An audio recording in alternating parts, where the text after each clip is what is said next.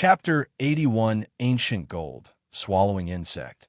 Demon Path besieges Supreme Sekgu and looked at Leah, who climbed in through the window, and said helplessly, "What treasure could be better than my windowsill?"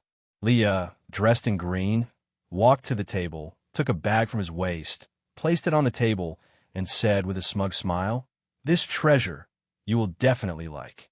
Guin probed with his divine sense, frowned, and asked, "Why are they just bugs?" "These are ancient gold-swallowing insects. Their jaws can bite through any gold, iron, or in the world. If fed with golden attribute spirit energy, they can grow even stronger. There are 16 in total here. One of them is a queen. They are quite good for guarding the house, and can also help you dig the ground," Leah said with a smile. Upon hearing this, Guin became interested and asked curiously, "How do you make them recognize their master?" "There's a special recognition ritual.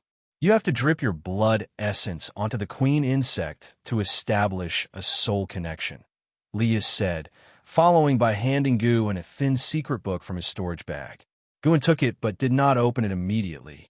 Instead, he asked, "How did the 100 Clan assembly go?" Leah pulled over a chair from the side, sat opposite Guin, and sighed, "It wasn't smooth, but it was enlightening. The world is truly full of experts and talents. My talent was nothing at the assembly of the 9 dynasties and 100 clans. I barely made it into the top 100, and Zhou Tongyu only made it into the top 10. Seeing how optimistic he seemed, Guin felt slightly less worried. Leah began to recount what he had seen and heard at the 100 Clan assembly, and Guin listened attentively. Halfway through, Guin even got up to pour some wine, listening while drinking. Leah kept talking until dusk and still had more to say. Guin lamented, "So it seems only our family's third miss can pose a threat to LV Xian. Her Qilin step is indeed formidable. She was the only one able to wound LV Xian. Unfortunately, she encountered a heavenly tribulation after taking 9 steps, temporarily halting the combat. She hasn't been seen since." Leah nodded. "Heavenly tribulation? What does that mean? Is the Qilin step that powerful?" Guin was surprised. He had taken countless steps over the past 2 years and hadn't encountered any heavenly tribulations. Leah shook his head. "How would I know? Maybe she has some hidden secret within her body." Innate Taoist talisman. Guin sighed in his heart. Is she cheating? Compared to Ji Xiaoyu, LV Xian's strength was what shocked me the most. "He is my next target, and I will challenge him and win next time," Leah said with fighting spirit. Guin asked, "Didn't you just say he broke all your limbs? Don't you hate him?" Leah shook his head. "It was a normal sparring match, nothing to hate. Besides, I refused to admit defeat at the time. I heard from a senior that he's also a pitiful person. He has other remnant souls within him that want to seize his body. That's why he sometimes acts friendly, sometimes violent." "Other remnant souls?" Guin breathed a sigh of relief.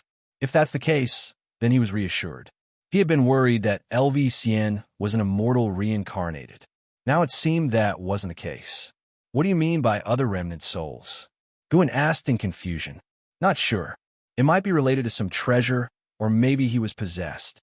Anyway, he will be tormented until he clears those souls. No wonder he was never mentioned in the Supreme Sect before. Perhaps the LV family kept him protected. By the way, his father was the previous sect leader, LV Batian. LV Batian went into deviation while cultivating, and his son is tormented by residual souls. Is it just a coincidence?" Leah frowned as he spoke, then sighed and said, "If LV Xian were not affected by the residual souls, he might have already formed his nascent soul. His power would be unimaginable." Guin laughed, amused that he was starting to sympathize with LV Xian. "By the way, who was that senior you mentioned? He sounds amazing," Guin asked, feigning curiosity. "An unnamed senior. Sorry, I can't reveal more," Leah replied. "Huh, must be the old master inside you." Guin could sense the growing presence of soul within Leah. He suddenly thought of something. Before reaching the unification realm, he could sense the soul within Leah. Those great cultivators in the Void Crossing realm should be able to detect it too. Judging by Lia's words, it seemed no one had discovered this. Was it because Guan's cultivation technique was too strong, or was there another reason? Even though it was getting late, Leah showed no sign of leaving. He kept chatting with Gu and describing the landscapes he saw during his travels. They talked until the next morning when Leah finally left. After he left, Guin picked up the secret book left by Leah and began studying how to make the ancient gold-swallowing insects recognize him as their master. Under a clear sky, in the third Medicine Valley, Guin stood in front of Elder Tian, raising his right hand. On the back of his hand was a golden insect resembling a beetle but with larger mandibles. Ancient gold-swallowing insect. This creature is very rare, hard to find even within the Taizong dynasty, Elder Tian praised. This was a gift from my senior brother, Leah. He placed in the top 100 at the 100 Clan Assembly and brought this insect back for me. It can help patrol the Medicine Valley in the future, Guin said with a smile. He had mentioned Leah to Elder Tian several times. If Elder Tian ever regained his position as sect leader, hopefully, he would remember Leah and cultivate him with care. Elder Tian nodded. It seems this Leah is indeed talented and devoted. A single ancient gold-swallowing insect is invaluable, let alone 16. Guin opened the insect bag at his waist, and the ancient gold-swallowing insects flew out. One of them, twice the size of the others, landed on his shoulder while the rest hovered around him. Passing by, Xiaochuan couldn't help but come over, and Guin began showing off the insects. By the evening, all the servant disciples in the Third Medicine Valley had witnessed the ancient gold-swallowing insects. Guin wasn't just showing off. He wanted to prevent the servants from attacking the patrolling insects in the future. Seasons passed, and 3 years went by quickly.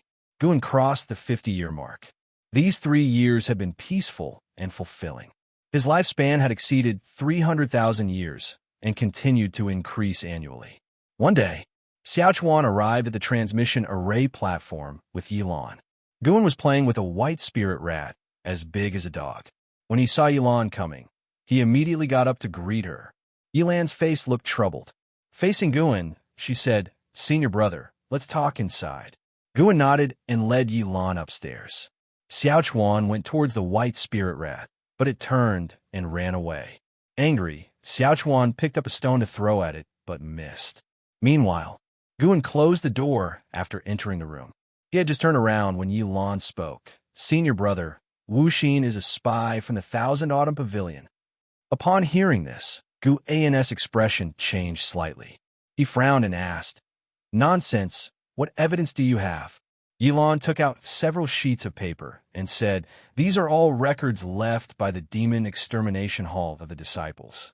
The person who brought Wuxia into the sect was not a demonic spy, but his subsequent connections were all demonic spies. Besides, the Thousand Autumn Pavilion has been searching for the son of a pavilion master, who happens to be a monk with indelible scars on his head." Guin took the papers and examined them closely. The papers outlined the interactions of the spies, including visits Wuxia had made to the outer gate city to see them. Careless. Why didn't he act more prudently? Guin silently cursed, but didn't panic, as Yilan was the one who discovered this. After reading, Guin looked up at Yilan and asked, "How many people know about this?" "Just me for now. The Law Enforcement Hall usually doesn't investigate servant disciples.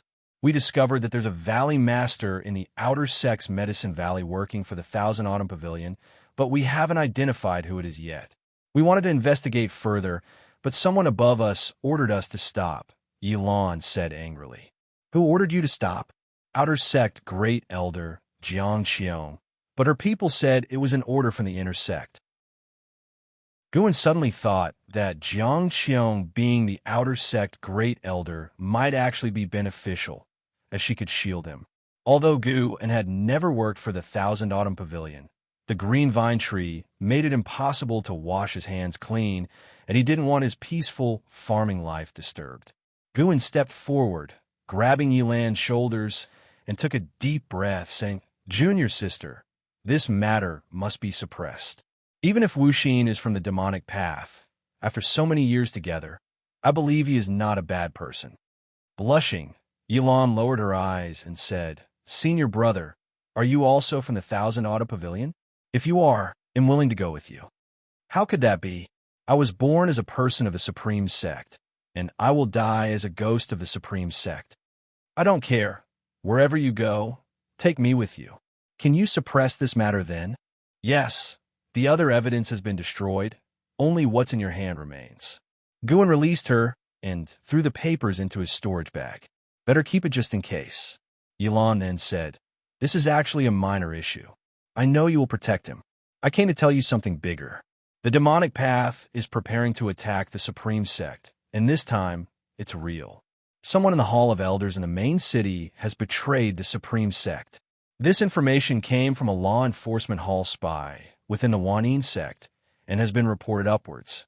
The 4 intersect cities are preparing for war. There are many cultivators from other sects and dynasties in the outer sect. They have been there for years and can't be expelled easily. If the demonic path attacks, the outer gate city might be very dangerous, with demonic spies possibly aiding the enemy." Demonic path attack? Guan frowned and asked. The Supreme Sect disciple count has skyrocketed over the years. How dare they attack? They've allied with the Demon Clan, planning to destroy the Supreme Sect and then divide up the Taitsong dynasty. Yilan replied with a serious expression. Allied with the Demon Clan? Guan was puzzled. Didn't these demonic sects know about the upcoming 100-year demonic calamity? After sharing more information, Yilan left in a hurry. Guan personally escorted her to the transmission array platform to send her to the Mystic Valley and then the outer gate city to follow protocol. Returning to his room, Guan suddenly noticed Elder Tian sitting under an old tree. It had been a while since he last checked on Elder Tian. The old guy had his cultivation level increased by 2 layers at the heavenly repair platform, but had been quiet ever since, which was strange. As he thought about this, Guan cast a lifespan detection spell. Chapter 82: The Battle Between Good and Evil, Protecting Medicine Valley, LV Baitian. Core Formation Realm 3rd Layer 754/1050/3200. Core Formation Realm 3rd Layer? Seeing Elder Tian's cultivation level rising so high, Guan was secretly alarmed. He had better keep an eye on Elder Tian frequently. What if one day he surpassed him, and he didn't even know? Guan realized that the higher the realm, the more cultivators practice the energy-concealing sorcery. It was very difficult to judge an opponent's cultivation level based solely on sensory perception. In other words, the immortal cultivation world was all about who could conceal themselves better. Fortunately, he concealed himself deeply enough. He was confident he could continue to do so. Elder Tian seemed to sense Guan's gaze. He opened his eyes and looked at him. Guan gave a slight nod, then returned to his room. The demon path was about to attack, but he did not panic at all. He went about his usual business. The Supreme Sect was not a soft target, especially with Elder Tian, this hidden sect leader secretly gaining power. What Guan needed to do was protect his medicine valley. At the end of summer, the weather was cool. Guan walked within the outer gate city and found that the number of disciples from the law enforcement hall in the city had increased significantly. There were also many divinity transformation realm auras on the city walls in all directions. The whole city exuded a tense and murderous atmosphere. The demon path was really coming. As usual, he first went to the heavenly repair platform to take a look. The underworld demon emperor and the ghost mother of ephemera were still there. The two seemed like ascetics, sitting alone in meditation, with no other hidden demons around. Guan always felt that the underworld demon emperor might be related to the demon path, but he was reluctant to report it for fear of being dragged into the whirlpool. His goal was longevity. Would the Supreme Sect still exist after 10,000 years? He was never someone with great noble aspirations. He was just an ordinary person. After scanning the surroundings, Guan did not see any powerful, unfamiliar faces. It seemed that the Supreme Sect had recently been strict in controlling outsiders, only permitting them to leave while barring them from entering. Afterward, Guan visited Xianxia. Xianxia was not in her residence. Her servant asked him to wait in the hall. Standing in the main hall, Guan observed the surroundings. He could feel the presence of very intricate restrictions here, which could not be seen with the naked eye. The Ziwei Array Chronicles Xianxia gave him, he had often read, and he had built a considerable understanding of formations. So now he could see some of it. While observing, Guin suddenly felt something, and his expression turned strange. There was a large space beneath this residence, just like the 8 scenic caves below the Mystic Valley. An ancient hour later, Xianxia finally returned. When she entered the hall, she waved her right hand, and the door closed with a bang. Guin stood up and looked at her. She walked to the main seat and sat down, saying, "No need for formalities. Sit down." Her face looked somber, clearly having encountered unpleasant matters. Guin took a storage bag from his waist and placed it on the table beside her, saying, "This is the first batch of mature medicinal herbs. Please check them." The grade and rank of Xiangxiang's medicinal herbs were all quite high, so the first batch of medicinal herbs had just matured now. Xiangxiang did not take the storage bag, but instead asked, "You must have other matters. Otherwise, you could have let Huimo do the checking." Guin nodded and said, "I have received news that the Demon Path plans to besiege the Supreme Sect. Is it true?" This was something best to ask the Demon Path about. Xiangxiang nodded and said, "That's correct. Within half a year at most, the righteous and demonic war of the Taizong dynasty will break out. The reason is that the Supreme Sect has been continuously growing, making the Demon Path uneasy. Additionally, with the help of the Demon Clan, the two sides joining forces indeed have a chance to defeat the Supreme Sect." Guin hesitated for a moment before speaking. "I heard that 100 years later, demons outside the 9 dynasties will invade the 9 dynasties. Shouldn't we be striving for peace and working hard on cultivation at this time? And how can the Demon Clan be trusted?" Hearing this, Xiangxiang glanced at him and snorted softly.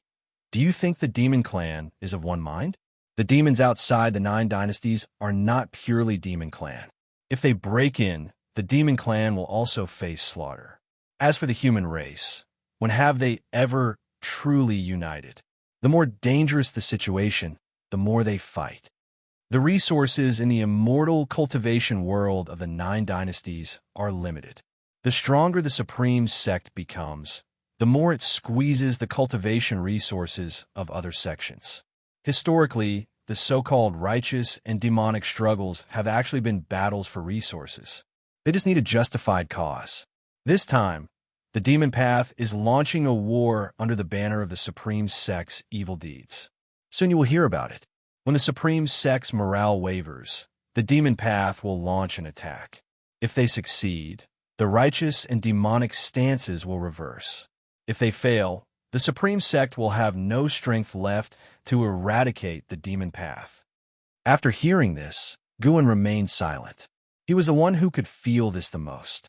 Each time he broke through, he absorbed a large amount of spiritual energy, thereby affecting the Supreme Sect. If all the spiritual energy and spirit stones of the entire dynasty were concentrated in one sect, the chances of breakthroughs for the authority holders in that sect would be much greater. So even if the calamity of the demons was only 100 years away, they still contended for it. Or rather, what the great cultivators cared about was not the common people, but their own cultivation levels. As long as they were strong enough, they could even venture south to the sea to seek immortal destiny. Guin thought for a moment and asked, "Martial Master, which side are you on?" Xianxiang smiled and said, "I stand on the side of the victors. Don't worry, I can ensure that our outer gate city remains safe. Moreover, there are too many great cultivators in this city. The Demon Path will not attack from this direction." Upon hearing this, Guin secretly breathed a sigh of relief and laughed. "As long as it doesn't endanger my medicine valley, that's enough. Scare now? I told you to cultivate more often, but you didn't listen. Cultivation is not something that can be rushed. Humph, you're just lucky to have a martial master like me. Before you go, find Huimo. I have already prepared a batch of immortal cultivation elixirs for you in advance to help boost your cultivation level. You're already 50 years old, still not in core formation realm. What a waste. Don't ever say that you are my disciple's grandson." "Thank you, Martial Master." Guan said with a smile, but inside, he was grumbling. A 50-year-old at Unification Realm 9th layer. Have you ever heard of it? It would scare you to death if you knew. Next, Guan inquired about the cultivation level of the strongest member of the Demon Path, but Xianxia didn't know. She candidly said that if LV Batian were still present, the Demon Path would certainly not dare to invade. But now that the sect leader was Xianxia, the battle between the strongest of the righteous and the demonic factions would be difficult to determine. These words made Guan feel sympathy for the Demon Path. LV Batian was not dead yet. By the way, Martial Master, have you ever heard of the Underworld Demon Emperor? Guan suddenly asked. Xianxia thought for a moment and shook her head. I've never heard of him. Why? It's nothing. I just read about him in a book. He's supposed to be very powerful. Since you don't know, then never mind. I should take my leave. Guan answered, then stood up, saluted, and turned to leave. Xianxia watched his back, lost in thought. After talking with Xianxia, Guan's worries about the righteous and demonic war eased significantly. His days returned to being as peaceful as before. 3 months later, at the end of autumn, the third Medicine Valley was still covered with many withered yellow leaves. In the early morning, Guan was leading his disciples in exercises, with Elder Tian also participating. Only Guan noticed that his body was sturdier than before. This guy's cultivation level had already reached core formation, realm 9th layer. Guan had no idea how he managed to cultivate. Whenever Guan was around, he never caused a spiritual energy disturbance. After the exercises, Guan dismissed the disciples and headed towards the pavilion. 16 ancient gold-swallowing insects circled him, making him appear surrounded by golden stars. Just as he reached the bottom of the building, he stopped. He saw 2 figures swiftly approaching from the horizon. It was Vice-Sect leader Xianxia and Elder Guzong. Checking the medicinal herbs in the garden, Elder Tian glanced back and then turned away. After Guzong and Xianxia landed, they called Guan upstairs to talk. Upon entering the room, Guzong, as usual, laid down a restriction. Bang! Xianxia suddenly slammed the table, causing Guan's heart to race. Damn it! Every time they came, they had to slam the table? Guan really wanted to use the great yin-yang transformation, transform into a demon cultivator, and beat Xianxia violently. The furniture in this room was made of the finest wood. If it got damaged, he would feel a pang of heartache. Xianxia has gone too far. I didn't expect the entire Chu family to be rotten to the core. Panin, you must write a book about this and show it to the world. The Supreme Sect is the orthodox sect of the world and must be supervised by the world. Xianxia said furiously. Again, Guan remained silent. He shouldn't have shown mercy back then. Guzong sat down and said impatiently, "What's the rush? It seems you are completely unaware of his actions. I think you just want to be the sect leader. This time, don't use Panin as a tool. Panin is the banner of the Supreme Sect's disciples. This banner cannot become a weapon in the sect's power struggle." Guan looked at Guzong. At least he made sense. Xianxia sighed and said, "It's true, I want to be sect leader. I believe that if I become the sect leader, I can lead the Supreme Sect to greater heights. Look at the mess Xianxia has made. His men are manufacturing demons of greed, and someone even plans to sacrifice an entire outer sect. I once thought he was the sword Venerable Fu Dao and trusted him, but he is not. Now the demon path is aggressive. Anti-Xianxia sentiments have spread within the sect, morale is shaken, and the Supreme Sect is in grave danger. Manufacturing demons of greed? Guan was astonished. He had thought it was the Chu family's enemies creating the demons of greed, per Chu Jingfeng's words. It seemed there were deeper secrets. Was it a clan feud or a self-directed act? Xianxia is indeed disappointing. When he punished Chu Xian's descendants back then, I thought he was sacrificing kin for the greater good. Now it seems it was just self-preservation. However, taking down Xianxia is not easy.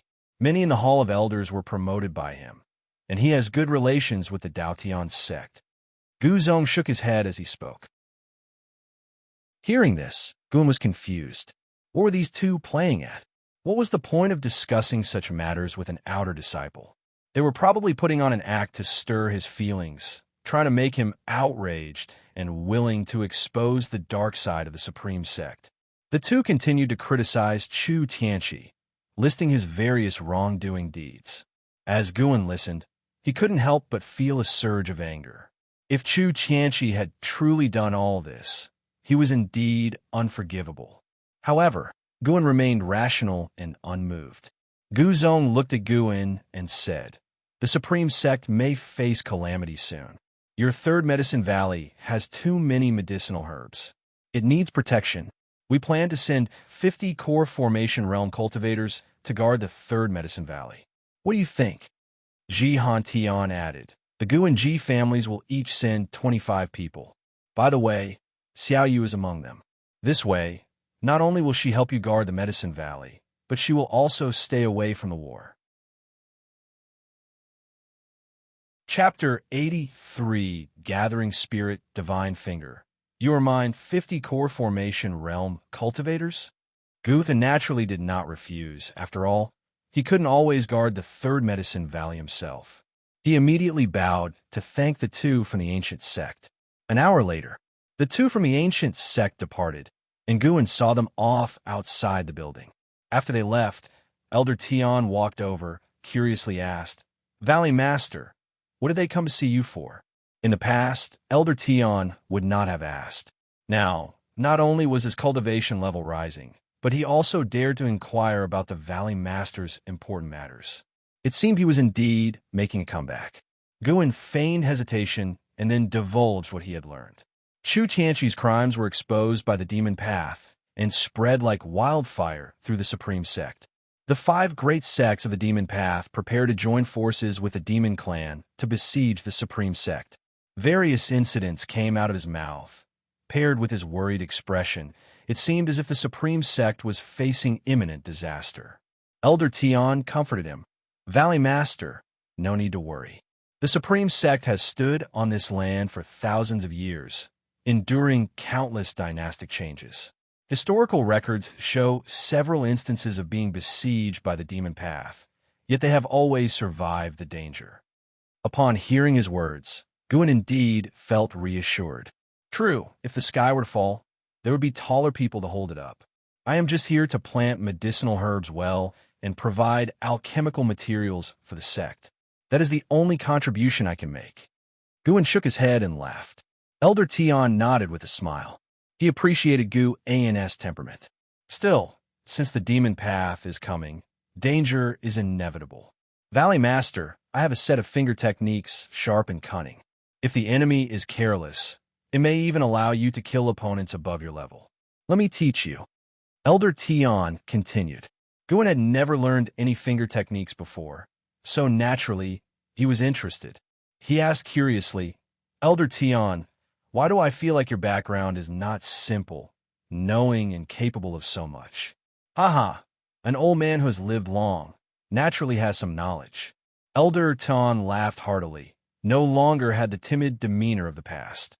Guan felt a sense of authority from him, fit for the head of sect. Then, Guan followed Elder Tian into the nearby forest. According to Elder Tian, this technique should not be transmitted. He was making an exception to teach it to Guan. After entering the woods, Elder Tian began to explain the prowess of this finger technique. Gathering Spirit Divine Finger. This finger technique could gather spiritual power and spiritual energy onto the fingertip, storing power to be released. The longer the compression time, the greater the destructive power. In theory, it had no limit. After listening, Guan became even more interested in the Gathering Spirit Divine Finger. The ancient sect and Xianxia moved quickly. 2 days later, 50 core formation realm cultivators arrived, including Gu An's son Guyu. Guyu was the first to come to Gu An's pavilion to look for him. "Your connections are truly vast. Being able to have the Gu family and Ji family each send 25 core formation realm disciples to protect you. These people are not just Supreme Sect disciples. They're all noble family offspring." Guyu sat down, teasingly remarked. Guan replied, It's probably not to protect me, but to protect this Medicine Valley. Is there another such large Medicine Valley in the Supreme Sect? There is, but not as large, and definitely not in the outer or inner sections. Mainly, it's because your identity as Pan and makes the higher-ups take notice. If it's because of Pan ANS identity, such ostentation exposes me, doesn't it? True. In truth, Guan believed that the Supreme Sect was not protecting the Medicine Valley, but the 7th grade spirit tree within it, the mystic pure tree. Guyu did not dwell on this. He mysteriously took out a book and said, "Guan, you must read this book. It's too wonderful, and even has illustrations." Guan glanced at it, feeling speechless. Supreme Secret Records. Guyu had changed. He no longer pursued the latest updates on the Supreme Immortal Venerable. Guan felt a surge of frustration. Restraining his displeasure, he took the Supreme Secret Records. After flipping through a few pages, he was captivated. Goodness, Shunjun had actually stolen techniques. The illustrations used comic-like action strokes, allowing one to imagine an entire sequence of movements, sparking endless thoughts. He faked a cough, closed the Supreme Secret Records, and tucked it into his chest, saying, "I'll read it later. With the demon path about to invade, I don't have the mind to read right now." Guyu secretly despised him, but outwardly said, "True, but keep this book safe. The Supreme Sect has been conducting strict inspections lately, making it hard to get this book. Rest assured." After a few more words, they went downstairs. Guyu flew to his designated post, while Guan began patrolling the medicinal herbs along the way. The 3rd Medicine Valley was vast, and now he could harvest almost every day, but he preferred to collect once a week. After all, even if the herbs matured, leaving them for a week wouldn't affect them much. An hour later, as Guan walked through the forest path, he sensed Xiaoyu's presence. After some hesitation, he decided to pay a visit. Xiaoyu had saved him, given him talisman treasures, formations, and a batch of medicinal herbs. It wouldn't be right not to greet her. After another half-hour of wandering, Guan arrived at a mountaintop. Xiaoyu, in a purple robe, was meditating at the edge of the cliff, facing away from the 3rd Medicine Valley, with formations set around her, making Guan hesitant to cross the boundary. "Greetings, 3rd Mississippi." Guan cupped his hands in salute. He directly cast a lifespan detection. Xiaoyu, Core Formation Realm 5th Layer, 50/1400/8900, Core Formation Realm 5th Layer. Truly quick. With her back to him, Xiaoyu said, "No need to come visit me in the future. You are the Valley Master of this Medicine Valley. Formalities are unnecessary. If 3rd Miss needs anything, you can always find me, or tell the disciples in the valley," Guan replied. Xiaoyu responded.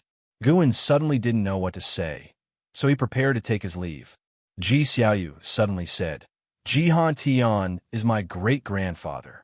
If he makes unreasonable demands on you, you can come to me. After all, you belong to me." Guan hurriedly replied, "The vice sect leader hasn't troubled me. I know him too well. Since childhood, he used me to build momentum. Knowing you are Panin, he certainly won't miss the chance to use you. In the Supreme Sect, you can use my name to refuse any request you find difficult to turn down." Xiaoyu's words brought a smile to Guan's face. "Another patron. Write another investiture of the gods. I find your writings the most enjoyable." Xiaoyu suddenly said. "So, she was also a reader?" Guan replied, saying he was already preparing it. "You may leave now." Upon hearing this, Guan immediately saluted and departed. By evening, Guan arrived in Tianya Valley for the harvest day, expecting to collect 5,000 or 6,000 years of lifespan. Upon entering the valley, he felt a long-missed presence. Li Xiandao. Why was he here? Was there not a demon rebellion in Chongluo, Sangzhou? "Valley Master, His Majesty is here. Quickly go meet him inside." Luo Hun called from halfway up the mountain. Guan nodded and then hurried toward the cluster of pavilions. Li Xiandao was staying in his pavilion, with LV Xian and Yi Luyun accompanying him. Upon seeing Guan enter, Li Xiandao smiled, motioned for LV Xian to be silent, and then smiled at Guin. Guin, long time no see. How is your cultivation progressing? After respectfully saluting, Guin replied, It's progressing well. Thanks to your majesty dividing so many herbal materials for me, I have now reached the 3rd layer of the foundation establishment realm. The 3rd layer is not enough. You must work harder. As long as you reach the 9th layer of the foundation establishment realm, I can help you form a core. Thank you, your majesty. I will certainly work hard. As Guin answered, he deliberately avoided looking at Xian. Xian glared at him, as if wanting to devour him, his expression both angry and resentful. Having taught Guin for so long, Guin had learned nothing. If it were not for Guin only coming once or twice a month, he would have suspected Gu and was deliberately messing with him. Li Xiandao gestured for Guin to sit at the table, and Guin did so without hesitation. Xian and Yi Luyan remained standing, making Xian even more dissatisfied. Li Xiandao looked at Guin, examined him briefly, and softly asked, Has anything significant happened in the Supreme Sect recently?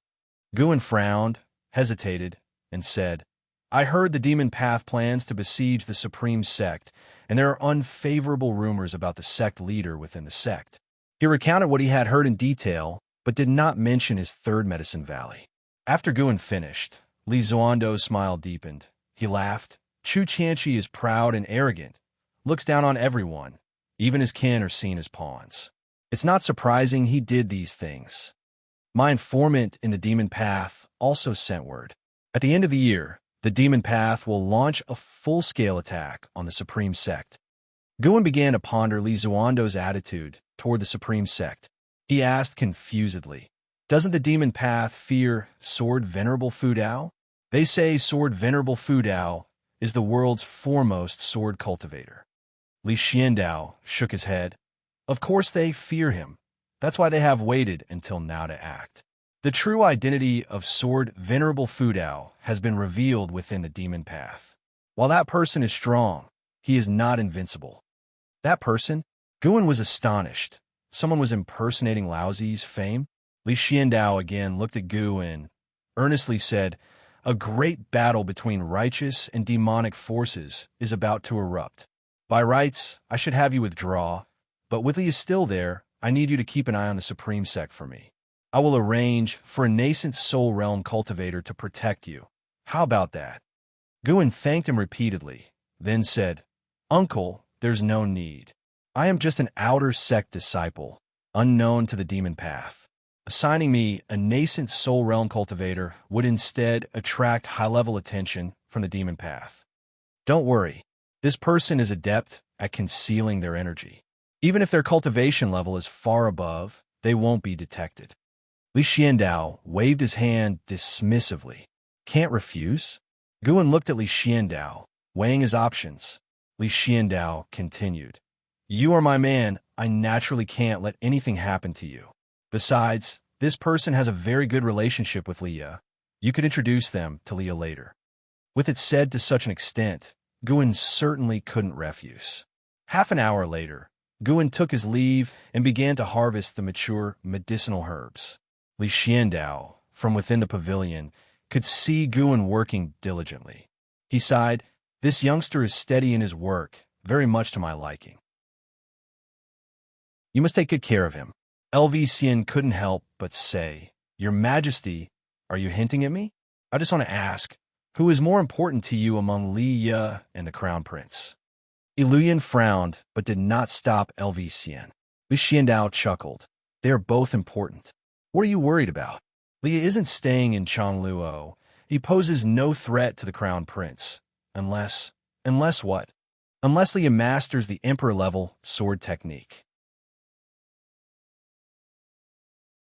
Chapter 84, Shrouding the Sky and Blocking the Sun. Heaven-swallowing Darkbird. Learning the Emperor-level sword technique secures the position of Crown Prince. Guin picked herbs while eavesdropping. The Emperor-level sword technique. Now that was something he knew well. In the future, perhaps he could ask Leo about it. If Leo wanted to compete for the throne, he might offer some pointers. Wait, this old man had some malicious intentions. Guan felt uneasy, suddenly suspecting that Li Xiandao had said it deliberately for him to hear, as the pavilion hadn't been isolated by any restrictive barriers. Another thought struck him. Li Zuando's ambition was to become an immortal emperor.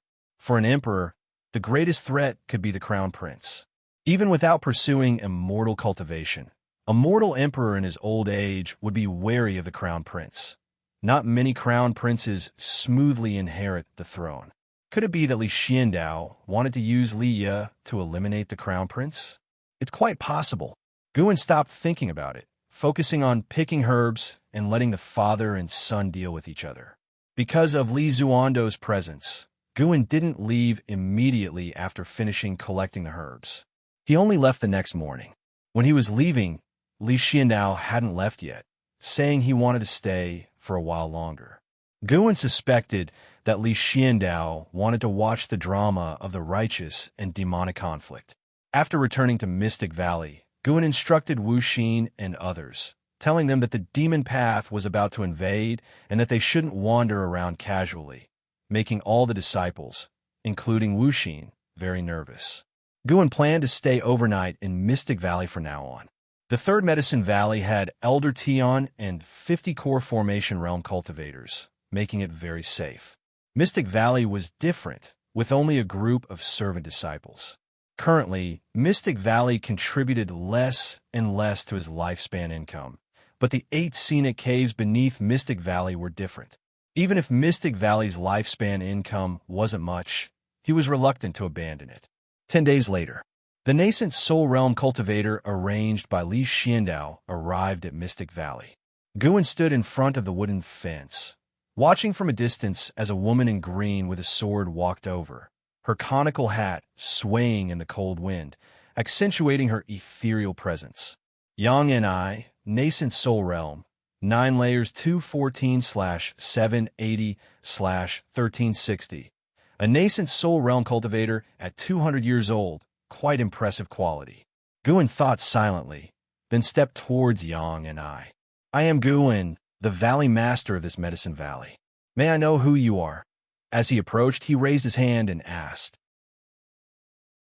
Yang and I suddenly appeared in front of him, so he pretended to be startled and took a step back. Let me see your other Valley Master token. Yang and I transmitted her voice, her tone cold yet melodious. Just by the sound, one could tell she was a beauty. Guan immediately produced the token from Tianya Valley. Yang and I snatched it, inspected it, and then returned it to him. I was sent by His Majesty to protect you. I will be your outer disciple from now on. Yang and I transmitted her voice again. Guan nodded and said, You must have been recommended by Elder Han. I have been waiting for you for a long time. After saying this, he turned and led Yang and I towards the pavilion. Yang and I followed him inside, attracting curious glances from other disciples in the valley. Her appearance naturally drew people to take a second look. Once inside, Guan closed the door and said, Everyone here is in the Qi cultivation realm, so you don't need to worry. Yang and I waved her hand, and spiritual power turned into a green restriction, imprinting on the door. Very cautious. After doing this, Yang and I walked to the table, put down her treasure sword, and removed her conical hat, letting her waterfall-like white hair cascade down. She turned to look at Guan, her face remarkably youthful, appearing just over 20. Her features were exquisite and delicate, but her eyes carried a coldness that gave her the aura of an ice queen. This coldness made it easy to overlook her beauty, making people afraid to look directly at her. She scrutinized Guan and asked, I heard you have a good relationship with Leah? Indeed, Senior Brother Li was also a servant disciple in this Medicine Valley. We joined on the same day. Guan responded. Hearing this, Yang and I smiled, her smile stunningly captivating. Guan didn't think much of it, as he knew Ji Xiaoyu was even more beautiful. That stubborn child never got along with his siblings, yet he managed to build a friendship with a servant disciple like you. Yang and I said, admiringly, that statement. From her storage bag, Yang and I took out a blue jade bracelet, saying, This is a top-grade magic artifact that can store spiritual power. Consider it a gift for our first meeting. Store spiritual power? How rare.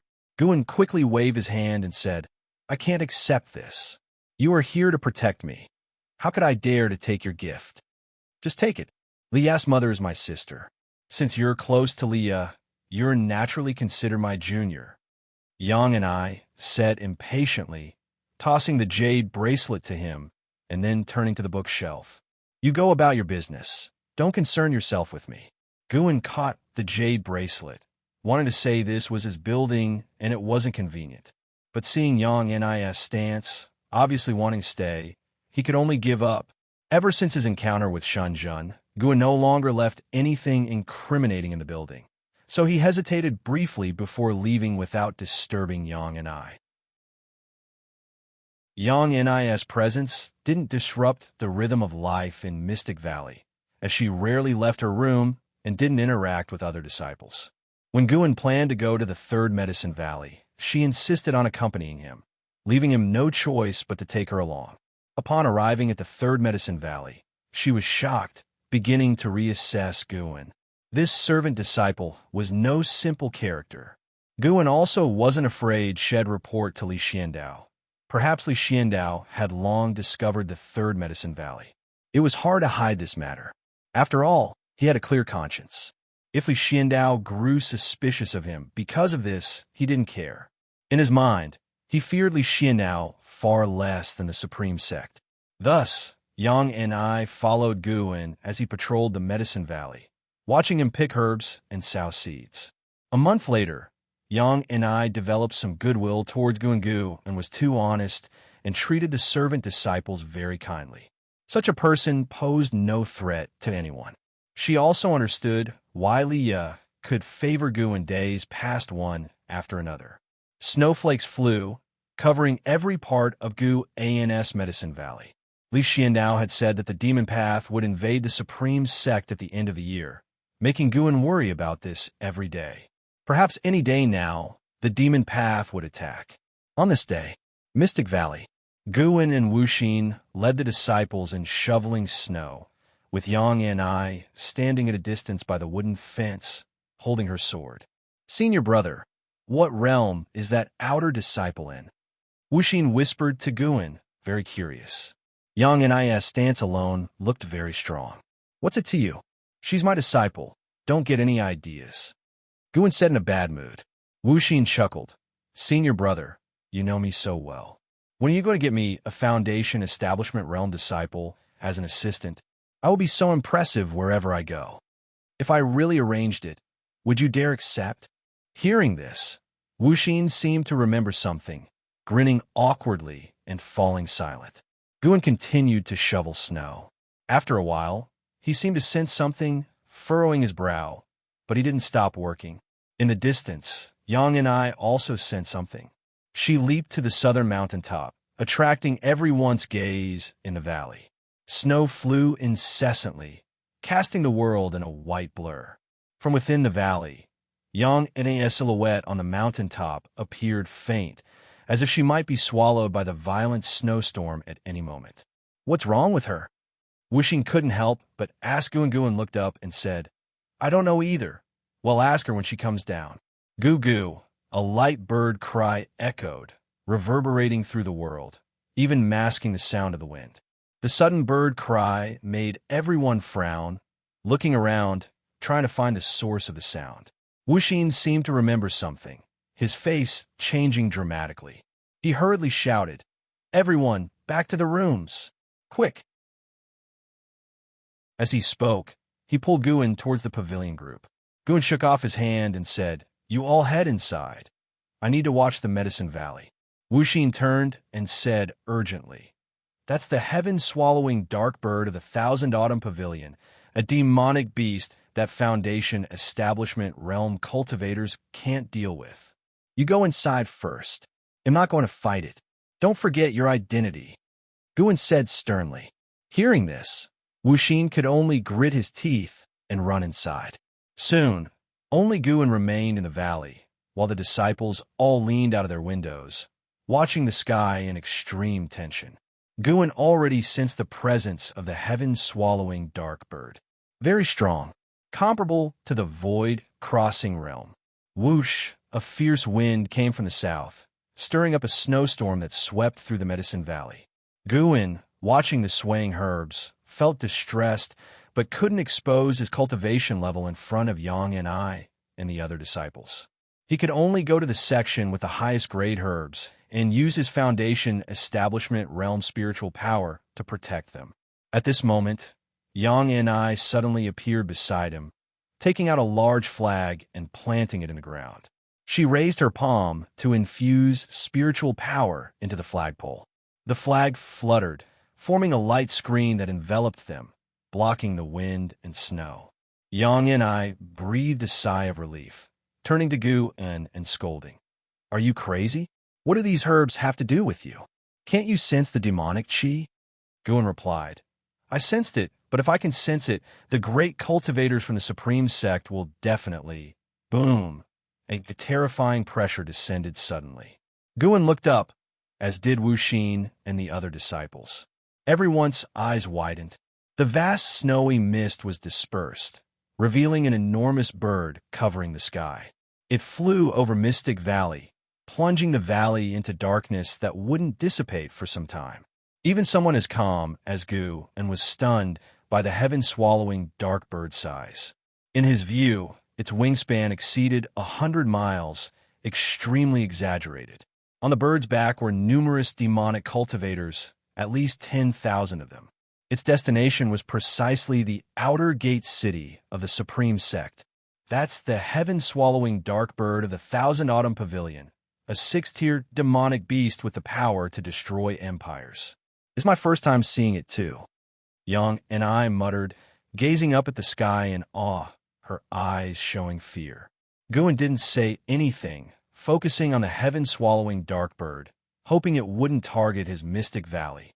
When the bird flew past Mystic Valley, sunlight poured down, illuminating the Medicine Valley while snowflakes fell, creating a scene of cascading white mist. All the disciples in the valley sighed in relief at this sight. Guin already sensed the aura of great cultivators fighting in the distance. Void Crossing Realm, and there were more than two. The battle was quite far away, likely occurring at another outer gate city. Chapter 85. The First Trial of the Divine Finger. Su Yin Demon, Lord Outer Gate City. The city wall was lined with outer disciples, including Yilan and Jinxin. They frowned and looked into the distance. Not just them, all the disciples were looking in the same direction, as if facing a great enemy. Heavy snow covered the land and mountains. The wind howled, and amidst the swirling snow, the outlines of mountains could be seen faintly. Goo-goo, a mysterious bird cry rang out again, as if beings from the underworld were approaching, causing the hearts of the disciples on the wall to pound like war drums. Gradually, a shadow appeared in the snow-covered expanse, making all the disciples' faces change. What is that?" Zhenqin stammered, her voice low as if asking herself. Yilan's eyes were also wide open. She considered herself knowledgeable, yet she was stunned by the current sight. The enormous shadow resembled a black ocean advancing, vast and boundless, connecting the ends of the sky. The mysterious bird cries grew louder. Anyone facing such a huge shadow would feel fear, as if an abyss was approaching. A tremendous pressure emanated from within the city, startling the disciples into turning their heads. They saw dozens of flying swords soaring into the sky, surrounded by golden spiritual power. With a roar, the flying swords shot forward, gathering golden spiritual power together, resembling a giant golden phoenix flying over the city wall. The golden phoenix spread its wings over 100 feet wide, magnificent in momentum. Yet, when it flew towards the terrifying shadow at the horizon, it seemed small. The golden phoenix tore through the flying snow, unstoppable, crashing into the terrifying shadow. Immediately, golden light burst forth. The howling wind and snow forced the outer disciples on the wall to raise their arms to shield themselves. "Your Excellency, Demon Emperor, what are you waiting for?" A cold voice rang out, drowning out all other sounds in the world. On the heavenly repair platform, the underworld demon emperor slowly rose. In the distance, a great cultivator at the 5th level of the void crossing realm stood up facing him, their eyes meeting. I didn't expect you to be the legendary underworld demon emperor. You hid well. This supreme sect elder spoke coldly, raising his right hand, a jade ruler appearing in his grasp. Several other supreme sect cultivators stood up, each exuding an aura far surpassing the divinity transformation realm, causing the other cultivators on the platform to stand up and retreat. The ghost mother of ephemera retreated as well, looking no different from ordinary cultivators. Haha. The underworld demon emperor let out a chilling laugh. His calm face quickly contorted as waves of demonic chi surged from his robe, spreading in all directions. Rumble. The sound of thunder came from the sky, as rolling thunderclouds surged from all directions, pressing down on the flying snow, forming a thick white mist, creating an oppressive atmosphere. The underworld demon emperor raised his eyes, a mocking expression on his face. He suddenly squatted down, slapping the ground, causing the demonic chi covering the heavenly repair platform to churn violently. Evil ghosts crawled out of the demonic fog, letting out roars that shook the heavens and earth. The great battle between righteous and demon paths erupted. In Mystic Valley, Guwen was leading the disciples and inspecting the medicinal herbs. The wind howled, causing snow on the mountains to slide continuously, and a distant rumbling persisted. Yang and I stood next to Guwen, not shoveling snow, her eyes fixed on the sky, frowning. Wuxia approached Guwen nervously. "Senior brother, the commotion is quite loud." Guwen cursed inwardly. Didn't Xianxia say it wouldn't reach this outer gate city? Why did it feel like the demon path was invading from here? Don't worry, the supreme sect won't be easily breached. Guwen consoled. He felt the intense demonic chi in the outer gate city, but didn't know where it came from. Wuxia was worried, but his hands didn't stop moving, a result of Gu An's years of teaching. As thunderclouds gradually covered the sky, the snow began to weaken, which was good for Mystic Valley. After clearing the snow from various gardens, Guwen had Wuxia gather the disciples together while he and Yang and I stood far away. Can the Supreme Sect really hold out? What does that sound? It's terrifying. I don't know what the situation is in the outer gate city. It's a good thing we're in the Medicine Valley. Who knows? Maybe a demon cultivator will target us. Shut up, you jinx. The disciples were tense and fearful, unable to calm down. The pressure from the great cultivator's battle, the demonic chi, the demonic pressure, and various other conditions stimulated their senses. They had never experienced such feelings before. Guwen glanced at the disciples 100 feet away, then looked at Yang and I beside him, asking via voice transmission, "With your strength, how strong an enemy can you deal with? As long as it's not a divinity transformation realm, I can kill as many as come." Yang and I's response was confident, but Guwen wasn't pleased, because it was certain there would be divinity transformation realm enemies. At this moment, a figure flew in from the distance at high speed, landing quickly in the valley. Who else but Leah? Senior brother Li. Wuxia called out in surprise. Leah was an inner sect disciple, a genuine core formation realm expert. His arrival was enough to excite Wuxia. As for Yang and I, Wuxia viewed her as merely a foundation establishment realm cultivator, surely not as strong as Leah. Leah ignored Wuxia, quickly approaching Guwen, his gaze assessing Yang and I with a slight frown. He then looked at Guwen, urgently saying, "Junior brother Gu, evacuate. It's too dangerous here. Now all the outer gate cities and inner gate cities are in a great battle. There's a traitor in the Supreme Sect, using a teleportation array to send enemies in." Huh? Leah didn't recognize Yang and I. Guwen's face turned serious. "I can't abandon the Medicine Valley, and even if we escape, where can we go?" Honestly, Leah's arrival both moved and troubled him. Guwen wasn't actually panicked about the demon path invasion. He just didn't like having people around, making it inconvenient to take action. Isn't it easy to hide? We can't stay in the Medicine Valley, Li said gravely. Guan shook his head. If you want to hide, you hide. Senior brother Li, you don't need to save me. I can't abandon my disciples. Mystic Valley had more than 20 servant disciples, making it difficult to move together. It was a good excuse for him. Leah was about to speak when Yang and I suddenly said, "Someone's coming." Leah instinctively looked up, as did Guan.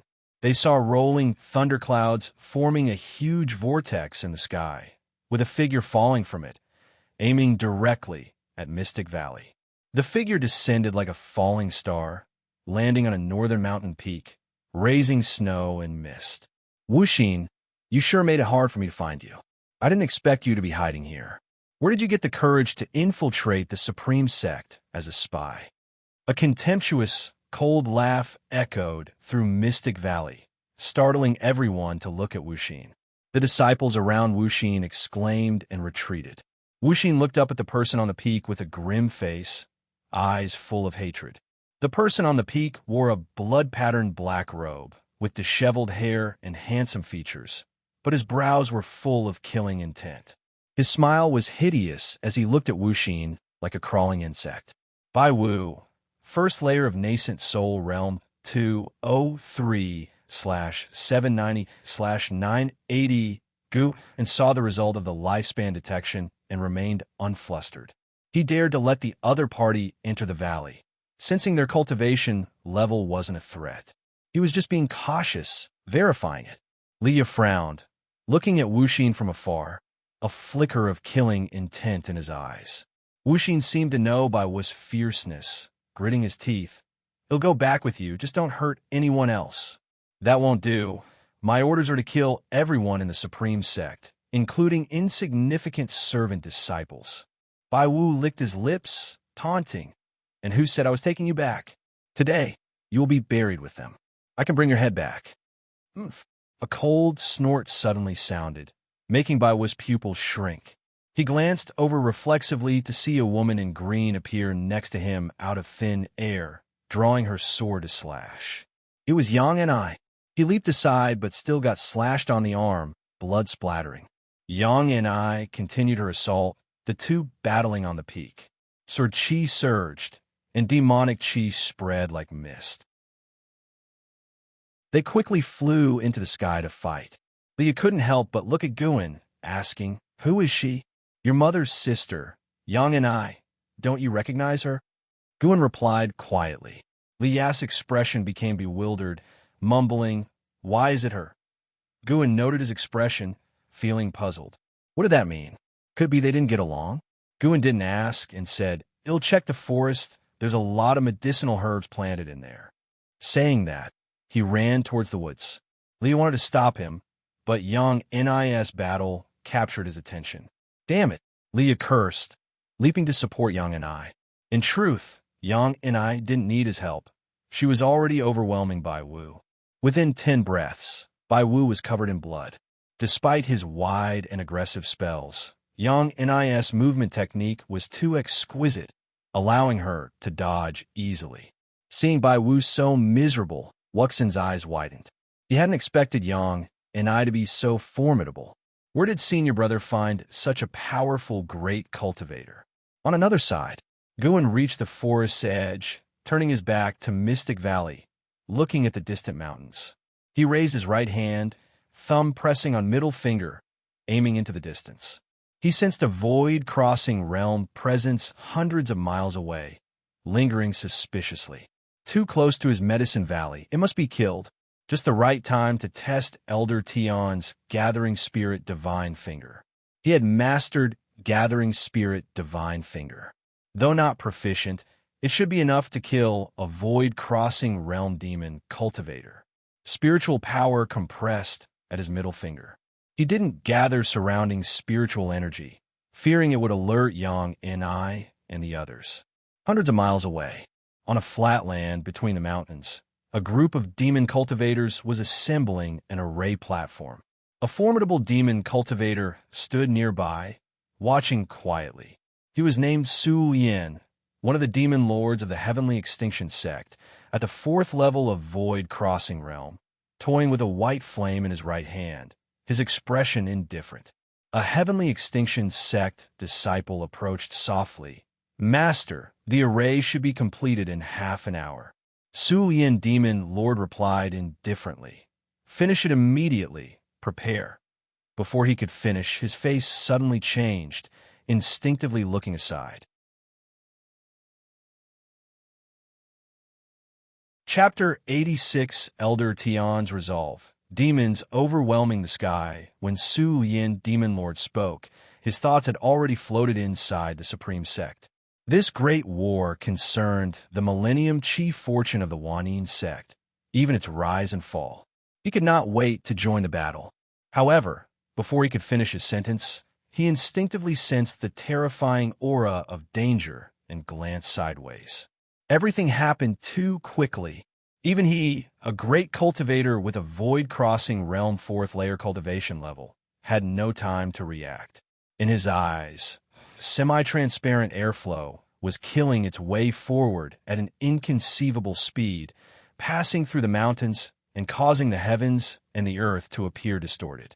His disciple, standing in front of him, was still looking at him, and all disciples who were building the array platform stopped. Everything fell into stillness. Only the aura of death approached rapidly. Boom! A mass of airflow tore through the sky and struck the plain between the mountains. Su Lian Demon Lord and a group of demon cultivators were directly pulverized in a flying ash. A strong light burst forth, engulfing the surrounding mountains and devouring everything in its path. Above Mystic Valley, Yang and I, Leah, Baiwu, and others who were fighting were startled, all pulling back and turning around to see. An impressive brilliance appeared on the horizon, and they felt a horrifying pressure coming, their faces changing dramatically. Leah hurriedly flew toward the forest below, quickly finding Gu and was hiding behind a tree, pretending to shiver. Seeing him safe, Leah sighed in relief and was about to speak when a terrible gale blew from the distance, pushing the trees backward and causing the peaks to tremble violently. Leah hurried to Gu's side, shielding with his spiritual power. "What's happening?" Guan asked through gritted teeth, his tone full of fear. Lia's expression was grave. He said quietly, "Not sure, probably a great cultivator fighting." At this time, a series of prompts popped up before Gu's eyes. "You have successfully seized 47 years of Su Lian Demon Lord, Void Crossing Realm 4th Layer. Lifespan. You have successfully seized 35 years of Zhang Zhongchong, Core Formation Realm 2nd Layer. Lifespan. You have successfully seized 42 years of Qin Yuan, Core Formation Realm 6th Layer. Lifespan. Altogether 26 people. The lowest cultivation was also in the Core Formation Realm, including 2 nascent Soul Realm. Cultivators. Sin. Guan secretly repented not because he wanted to go on a killing spree, but because this group approached his Medicine Valley. The gale pressed on, lasting for a long time. After the storm calmed, Leah stood up straight. He whispered, "It seems we can only hide in Medicine Valley for now. There's danger everywhere. I told you. First, follow me into the valley." Leah pulled Guan and walked into Mystic Valley. Just as they entered the valley, Yang and I descended from the sky, carrying a bloody head and by Wu's nascent soul hanging on her sword blade. At this moment, she was full of killing intent, making the disciples in the valley dare not approach. Yang and I threw Bai Wu's head in front of Wuxin, then shook her sword, shattering Bai Wu's nascent soul. She raised her sword toward Wuxin, coldly asking, "Do you have any last words?" Wuxin turned pale, trembling all over. "Stop!" Guan quickly rushed over to stand in front of Wuxin. Yang and I's eyes were cold. She said, "He is from the Thousand Autumn Pavilion, but he's been with us for decades and has never harmed us. He probably has no choice. Once this is over, they'll make him leave the Supreme Sect." Guan said through gritted teeth, determined. His words made Yang and I frown. Wuxin was very moved. He dared not look at the other disciples, wishing he could find a hole to hide in at that moment. Yang and I took a step forward, her sword tip almost reaching Gu's throat. Guan glanced at Leah, shouting, "Senior brother Li, say something." Leah frowned and walked over, pushing Yang Ni's sword away, saying, "Let's give him that." Clearly, those demon cultivators had a grudge against Wuxia. "Oomph." Yang Ni sheathed her sword and turned away. Guan turned to Wuxia and said, "Sorry, senior brother, we won't be able to keep you here in the future. Returning to the Thousand Autumn Pavilion will surely bring you torment. Find a place to hide and live under a different name. As long as you have goodness in your heart, no matter where you come from, you could be a good person." His sincere words made Wuxia tear up. He knelt with a thud, kowtowing to him. Li Ya's frown relaxed, sighing slightly. Yang Ni glanced at Guan, her eyes showing surprise. Listening to Gu An's words, it was evident that he had long known Wuxia's identity, and Wuxia seemed unwilling to be a cultivator of the Thousand Autumn Pavilion. Guan pulled Wuxia up and had him hide inside the house to avoid being recognized by other disciples from the Thousand Autumn Pavilion. Leah looked at Yang and transmitted a message. "Why are you here? Do you need to ask? Tell him I don't want to fight for the throne. But he said he owed your mother and had to pass the throne to you. The crown prince is virtuous, talented, and has a 3-spirit root qualification. He's the ideal crown prince. It's useless to tell me this." The two communicated through voice transmission. Yang kept her eyes fixed on Guan, her thoughts unknown. Leah reminded through voice transmission, "Do not harm my junior brother, or I won't recognize anyone." Yang ignored him. After Baiwu's attack, Mystic Valley fell silent. The disciples gathered in the courtyard, murmuring, all discussing Wuxia's identity. The calamity of the Supreme Sect continued. More battles erupted, and the pressure of battle increased. Guan kept an eye on the Qinghong's sword at his waist. Fortunately, it did not show any signs of encountering danger like the white spirit sword would. An ancient hour later, no more demon cultivators came to Mystic Valley. Guan could not remain still any longer. He found Leah and told him he was going to another medicine valley, leaving Leah and Yang to guard Mystic Valley. Leah knew that the Medicine Valley was in the intersect, certainly safer than Mystic Valley, so he nodded in agreement. This time, Yang did not cling to Guan.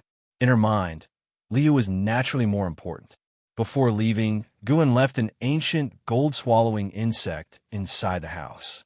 He had established a soul connection with every ancient gold-swallowing insect and could get updates on Mystic Valley through the insect at any time.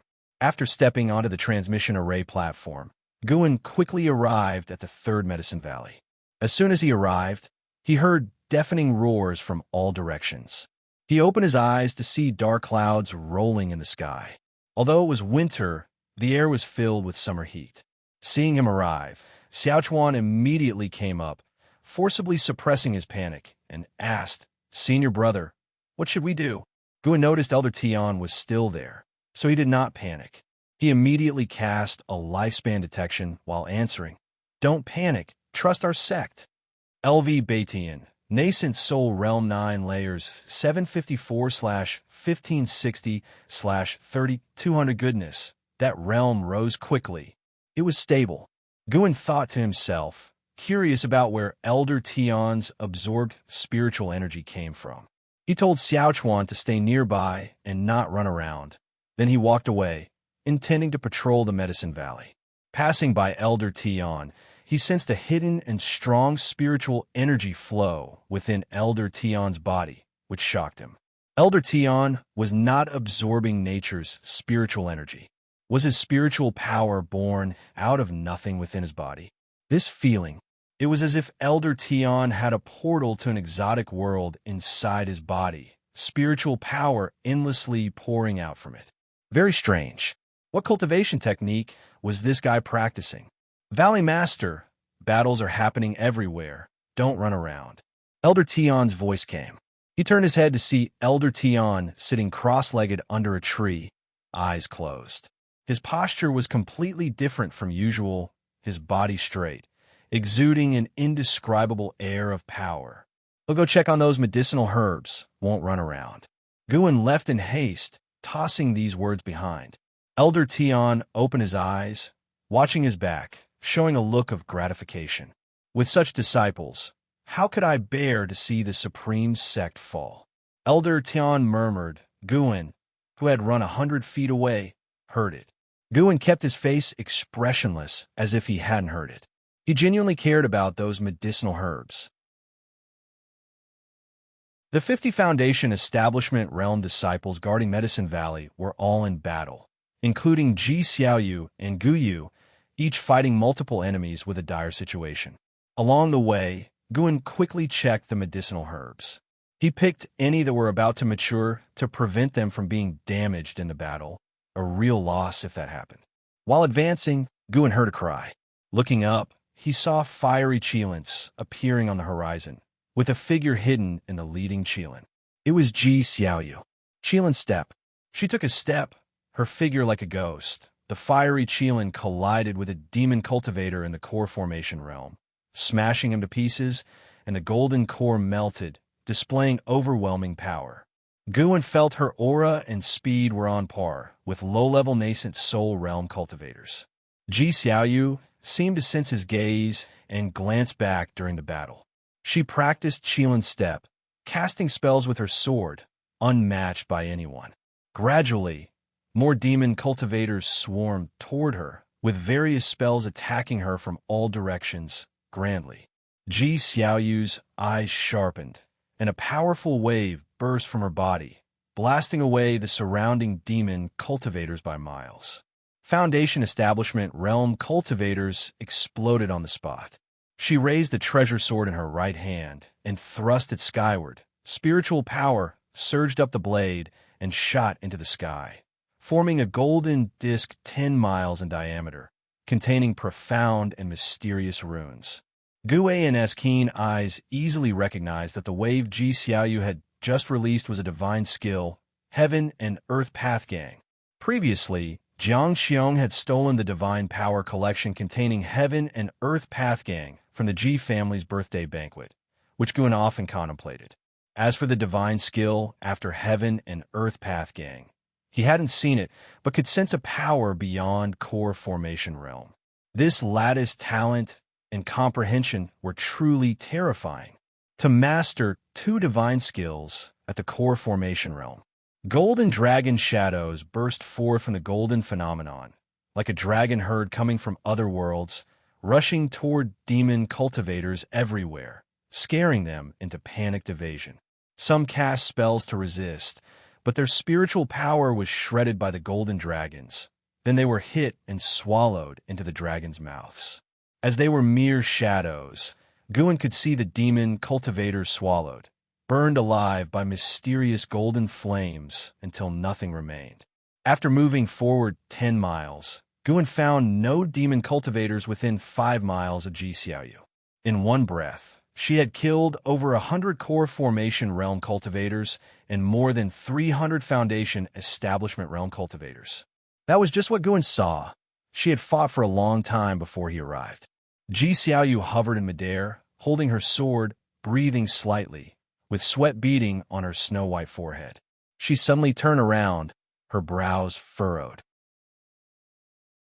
Following her gaze, countless monsters and evil ghosts like a black ocean approached from the horizon, densely packed, impossible to count.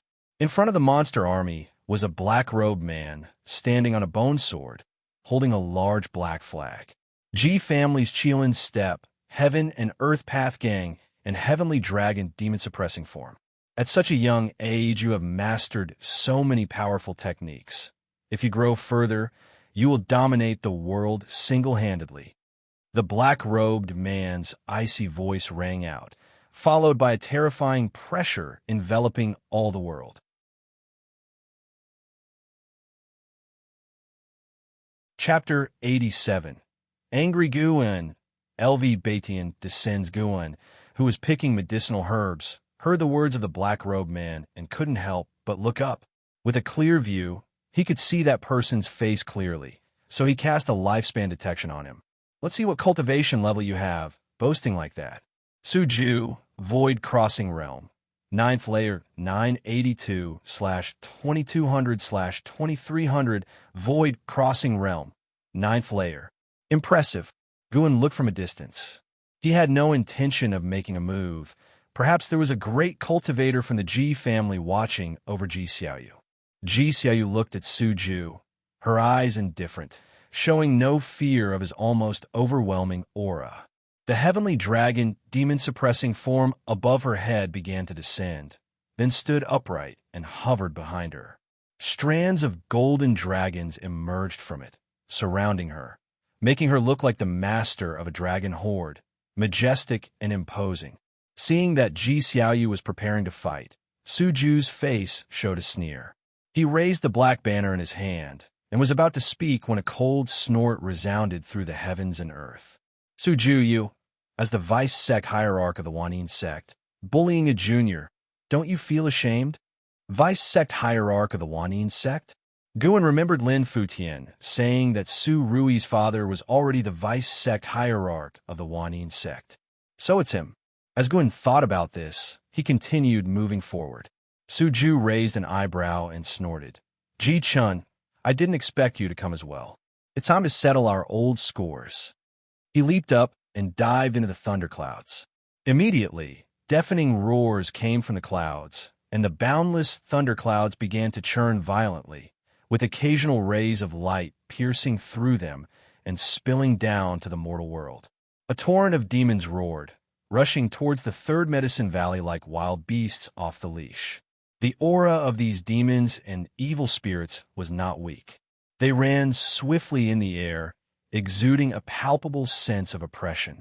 Ji Xiaoyu raised her sword, and the golden dragons from the heavenly dragon demon-suppressing form immediately charged into the demon army, unstoppable. But the number of demons and evil spirits was simply too great. The golden dragons couldn't kill them all. After rampaging for over 10 miles, they dissipated as their spiritual power faded. Guan entered the forest to clear the snow accumulated in the garden area. Many medicinal herbs were crushed by the snow, causing him great distress. At the same time, his killing intent began to grow. Fight all you want, tear it all you want, just don't damage my medicinal herbs. Guan's heart was trembling. While he was worried about the medicinal herbs, Ji Xiaoyu had already fallen into the demon's encirclement. She no longer used sorcery, but fought with her twin swords, cutting down one demon or evil spirit with each strike, her momentum like a rainbow. Soon, other disciples at the core formation realm came to support her, but their numbers were still insignificant compared to the demon army. Goo goo. The cry of the heaven-swallowing dark bird suddenly sounded, drowning out all the roars of the demons and evil spirits. Guan felt annoyed. Why hasn't this creature been killed by the great cultivators of the supreme sect? Just then, Guan suddenly sensed something. He turned his head and saw, 30 miles away, a resentful cat demon that had been cut in half fell into a garden area, its body thrashing in pain, crushing patches of medicinal herbs. His eyes narrowed, and a streak of sword chi shot out from the ground, killing the resentful cat demon. Looking up, he saw more demons falling like rain into the third medicine valley. Guan's face instantly turned gloomy, and he moved his right foot to the side. At the same time, the battle in the sky remained intense. Guyu wielded a long whip, swinging it like a dragon. He shouted, "Everyone, do you have backers? Call for help quickly. My father is blocking the demons in the Cold Poison Valley." The disciples fighting were all from the Gu and Ji families, each with a background. Without his urging, some had already taken out secret treasures, summoning reinforcements. In an instant, various rays of light and dazzling spirit lights burst forth, traversing the battlefield. In the midst of the battle, Ji Xiaoyu suddenly looked down, her face changed slightly. She saw green lights appearing on the mountains and rivers below her. These lights were rapidly growing, as if a vast green ocean would soon rise from the ground, a magnificent sight. In the distance, under a tree, Elder Tan, who was meditating, suddenly opened his eyes and turned to look towards the battlefield, his brow furrowed. Such an immense spiritual power. Is it from the Gu family or the Ji family? Elder Tian felt puzzled. He could sense that the vast spiritual power was meant to protect the Medicine Valley, so he wasn't worried and continued to practice. The green spiritual power covered half of the third Medicine Valley. Even the servant disciples near the pavilion area saw this from afar. What is that? Is this a spell? It seems to be protecting our Medicine Valley. It should be one of ours. What kind of battle is happening over there? At the edge of the third Medicine Valley, on a mountain peak, Xianxia stood on a cliff. From her vantage point, she could overlook the vast sea of spiritual power. She immediately took out pen and paper and began to sketch. Suddenly, her pupils shrank sharply. The green spirit sea burst out countless streaks of green sword chi. An unimaginable number of green sword chi rose into the sky, an awe-inspiring sight. Swish! Swish! Swish! The sound of sword chi slicing through the air echoed through the heavens and the earth. The disciples of the Gu and Ji families were all shocked and dodged, but they soon realized that the sword chi was aimed at the demons. One by one, the demons and evil spirits were exterminated, the sky blooming with blood-colored fireworks, tragically beautiful. Ji Xiaoyu stopped, staring at the green sword chi around her, secretly astonished. What kind of sorcery is this? The spiritual power contained in these sword chi was beyond her reach. She felt that even her great-grandfather was not its match. The green sword chi did more than just rise into the air. It could also hunt down demons. In less than 10 breaths, the world fell silent. Countless streaks of green sword chi hovered in the air. Blood mist filled the sky, but could not obscure their presence. The sword chi dissipated, and there were no more traces of demons or evil spirits. All the fighting disciples were stunned, staring blankly around. In the forest, Guan exhaled softly. This wave of exertion took a toll, not just in casting the spell, but also in controlling the sword chi to avoid harming the Supreme Sect disciples. Looking at the prompts that kept popping up, his face darkened. You successfully gained 2 years of life from the Resentful Cat Demon, Tier 3. You successfully gained 1 year of life from the Flying Winged Snake, Tier 2. You successfully gained 1 year of life from the Greedy Dog, Tier 2. All were 1 year or 2 years of life, and the proportion of 2 years of life was minimal. No sign of those evil spirits' lifespans. What's going on? Guan frowned deeply. He thought of the black banner in Suju's hand. Could it be that these demons weren't normal living beings? Thinking carefully, it made sense. This was the inner sect. How could the demon path bring so many demons and ghosts in? It could only be a powerful demon cultivator entering and summoning them with some form of sorcery. Even so, Gu An's lifespan still began to grow rapidly, given the sheer number of demons present. At that moment, Guan suddenly felt an urge to slaughter all around him. This method is a quick way to gain lifespan, but he restrained this impulse. Excessive slaughter could bring disaster. He should stick to his previous path to power, with no enemies, and grow stronger discreetly, because he still wasn't sure how far the highest realm in this mortal world was from him. Before becoming invincible, it was best to be cautious. From another perspective, if he saw an ant on the ground rapidly growing by devouring other insects, he would certainly kill it. Just as the ant couldn't see him in the sky, he couldn't see those in higher realms, like the immortals. As long as the mystic yellow dragon energy skill could still be upgraded, it meant there were people who could see through its concealment sorcery. Stay steady, don't get reckless. Guan relied only on growing flowers and medicinal herbs. It might not be the fastest way to grow, but it was the safest. As the years passed, he could develop into the strongest without enemies. He stopped thinking about it and continued inspecting the medicinal herbs in the forest, clearing away the accumulated snow. When all the prompts settled, he had gained over 50,000 years of life. He had observed that the demon army had at least 200,000 members. This meant most of those demons weren't living spirits. The means of a demon path were truly sinister. As the demon army was completely annihilated, the crisis in the Third Medicine Valley was temporarily resolved, But the battle between Su Ju and Ji Chun continued above the clouds, the two evenly matched. Above the clouds, Su Ju held the black banner, surrounded by vast, demonic qi, the dazzling golden light shining on his face. Following his gaze, there floated a heavenly dragon demon-suppressing form, more magnificent than Ji Xiaoyu's form, with golden dragons emerging as if they were true dragons. In front of the heavenly dragon demon-suppressing form stood a man in a large robe, his back to the golden light, making it hard to see his true face. He looked like a true immortal in the mortal world, with a commanding presence.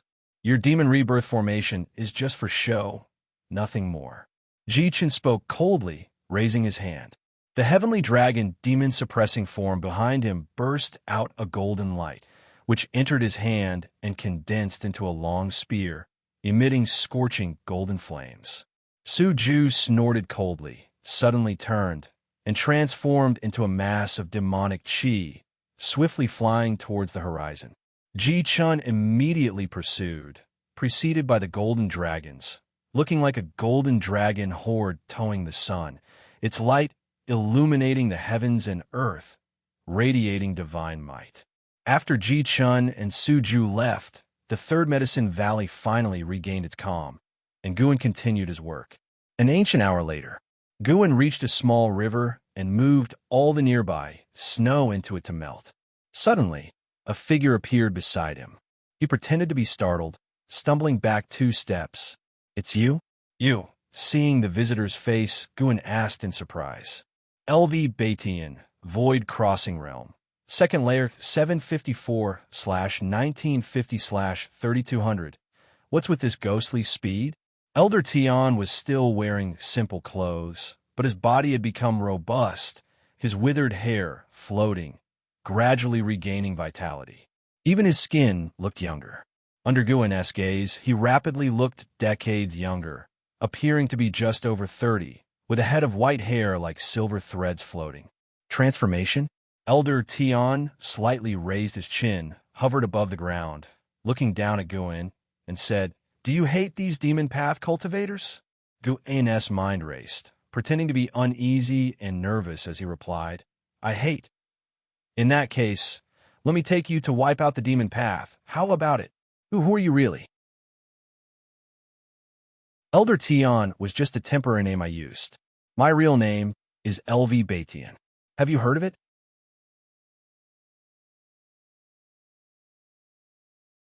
Chapter 88. If you become my disciple, you will be the next sect leader. Good disguise. Guan looked at the arrogant LV Batian and thought in a daze. LV Batian's chin lifted even higher, thinking his boldness had shocked the young man. "Are you the previous sect leader who went mad from cultivation deviation?" Guan asked, feigning shock. "Deviation from cultivation." LV Batian's face twitched, and he snorted. "That was deliberate on my part. But you're only at the Qi cultivation realm now. How can you eradicate the demon path?" "Kid, I merely compressed my spiritual power into my primordial spirit and pretended to go mad.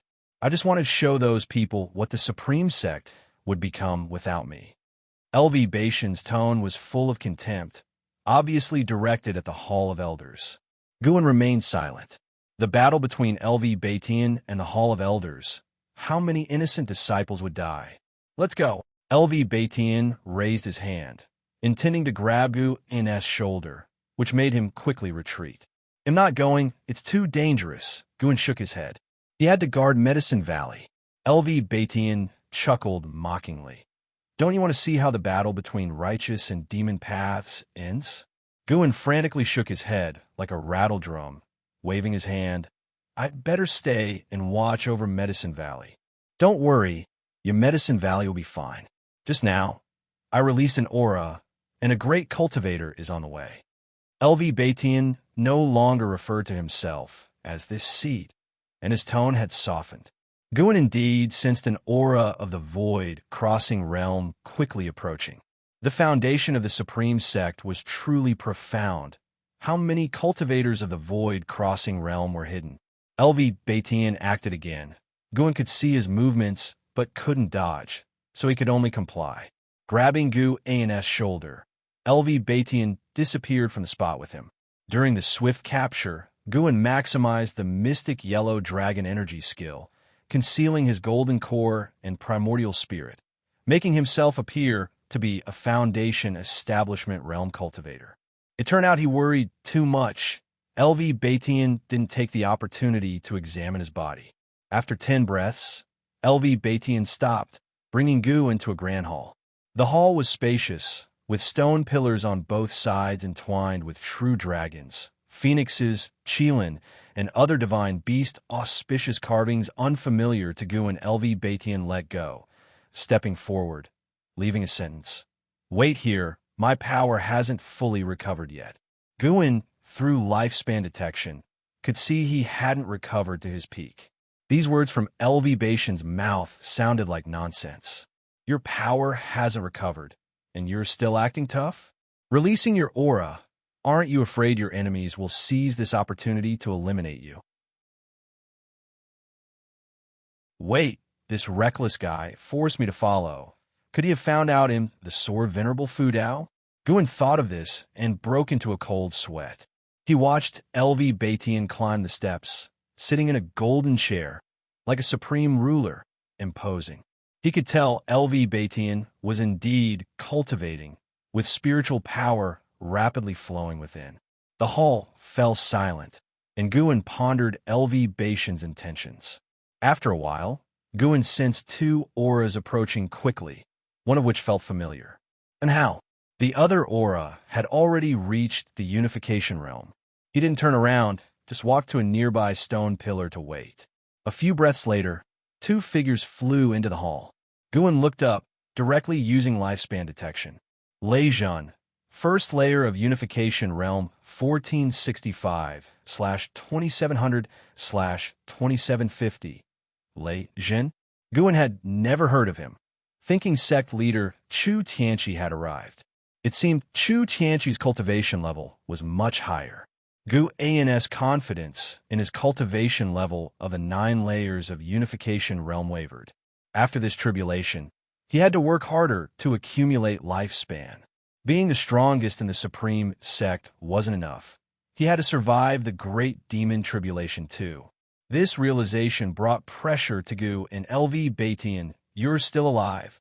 Lei Zhan spoke loudly as he walked towards LV Batian, his voice booming like a bell. He was burly, wearing an embroidered black robe, with a mysterious and fierce beast head on his back, holding thunder in its mouth, making him look even more formidable. 16-year-old and how had grown taller, wearing a fitted blue robe, his long hair tied high, with 2 strands of black hair fluttering like swords.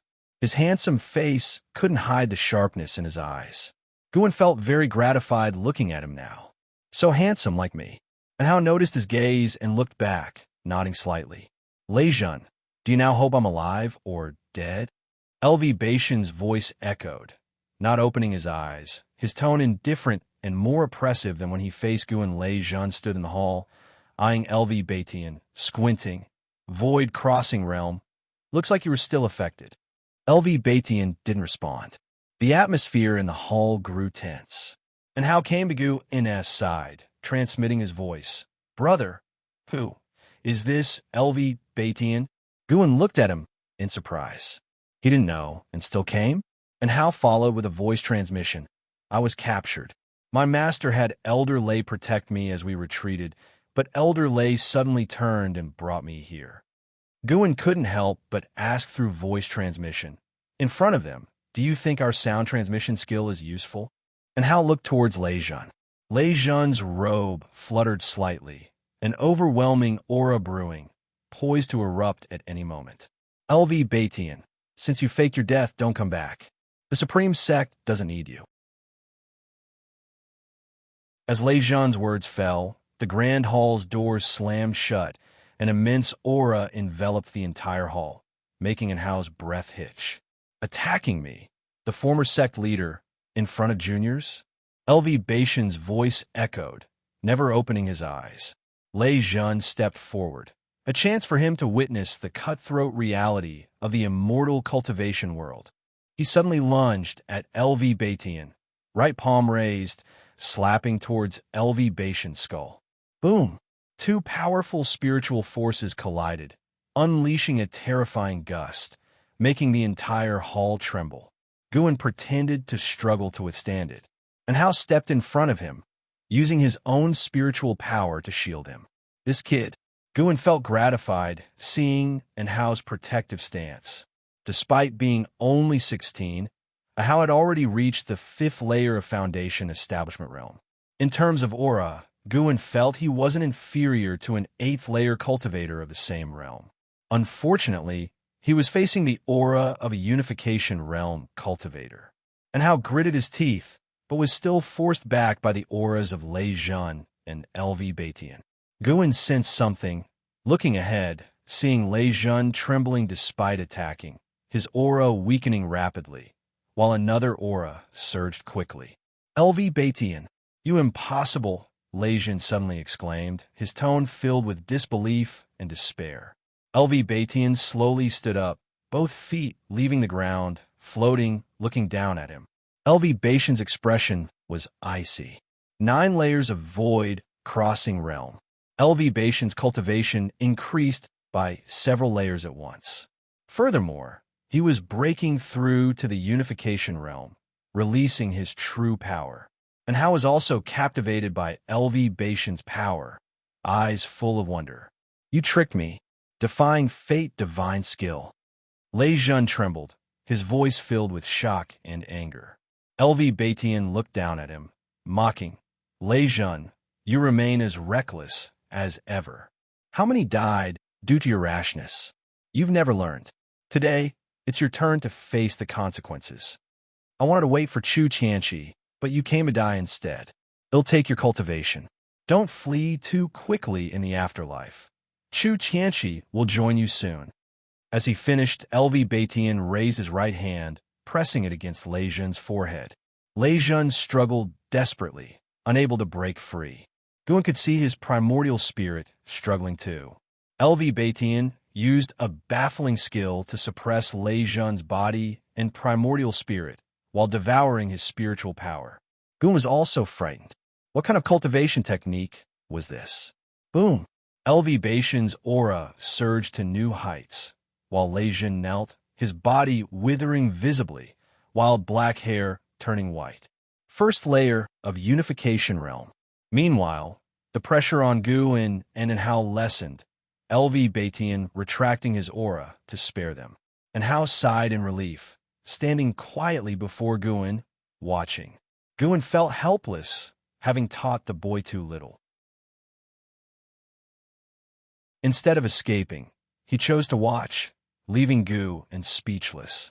Cultivation's aura rose constantly, while Lei Jun's waned, the hall's shaking subsiding. After a while, Cultivation completely drained Lei Jun's spiritual power. After releasing him, Lei Jun toppled back, rolling down the steps. Struggling, face full of pain, he raised a hand towards Cultivation, seemingly to plead for mercy. Cultivation lifted his right hand, flicked his finger, and a bloody energy pierced Lei Jun's forehead, dissipating his primordial spirit. Gathering spirit divine finger. Guin sensed Cultivation's aura had reached the 3rd level of Unification Realm, still overflowing with spiritual power. Cultivation's cultivation far surpassed the 3rd level of Unification Realm. This power threatened the entire demon path. Guin remained vigilant, fearing Cultivation's possible attacks. After all, Cultivation's son Xian was also deranged. Cultivation ignored Hao, turning to Guin, smiling. What do you think? Do I qualify to eradicate the demon path now? Guin answered nervously. You are the sect leader, of course. He stepped forward, standing before Hao. Guin, worship me as your master, and you'll be the next sect leader. Cultivation commanded imperiously. Guin was troubled, smiling bitterly. Sect leader, my talent is mediocre. No matter how you cultivate me, I want to earn the sect's approval. When you pass the position to me, chaos would ensue in the supreme sect. Cultivation sneered. What if I transfer my cultivation to you before my time ends? Guin was stumped by his words, but he couldn't take the sect leader role. Even mighty LV Batian was forced into fake death to pass on leadership. He didn't want the trouble.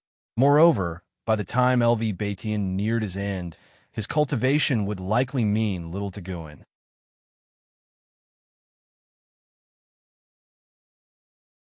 Chapter 89. Reversing the Universe. Emperor and Immortal Guin heard LV Batian's words and couldn't help but reevaluate Guin. In his eyes, Guin was too ordinary. He had instinctively shielded Guin earlier because his own master had also protected the weak once. An ordinary person like this, actually being pursued for the position of sect leader? Facing LV Batian's gaze, Guin took a deep breath and said, "It's still not acceptable, sect leader. Considering our years together in Medicine Valley, please spare me. I genuinely don't want any trouble. I just want to lead a simple life, growing herbs." LV Batian's eyebrows knit together upon hearing this. No one had ever dared to refuse him, and it wasn't even the first time. Guin continued, "I heard from the vice sect leader that you only love cultivation usually. If you want to pass the position to me, it's probably because you want me to handle affairs for you. Why not establish one more level above the elders, limited to 3 people, for handling all sect matters? These 3 people should be chosen from the Hall of Elders and only report to you. Also, ensure that the sect leader's position can only be chosen from these 3, so the Hall of Elders won't obstruct it." LV Batian's tightly furrowed brows began to relax. He looked deeply at Guin, but did not respond. His gaze shifted to Anhao. "What is your name, and what is your relationship to Xianxia?" LV Batian asked. Anhao immediately cupped his fists and replied, "My name is Anhao. I am 16 years old and joined the Supreme Sect over 3 years ago. Xianxia is my master." This kid was clever, deliberately emphasizing his entry time and age. By doing this, he revealed his talent and indicated that his relationship with Xianxia was not deep. Guin thought with relief. If LV Batian insisted on killing Anhao, he wouldn't hesitate. Honestly, no matter how one looked at it, LV Batian was not a qualified sect leader, but Xianxia was even more reprehensible. "Anhao, you're the one with the heavenly spirit root? The genius taken by the Hall of Elders right after joining the outer sect?" Guin seemed to remember something and exclaimed in surprise. Anhao nodded, his expression neither arrogant nor humble, calmly looking at LV Batian. LV Batian scrutinized him and said, "If I were to make you my disciple, would you be willing?" Anhao immediately replied, "Of course, but I cannot go against my master. Although I've only met him a few times, he still bears the name of my master." Under the eaves, one must bow their head. Deep down, Anhao is extremely wary of LV Batian. The cultivation technique LV Batian had displayed earlier was too sinister, no different from those of demon cultivators. However, he had to survive. What was Xianxia? He only had one true master. LV Batian laughed, stepping down the steps and walking toward Guin and Anhao.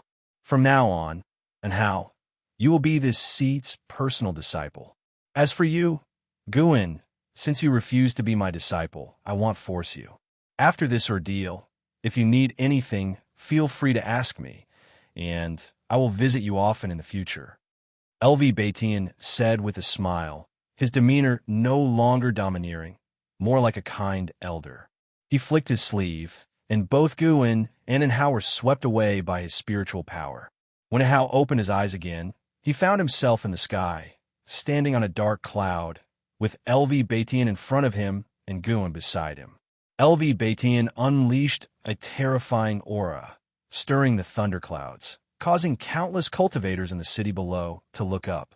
He flicked his hand, releasing strength energy, killing a divinity transformation realm demon cultivator tens of miles away. The demon cultivator's primordial spirit was obliterated along with his physical body. Gathering Spirit Divine Finger. The Gathering Spirit Divine Finger he used did not create as much commotion as the one Guin used, but its lethality was no weaker. He soared into the city on the cloud, killing demons with a flick of his finger, unstoppable. And Hao was stunned. What kind of spell was this? Guin, on the other hand, was sensing Cultivation's aura. It was still growing. More and more people noticed Cultivation. The demon cultivators were trembling with fear, and the morale of the Supreme Sect soared. Who is that? So strong. Wait a minute. Isn't that the former sect leader? How is that possible? You mean Sect Master LV? Is he really Sect Master LV? That demon cultivator had killed hundreds of core Formation Realm disciples, yet he was killed with a single finger. What level of cultivation is that? This aura, my heavens, below in the intersect city, a commotion broke out. Guin and Hao stood behind Cultivation, watching his massacre. News of Cultivation's return quickly spread, with the demon disciples relaying the message. In less than 30 minutes, every battlefield in the Supreme Sect knew that Cultivation had returned and was killing indiscriminately. In another intersect city, a group of demon cultivators set up an array platform amidst the ruins. The leading purple-dressed woman frowned at a nearby disciple and asked solemnly, "Where is Su Lian, the demon lord? Why hasn't he set up the array yet?" No one could answer her. The other disciples of the Heavenly Extinction Sect were also anxious, feeling an extremely terrifying aura in the distance, making their hearts tremble. Yang and I and Li sensed it as well in Mystic Valley. The two stood on the mountaintop, looking toward the horizon. Leah frowned and asked, "What realm is this?" Yang and I did not answer, as she was unsure herself. The only thing she could feel was that this aura was not demonic chi, but pure and just indicating that the Supreme Sect was about to achieve victory. She wasn't surprised by this. Throughout history, the Supreme Sect always managed to turn danger into safety. In this land, no sect had stood longer than the Supreme Sect. Tianya Valley, Li Xiandao, LV Xian, Ilu Yun, and Luo Hun stood together on the mountaintop, looking toward the direction of the Supreme Sect. Defying fate divine skill is truly incredible. Definitely the #1 miracle skill of this era, Li Xiandao marveled. Iluyun snorted. What miracle skill?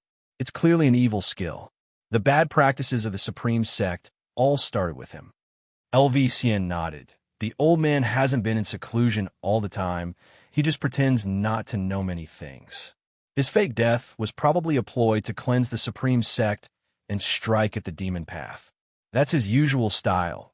He's too arrogant, thinking he can handle any storm with his level of cultivation. Talking about LV Batian, his tone was very complicated. If that person were still here, LV Batian would have a hard time, Iluyan remarked. LV Xian responded, and the two continued discussing LV Batian. Li Xiandao looked into the distance, his eyes deep. For a long time, LV Xian noticed Li Zuando's prolonged silence and comforted him. Your Majesty, don't worry.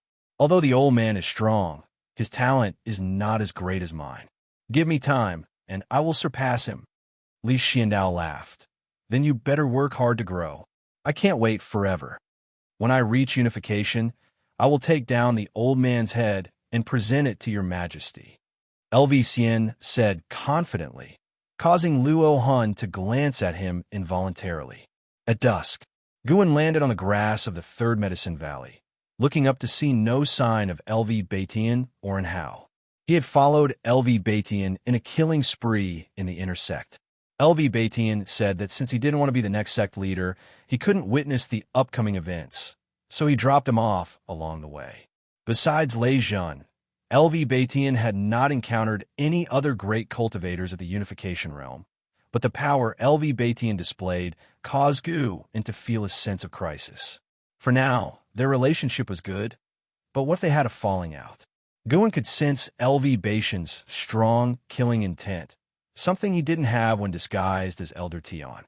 One had to admit, this guy could truly control his nature. Such people were the most terrifying. Guin pondered as he began checking the nearby medicinal herbs. Before long, a figure flew over and landed beside him. It was Shunjun, the one who brought you back earlier. Is he LV Batian, the former sect leader of the Supreme Sect? Shenzhen asked curiously, her tone somewhat excited. Guan nodded, asking, Why? Are you very interested? Of course. He was recognized by my father as his lifelong enemy. How did he revive? What did you see while following him? Shenzhen was thrilled, even taking out paper and pen. Guan couldn't help but roll his eyes and said, Big sister, can you be less obvious when trying to gather information? You may be brave, but I'm scared. I don't want to be branded a traitor. He suspected Shenzhen wasn't that simple-minded, but she had no reason to harm him, leading to one possible explanation. She's cunning. She probably just wanted to see others in awkward situations. Shenzhen kept pressuring Guan with questions, pestering him for a long time until he couldn't take it anymore.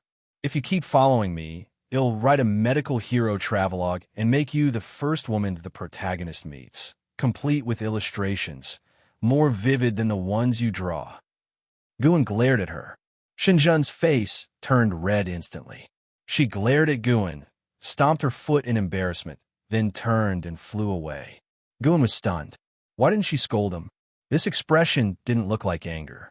Guan shook his head with a smile and continued to check the Medicine Valley. The sun set, the moon rose. That night, the Supreme Sect was restless. When Guan returned to Mystic Valley, he could sense strong divine sense sweeping past occasionally. Demonic chi and demon energy were decreasing. It looked like the Supreme Sect was on the verge of victory. Under the moonlit night, snowflakes gently drifted down. Guan and Leah sat on the threshold, chatting softly about the history of the Supreme Sect. Most of the time, Leah was talking and Guan was asking questions. Until dawn, Leah's Intersect Disciple token received an order summoning all Intersect disciples back to the city. He had to bid farewell to Guan. After Leah left, Guan looked at Yang and I and used the sound transmission skill to ask, The righteous and the demonic battle is almost over. Aren't you going back? Yang and I glanced at him and responded with sound transmission skill. When did I ever say I'd only protect you until this battle was over? What do you mean? I will stay by your side from now on, by Li Zuando's orders. Really? You can go ask him if you want. Guan was silent for a moment, then used sound transmission to ask, Is the Emperor powerful? He wanted to know how others viewed Li Xiandao. Li Xiandao wanted to be the eternal emperor, but was suppressed by the Immortal Cultivation sect. Was it the most powerful and influential person in the Immortal Cultivation sect, LV Batian? Li Xiandao had even poached LV Batian's son, LV Xian. Guan felt that these two would clash one day. With Li Zuando's talent, he could indeed rise suddenly. He was publicly known to be at the core formation realm, perhaps to guard against LV Batian. The confrontation between these two would be the collision of Emperor's path and Immortal path. In terms of cultivation, he's mediocre, but in terms of imperial strategies, he's formidable. Yang and I responded via sound transmission, her tone dripping with sarcasm, clearly holding a grudge against Li Xiandao. Guan was about to ask more when he suddenly sensed something and said, Can you watch over the Medicine Valley for half a day? I need to go to the Outer Gate City. There is a remnant of the demon path nearby.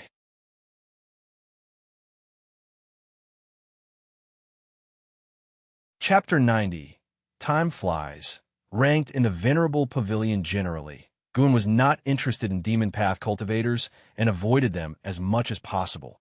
But there was one exception. That was Su Ju. Su Ju had previously led a demon army to besiege Ji Xiaoyu, allowing Guan to gain over 50,000 years of lifespan, which left a profound impression on him. After leaving Mystic Valley, Guan flew towards the Outer Gate City.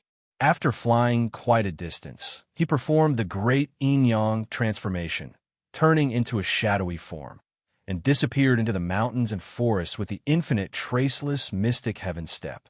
In a dense forest 200 miles away from Mystic Valley, Su Ju was meditating under a tree.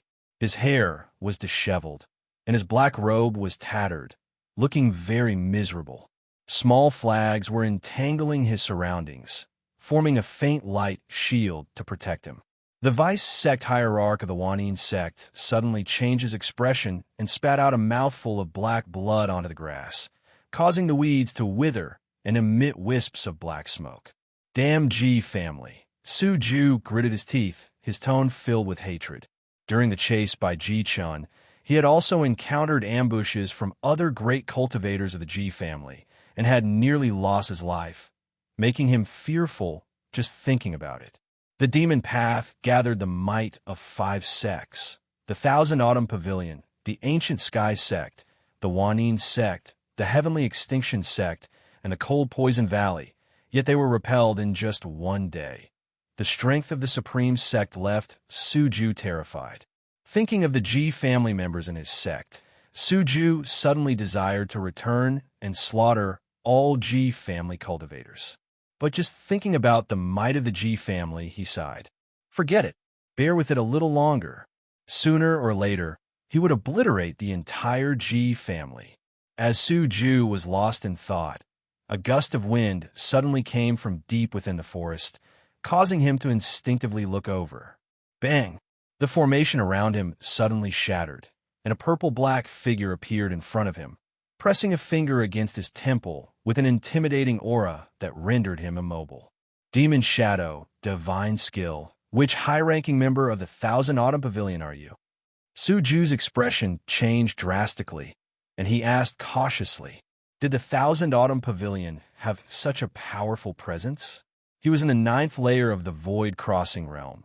Even though he was seriously injured, a cultivator at Void Crossing shouldn't be able to suppress him. I have a question. Guan spoke, his voice hoarse. Su Ju felt a bit relieved internally and replied, please ask, Senior. Damn the Thousand Autumn Pavilion. I must lead the Huanin sect to flatten you all. Guan suddenly remembered that Su Ju was Su Rui's father, and Su Rui had died by his hand. Forget it. Just as Gu An's voice rang out, a stream of sword chi shot through Su Ju's temple along his fingertip, severely damaging his primordial spirit. Su Ju's pupils dilated, and before he could fall, Guan followed up with the soul-capturing skill to search his memories. The spells of the Xianxia sect were very practical, and Guan could use them for a long time. The memory of a 9th layer Void Crossing realm cultivator was vast, but Guan only searched for spells related to the demon army, which had only been yesterday, making it easy to find.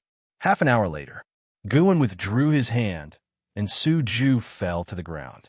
You successfully seized 153 years of lifespan from Su Ju, 9th layer Void Crossing realm. Good. The lifespan gained was quite high.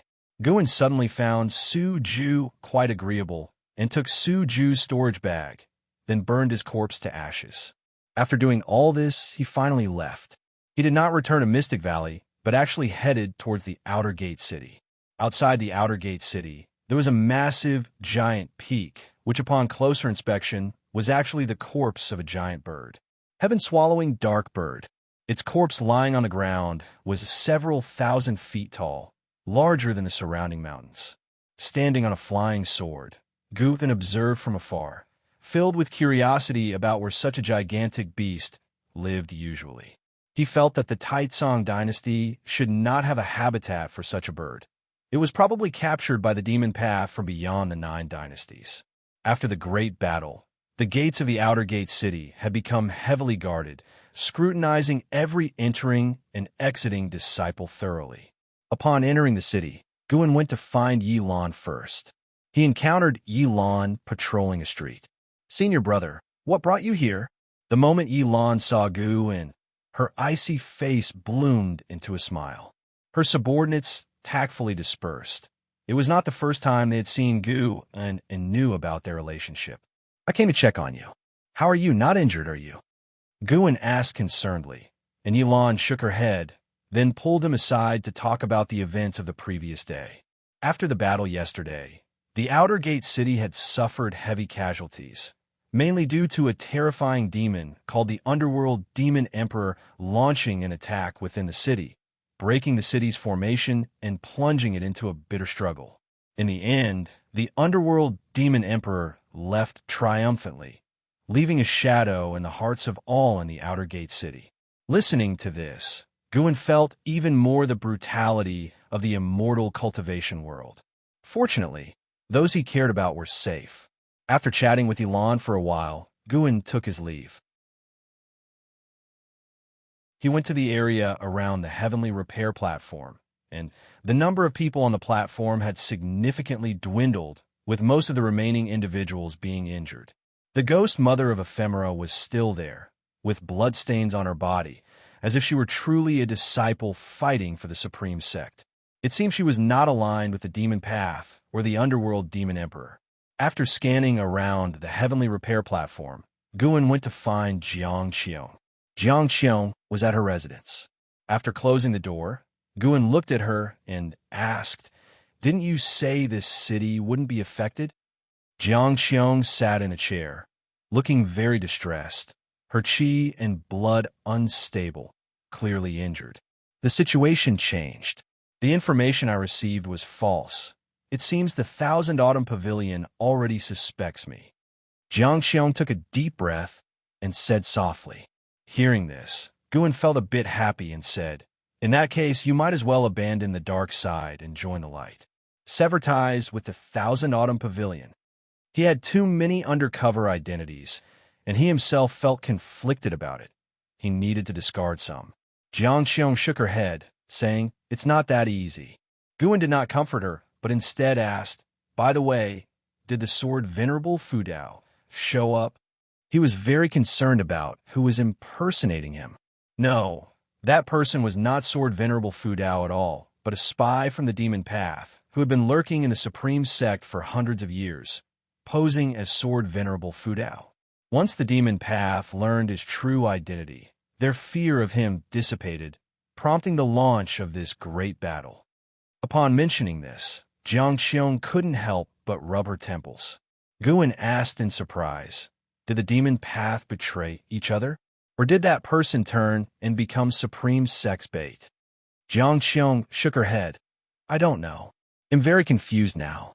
It said that Chu Qianxi has already fled, and the late LV Baitian has taken over as the sect leader, preparing to thoroughly investigate the supreme sect. For the next period, you should come here less often. I need to handle the upcoming examinations from above." This morning, news from above said that the supreme sect will establish a venerable pavilion, which will be above the Hall of Elders. Sword Venerable Fudao will be one of the members, and the sect leader will select 3 individuals from the Hall of Elders to join the Venerable Pavilion. The Venerable Pavilion will reorganize the supreme sect and eliminate its negative practices. LV Baitian really took Guin's advice. How nice to listen to advice. Guin proposed this not only to deal with LV Baitian, but also to genuinely hope the supreme sect would improve. If LV Baitian didn't have time to manage, let others do it. The Hall of Elders had too many people, so by the time they reached a consensus, those below were already mired in problems. The establishment of the Venerable Pavilion should alleviate some of the difficulties for the supreme sect. Afterward, Xianxia took out a storage bag, saying it contained high-rank seeds she had exchanged with 80% of her savings, all above the 5th rank. She told Guin to come see her again once these medicinal herbs matured. This meant they would not see each other for several years. It seemed Xianxia was facing very dangerous circumstances. The Thousand Autumn Pavilion did not trust her, and the supreme sect might investigate her. Truly walking on thin ice. Guin could only wish her good luck in his heart, then left with the storage bag in high spirits. The Demon Path 5 sect's siege on the supreme sect swept through the immortal cultivation world like a whirlwind, shaking the entire Taitsong dynasty. The supreme sect's strength also terrified the entire demon path. In the following period, the immortal cultivation world fell into an eerie calm. After LV Baitian resumed his role as sect leader, he launched major reforms, established the Venerable Pavilion, weakened the Hall of Elders' power, and thoroughly investigated demon path spies, executing over 1,000 spies. After Chu Tianqi's escape, the Chu family faced LV Baitian's relentless vengeance, with all Chu family members in the sect either being killed or imprisoned. Some younger disciples with relatively good conduct were stripped of their cultivation, branded with cursed seals, and sent to the outer sect as servant disciples. Mystic Valley received a servant disciple with the surname Chu. It happened to be someone Guan knew, Chu Jingfeng. When Guan first joined the Supreme Sect and was attacked by the demon of greed in the Medicine Valley, the inner sect disciple Xianxia had invited for aid was Chu Jingfeng, who lost an arm because of it. Later, he even helped Guan clear out the evil cultivators around Mystic Valley associated with the demon of greed. Guan looked at the aged face of Chu Jingfeng sitting opposite him, feeling a mixture of emotions. The last time they talked, Chu Jingfeng had promised that if Guan ever faced any trouble, he could seek help from the Chu family. Time had passed, and the Chu family had fallen completely. Chu Jingfeng still maintained his one-armed form, wearing shabby clothes, with messy hair, a face full of stubble, and looking ragged and desolate. Brother Chu, as long as a person is alive, there is always hope. Work hard, and if you perform well, your punishment might be revoked. Guan tried to comfort him. Wuxia had quietly left, and now Guan, as the head of Mystic Valley, needed to cultivate new talents. He thought Chu Jingfeng was a good candidate. If Chu Jingfeng performed well, Guan could consider passing on the Taoist expansion skill to him. The Taoist expansion skill, which relied on accumulating spiritual power to break through limits, might save Chu Jingfeng, whose cultivation had been abolished. Chu Jingfeng nodded numbly without speaking. Guan didn't push him, gave some instructions, and let him go. After Chu Jingfeng left the room and closed the door behind him with a low posture, Guan could see no respect on him, only despair. Alas, so pitiful. Guan shook his head and picked up his pen to start writing. Half a year had passed since the great battle between the righteous and the demon path. Winter had gone, spring was over, and it was already summer again. At 51 years old, he had gained many feelings about life he wished to express in his book. Until dusk, Guan left the loft and reached the transmission array platform, heading to the third Medicine Valley. He sensed that Xianxia was inside his house. Since Guan had threatened to write her into his book half a year ago, they had lost contact. Now she appeared. Was she here to settle scores? After all, she was the holy daughter. How could she not care about her face? Thinking about this, Guan went upstairs to find Xianxia. Upon entering the house, he saw Xianxia calmly sitting at the table, wearing a veil and looking at him with nothing particular to do. Something was wrong. This was not like her usual self. Could she be about to lose her temper? Guan quickly closed the door, then turned to her, just about to inquire when she asked first, "Have you started writing the medical hero travelogue?"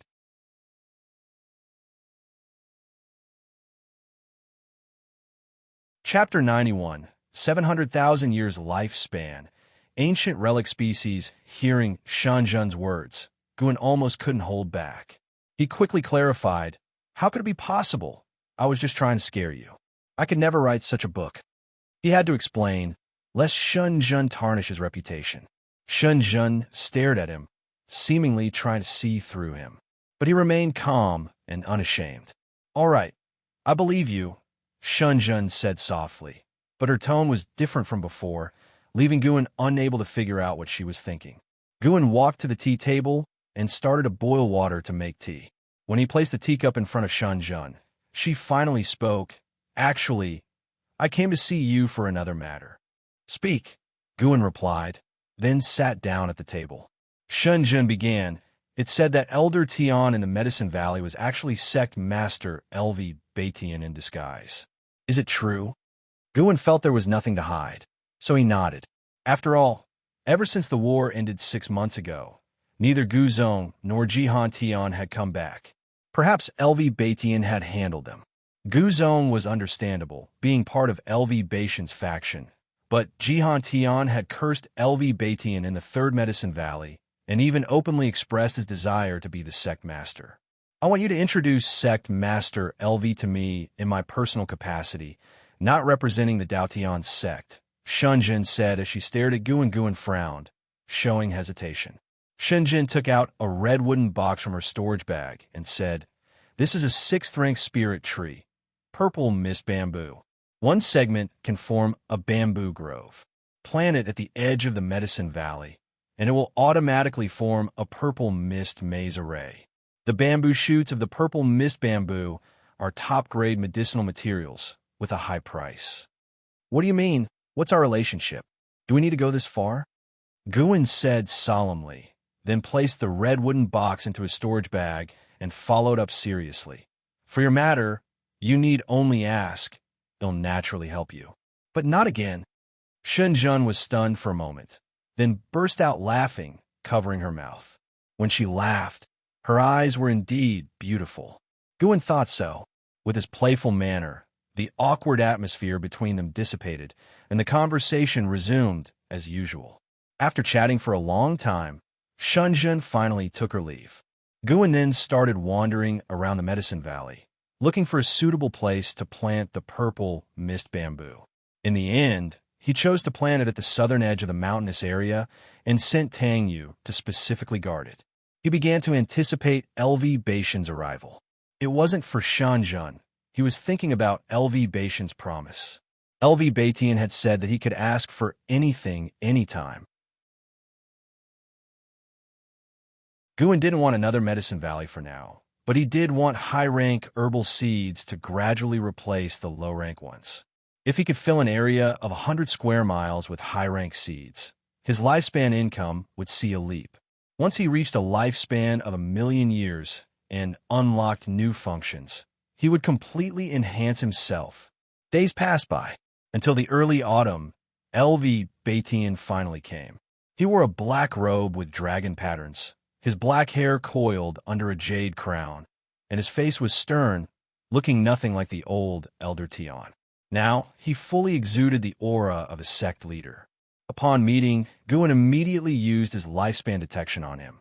LV Baitian, Unification Realm 9th Layer, 755/3150/3200. Well, sure enough, he had reached the 9th layer of the Unification Realm. Moreover, his lifespan was close to the limit, making it very difficult to increase further. Guin suddenly thought of one thing. Before, Chu Xian performed a sacrificial array in the outer sect. Could it have been for LV Baitian? No, the Chu family had been exterminated by LV Baitian. It shouldn't have been his doing. While thinking, Guin welcomed LV Baitian. The two went inside to talk. LV Baitian took out 4 booklets from his storage bag, placed them on the table, and said, "I established the Venerable Pavilion, as you suggested. These are the 4 members of the Venerable Pavilion. You could take a look." Upon hearing this, Guin immediately picked up a booklet and found that it not only contained the names and portraits of the Venerable Pavilion members, but also various detailed information, including their life experiences. He quickly flipped through, seemingly casually, but in reality, he memorized all the information. The last booklet was about Sword Venerable Fu Dao, only including his title and records of his actions. In the Immortal Cultivation world, he was known as Flying Leaf Sword Immortal, and Supreme Sect revered him as Sword Venerable Fu Dao.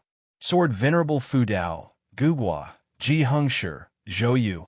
How impressive! They happen to be the 3 strongest families of the Taizong dynasty, and they were all at the Unification Realm. Guin had yet to meet these 3 people. Now he had seen 6 people at the Unification Realm: LV Baitian, Jihan Tian, Gugua, Xianxia, Zhou, and Lei Zhan, and this wasn't even the full strength of Supreme Sect.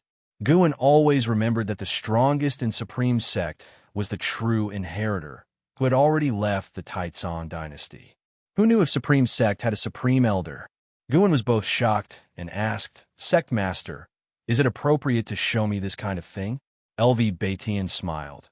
"If you ever want to write a book similar to Investiture of the Gods, you can include Supreme Sect. Supreme Sect under Supreme Immortal Venerable is somewhat playful and not deep enough. We will see.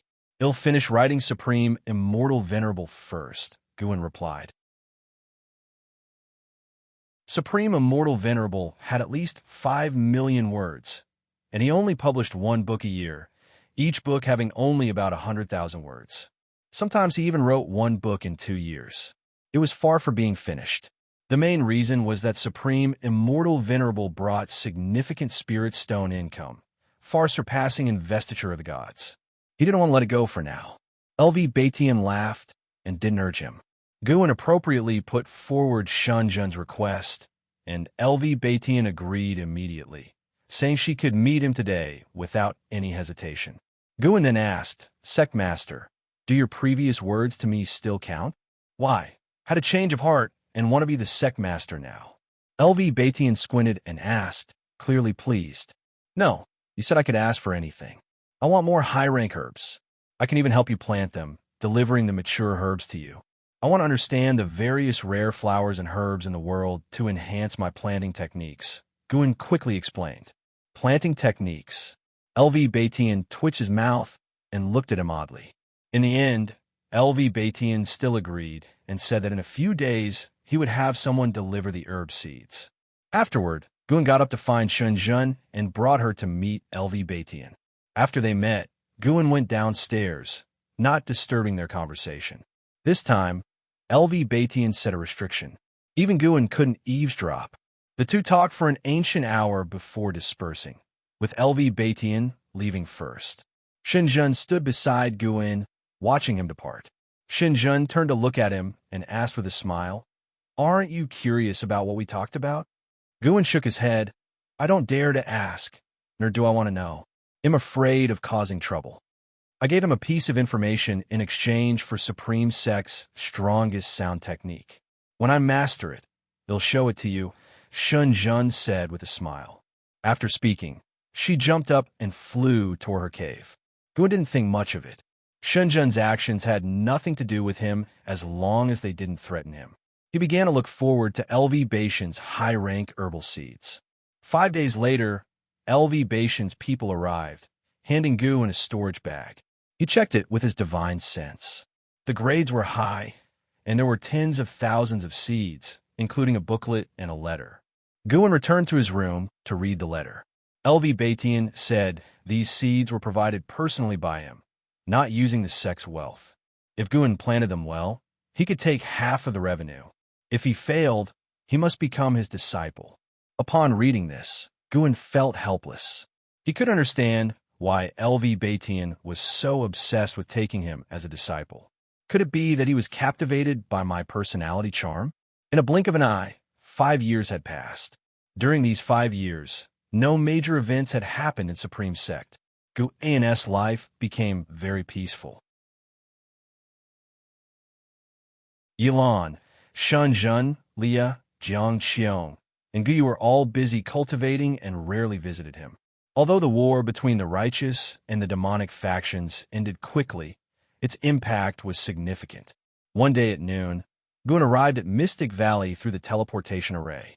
He was in a good mood, humming a little tune. He had just calculated that his lifespan income hoped to break through 100,000 this year, and his total lifespan had already exceeded 700,000 years. A million-year lifespan was very close. He couldn't wait to become stronger. Upon arriving at Mystic Valley, he sensed Li Ya's presence. Li was drinking tea with Yang and I in the attic. Li didn't deliberately hide his presence, so Guin directly walked towards the attic. After entering, Li spoke first. "Junior brother Gu, I plan to leave Supreme Sect and head to North Sea Mountain for training. I won't return until I reach the nascent soul realm." Guin couldn't help but curiously ask, "What is North Sea Mountain?" Li smiled. "North Sea Mountain is to the north of Taitsong Dynasty. Its area is equivalent to the entire Taitsong Dynasty, surrounded by 4 other dynasties. It's a place where demons gather and cultivators go for training and seeking opportunities. It is also very dangerous." After hearing this, Guin suddenly felt that North Sea Mountain was suitable for his next breakthrough. From the 9th layer of the unification realm to a higher realm, the commotion from the breakthrough made Guin afraid to imagine. It was best to stay away from Supreme Sect. Yang and I asked, "You're not thinking of going there to find the North Sea Coin fish, are you?" Li scratched his head and said, "You found it out. 2 years ago, there were reports of North Sea Coin fish's sightings in North Sea Mountain. I want to go and see. Anyway, I have nothing to do and want to get rid of those people arranged by my father. Guin sat down and asked, "What is North Sea Koan fish?" Yang and I glanced at him and said, "You should remember the heaven-swallowing dark bird from before. In this world, there exist ancient relic species. They differ from demons, being incredibly huge. The difficulty of shape-shifting far surpasses that of the demon clan. Due to their immense size, they are worshipped by the human race as mountain gods and sea gods, with mysterious whereabouts." Guin became more interested and started asking about the remaining ancient relic species. Yang and I casually described a few, making him yearn for them. "All right, I should go." Recently, a prodigy named and Hao appeared in the sect. At 22, he's already preparing for core formation. It's unbelievable. I must work harder in my cultivation and not become his stepping stone, Li said as he got up. Hearing this, Guin also felt that Hao's cultivation speed was remarkable. This indicated that LV Baitian valued Hao and invested a lot of resources in his cultivation. Guin was still pondering when Leah directly leapt out of the window. He couldn't get rid of that bad habit. Guin looked at Yang and I and asked, "He's gone, what about you?" "Not leaving. Following you to plant flowers and herbs feels interesting, much better than fighting and killing," Yang and I replied.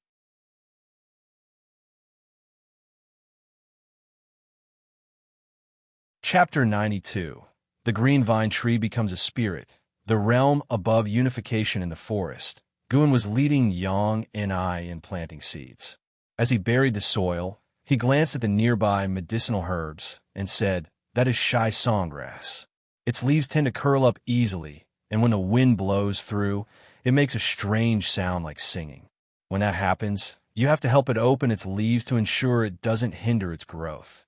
Yang and I squatted beside him, listening intently, her eyes filled with curiosity.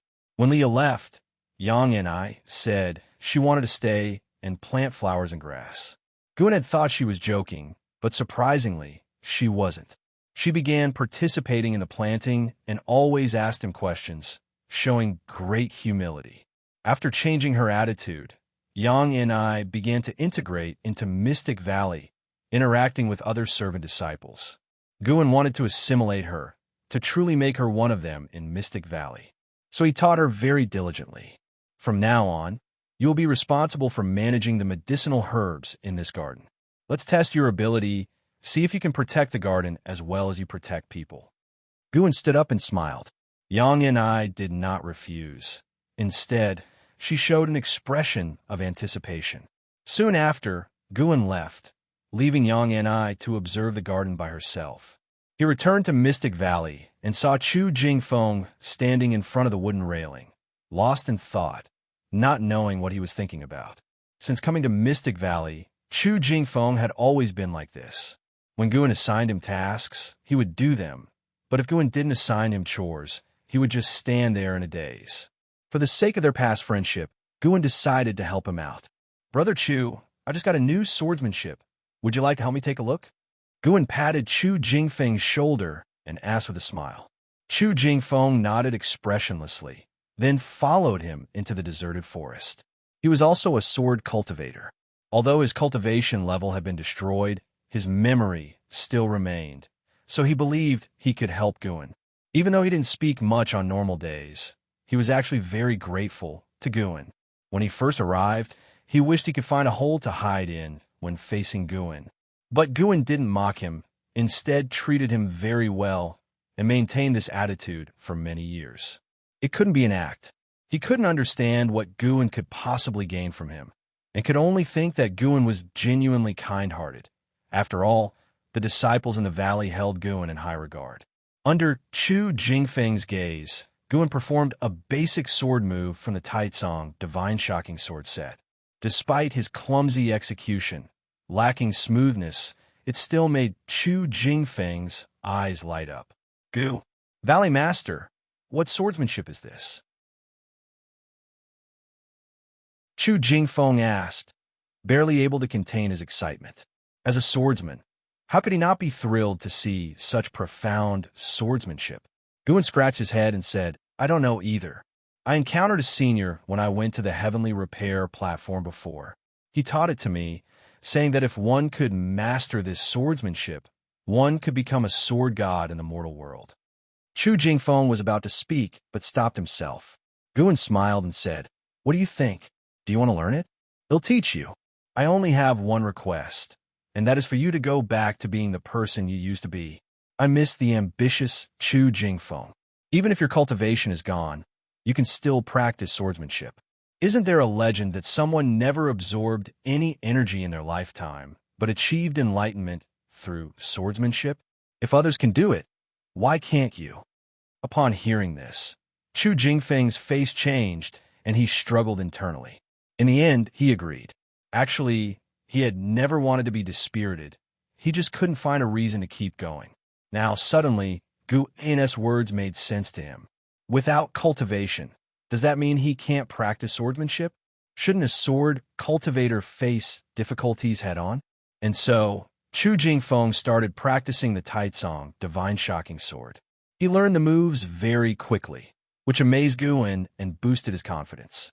Late at night, a few miles away from Mystic Valley, by the river, Guin moved aside some rubble, opened a stone slab, and then crawled inside. The stone slab closed behind him, and the surrounding rubble moved into place, restoring the scene to look as if it had never been disturbed. Guin followed the underground passage all the way to the 8 scenic caves. A 5-zhong long black dragon burst from the underground river and swiftly flew before him. As usual, he took out the corpse of a demon sheep, placed it on the ground, and Sky Dragon opened its mouth to spit out a vast flame, starting to roast the sheep. In another 2 or 3 years, it'll take you out. How about that? Guin asked with a smile as he stroked Sky Dragon's head. Guin planned to release Sky Dragon during his next breakthrough, letting it live in the North Sea Mountains. Previously, he had hoped Sky Dragon could practice a transformation skill, but unfortunately, no such transformation skill existed. Instead, he had taught Sky Dragon the Demon Shadow Divine skill, but after years of practice, it still had not mastered it. Hearing that it could leave, Sky Dragon immediately stopped roasting the sheep and excitedly asked where it would go. Guin briefly introduced the North Sea Mountains, making Sky Dragon even more eager. He instructed it not to reveal his existence or that of the 8 scenic caves after leaving, and it promised not to. Actually, it wouldn't matter if they were exposed. By the time Guin returned from the North Sea Mountains, he would surely have surpassed the Unification Realm. Then, even the entire Thousand Autumn Pavilion wouldn't be able to take his green vine tree. Of course, he trusted that Sky Dragon would keep its mouth shut. Next, you must practice diligently, lest you get eaten by a demon as soon as you step outside, Guin teased. Sky Dragon raised its head proudly and said, How could a dragon get eaten by a demon? Guin stroked its dragon head, then walked toward the green vine tree. Guin valued this 7th-tier spirit tree highly. Every time he came to the 8 scenic caves, he would inspect it to prevent any issues. Under the tree, Guin looked up at the branches of the green vine tree. As he watched, his brow suddenly furrowed. He noticed a certain branch twitch slightly. Though very subtle, it indeed happened. Sky Dragon was still not far away roasting the sheep, so it wasn't a prank by him. Could this tree be becoming sentient? Thinking this, Guin found it increasingly possible. This was the holy tree of the Thousand Autumn Pavilion. Surely it had something mystical about it. Becoming sentient wasn't impossible.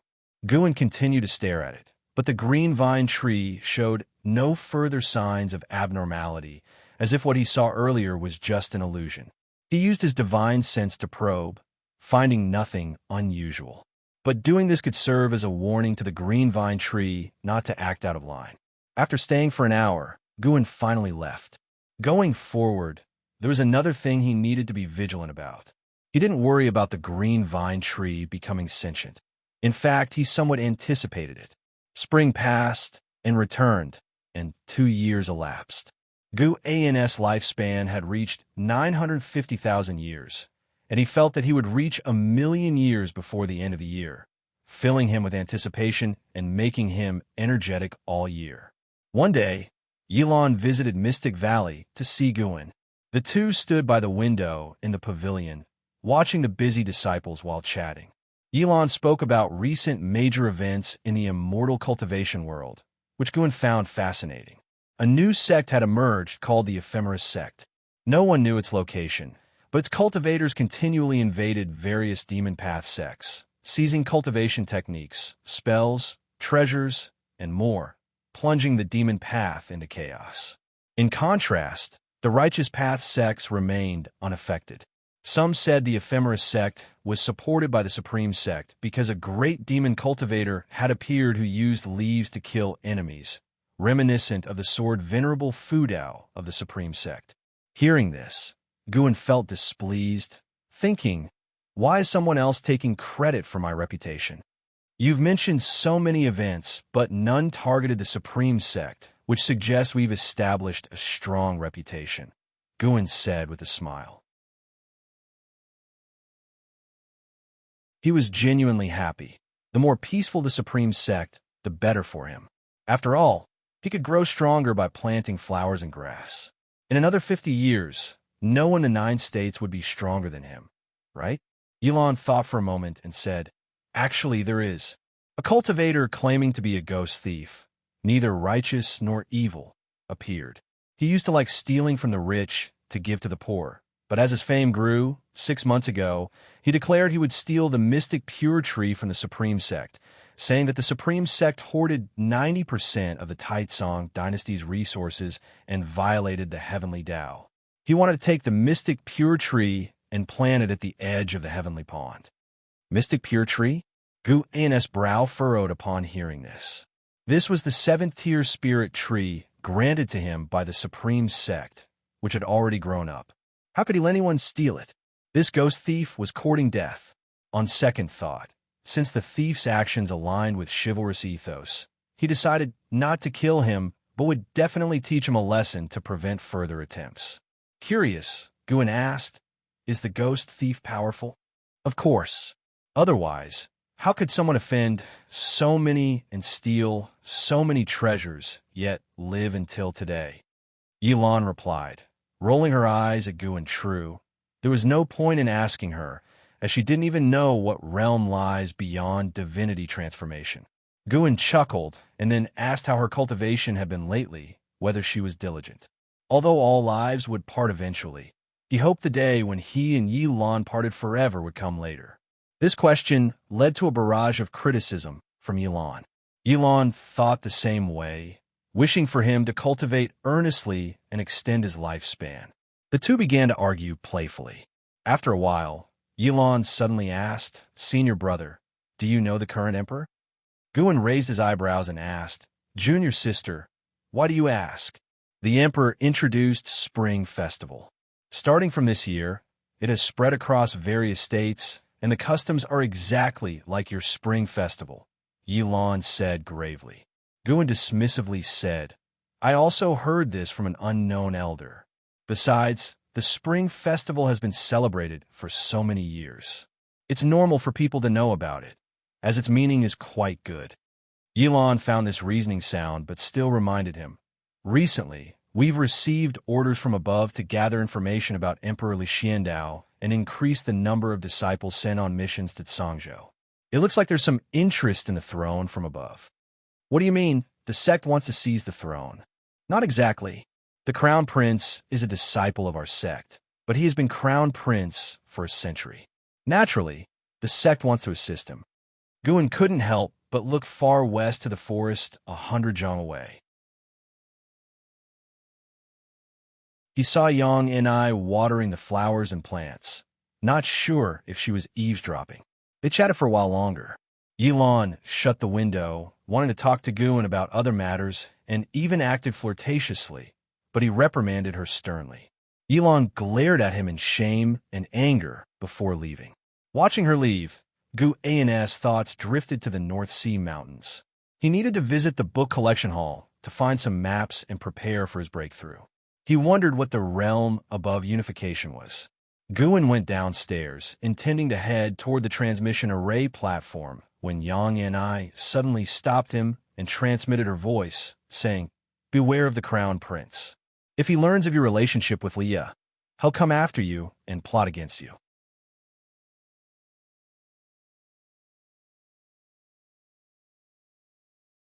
Chapter 93. Gu An's background. Isn't the Crown Prince very virtuous? Senior brother Li holds him in high regard, indicating they should have a good relationship. Guan asked using the sound transmission skill, his tone puzzled. Xianxia snorted. That's just because Leah is naive. Over the years, the Crown Prince has dispatched many shadow agents to assassinate him. I've blocked one attempt myself. Then why don't you tell Senior Brother Li to be more cautious? It's his father's decision. His father fears that alerting the enemy would provoke the Crown Prince into staging a coup. His father is of mediocre cultivation and no match for the Crown Prince. If the Crown Prince ascends to the throne, it would only be more dangerous for Leah. Xianxia's answer made Guan want to laugh. Li Xiandao was almost in the void-crossing realm, yet he wasn't a match for the Crown Prince. In this way, it seemed Li Xiandao was someone like Guan. To this day, Li Xiandao had never revealed his cultivation level. The only reason Gu knew his true cultivation was because he had opened his golden finger. Understand. He'll be careful of the Crown Prince, Guan replied using the sound transmission skill. Xianxia nodded and no longer stopped him. Watching Gu An's departing figure, Xianxia slightly shook her head. Why am I starting to genuinely care about this kid's safety? Ever since Xianxia learned that Gu An had Medicine Valley within the intersect, she felt his identity was not simple. At the very least, within the Supreme Sect, he was well taken care of and unlikely to be in danger. Immediately, Xianxia stopped thinking about it. In the next few days, the dusk flower she had planted with her own hands was about to bloom. She very much anticipated the scene when it blossomed. On the other side, Guan arrived at the third Medicine Valley. He walked straight to the Mystic Pure Tree. The Mystic Pure Tree had already grown into a large tree. Its leaves were dense, and the white spirit rat was napping under it. Since the Mystic Pure Tree had shade, it seldom ran around and spent its days sleeping under the tree. Guan did not mind this. On the contrary, he looked forward to it. L.V. Batian once said that the Mystic Pure Tree could not only enhance the spiritual energy of the area, but also improve one's comprehension if one cultivated under it. If the white spirit rat slept under the Mystic Pure Tree all day, would it gain Tao comprehension in its dreams? Let's experiment. If it worked, he would also nap under the tree in the future. Guan took an ancient gold-swallowing insect from the insect bag at his waist and let it fly onto the tree. Then he found Xiaochuan and instructed him to place 100 pounds of iron ore under the tree every month to nourish the ancient gold-swallowing insect. The best thing about Xiaochuan was that he never asked unnecessary questions and agreed to the task directly. After checking the Mystic Pure Tree, Guan moved on to the Human-Faced Tree and the Purple Mist Bamboo, ensuring that these treasures were growing well. He then began to patrol the Third Medicine Valley. The Third Medicine Valley now cultivated many high-rank medicinal herbs. Last year, when L.V. Batian came to visit, Guan specifically requested an increase in the number of servant disciples. L.V. Batian immediately agreed, raising the number to 300. Even with 300 people, Guan still felt understaffed. But if he wanted to increase the number further, he would need to produce enough yields to prove himself. It wasn't until evening that Guan returned to the loft. Today he had harvested another batch of medicinal herbs, gaining thousands of years of lifespan, bringing him closer to the 1,000,000 mark. A month later, in the morning, after leading the Mystic Valley disciples in exercises, Guan returned to the loft and spread out a map on the table. This map was hand-drawn by a great cultivator of the Supreme Sect, and it even had restrictions. When he extended his divine sense into it, he could see detailed topography, giving him the feel of using a VR map from his previous life. No wonder the map's price reached 5 top-grade spirit stones. It was truly worth the cost. Guan immersed himself in searching for a suitable place for a breakthrough. By noon, someone from Mystic Valley came to visit. Yang and I transmitted a message to Guan. The Crown Prince is here. Handle it yourself. I can't show up. Upon hearing this, Guan slowly put away the map, then got up and walked out of the loft.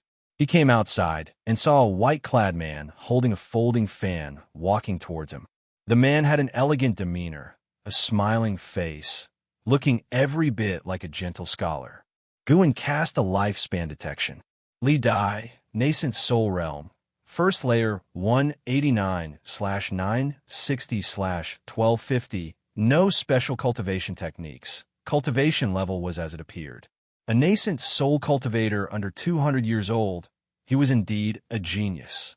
Instead of approaching Guan, Li Dai walked towards Chu Jingfeng, who was inspecting the garden in front of the wooden fence. Chu Jingfeng, long time no see. Li Dai greeted from distance. Chu Jingfeng turned to look and frowned. They met and started to chat, with Li Dai's laughter being very hearty, attracting the attention of other disciples in the valley. In front of Li Dai, Chu Jingfeng appeared very tense. It was mostly Li Dai talking about old times while he nodded along. After chatting for quite a while, Li Dai finally walked towards Guan. He came to the front of the loft and saluted Guan, saying, "My name is Li Dai. I am from Sangzhou. May I ask if you are the Valley Master, Guan?" Guan raised his hand in salute. "Greetings, Your Highness. I am Guan. Would you like to come up and talk?" Li Dai smiled and nodded, then went upstairs. The servant disciples became excited, not expecting this person to be the present crown prince. Although they had already joined the immortal sect, they were still very curious about the current crown prince, wondering why he had come to see the Valley Master. Some of them surrounded Chu Jingfeng, asking how the two knew each other before.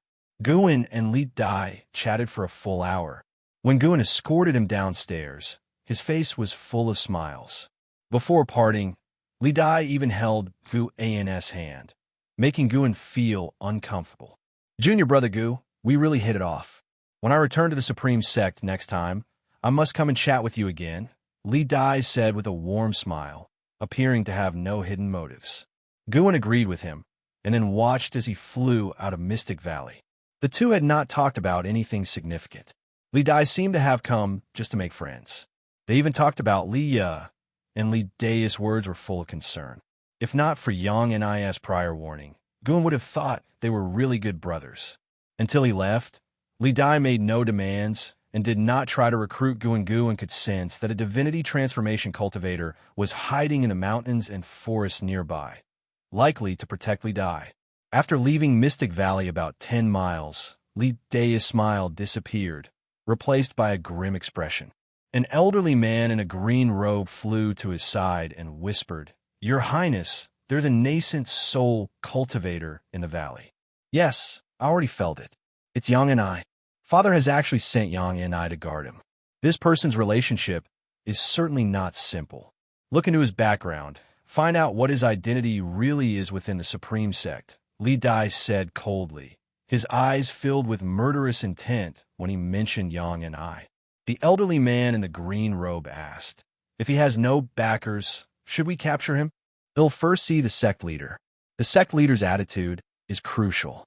If the sect leader supports me, then we'll directly eliminate Li and Gu in cutting off father's spies and pawns," Li Dai responded. The two did not know that their conversation was overheard by Guan. In front of Gu, and a divinity transformation cultivator was no different from an ant on the roadside. "Want to kill me?" "Interesting," Guan smiled. He did not take it to heart. Even if he stood still without fighting back, Li Dai and the old man in the green robe couldn't kill him. Guan turned and went upstairs. It didn't take long before Yang and I entered through the window. Yang Ni's face was grim. He probably sensed my presence. It looks like his cultivation technique has reached the transformation realm. Guan asked in confusion, "Do you have a grudge against him?" "Of course, my sister's death is related to his mother. How can I not have a grudge?" "Does Senior Brotherly know about this?" "No, because it's just suspicion without evidence." This guy came to the Supreme Sect, most likely to seek a relationship with the Venerable Pavilion or the sect leader. His previous supporter, Xianxia, has already fled, so he needs to find new backing. Let him be. Guan took out a book and began reading. Yang and I, standing beside him, asked in surprise, "Aren't you afraid he will capture you to scheme against Leah? What can I do? I'm not his match. Since his majesty sent you to watch over me, I cannot refuse. If he wants to kill me, I can't stop him either. It's better to pretend nothing is wrong and enjoy my days in peace," Guan casually responded. His open-minded attitude made Yang and I involuntarily look at him with a bit more admiration.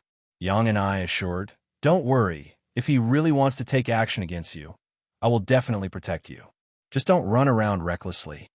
Guan was too fond of running around, sometimes going to the outer gate city and sometimes to his inner sect Medicine Valley, both places she dared not intrude. "Thank you for your protection, Senior. Don't worry, under the Supreme Sect's watch, he shouldn't dare act recklessly." Guan smiled at Yang and I. Yang and I nodded and left without saying more. Guan sensed her entering the forest to practice cultivation. It seemed she was under a lot of pressure. During her many years in Mystic Valley, she only practiced cultivation in the dead of night. Guan also wanted to become stronger. He pulled up his attribute panel and smiled at the lifespan figure. Almost there, in a residence surrounded by birdsong and fragrant flowers, where trees were full of brightly colored flowers, a small stream encircled the pavilion. LV Batian and Li Dai sat opposite each other in the pavilion. Li Dai picked up a wine jug and poured wine for LV Batian. "Being the crown prince for 100 years must have been tough on you. Some voices from the populace have reached my ears over the years," LV Batian said casually as he took the wine cup. Li Dai sighed. "Father actually did quite well. Unfortunately, his cultivation is too weak to suppress the prefects and aristocratic families. Under the prosperous exterior of the Taizong dynasty, suffering and darkness are hidden. I want to make life better for the people. My mother's family has already promised to fully support me." LV Batian looked at the small stream beside him without staring at Li Dai. He said indifferently, "Who becomes the emperor doesn't matter to the Supreme Sect. What matters is that they must live up to the Supreme Sect's trust." Li Dai hastily guaranteed, "The Supreme Sect is the orthodox sect of the world. If I become the emperor, the Supreme Sect can oversee my actions. Tell your men to stop investigating Guan. No matter how your imperial family fights, do not involve Guan," LV Batian said nonchalantly. Upon hearing this, Li Dai's face changed dramatically. At this moment, Li Dai thought of many possibilities. He cautiously asked, "Which family does Guan come from?" Guan's cultivation was too low, leading him to subconsciously think he belonged to a certain family, but had modest qualifications, thus coming to the Supreme Sect to spend his life in peace. He has no family background. His only background is me. Is that enough? LV Batian said this while looking at Li Dai, startling him into a cold sweat.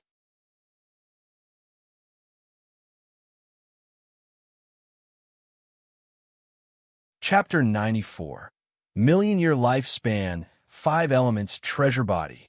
The Crown Prince, Li Dai, visited Guan again just 7 days after his last visit. This time, he brought many medicinal herb seeds, clearly putting in a lot of effort.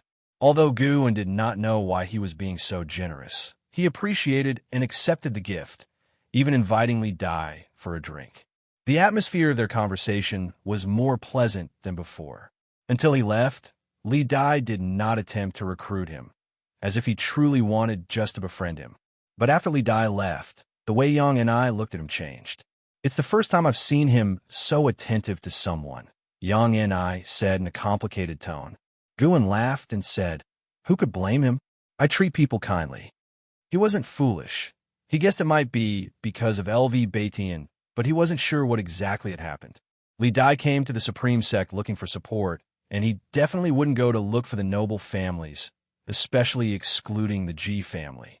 Aside from that, only LV Batian had such significant influence.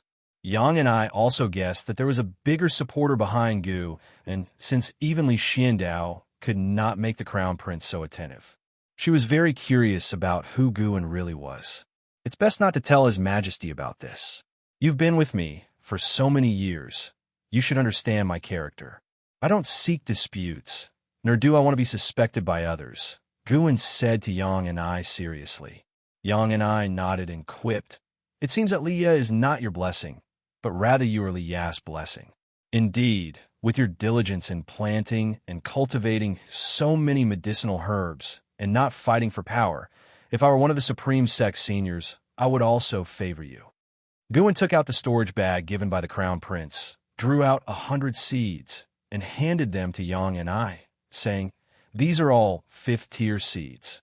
Cultivate them carefully, and if you do well, you can have 1/10 after they mature. I will give you more seeds in the future. Yang and I received the medicinal herb seeds with a look of joy and immediately agreed to this task. Guan looked at her, feeling very gratified. In the 3rd Medicine Valley, there were many people, but the only one who genuinely liked planting flowers and herbs was Yang and I. Xiaochuan preferred raising demon beasts, and the other disciples were cultivating immortality, having no choice but to work. Guan began to have higher expectations of Yang and I. With the changing of seasons from summer to autumn, the autumn colors covered the Mystic Valley, Tinya Valley, and the 3rd Medicine Valley.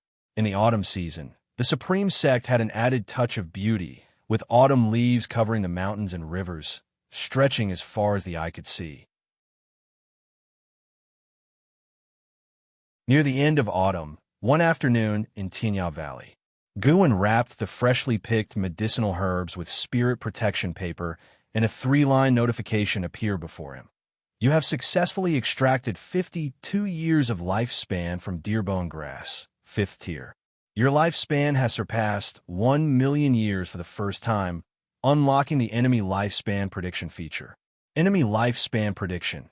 Once activated, it will automatically discern cause and effect. When a living being harbors hostility towards your true self, a notification will appear. The notification does not consume lifespan. Investigating the opponent's lifespan will consume lifespan. Reading the new feature, Guan paused. This is really good.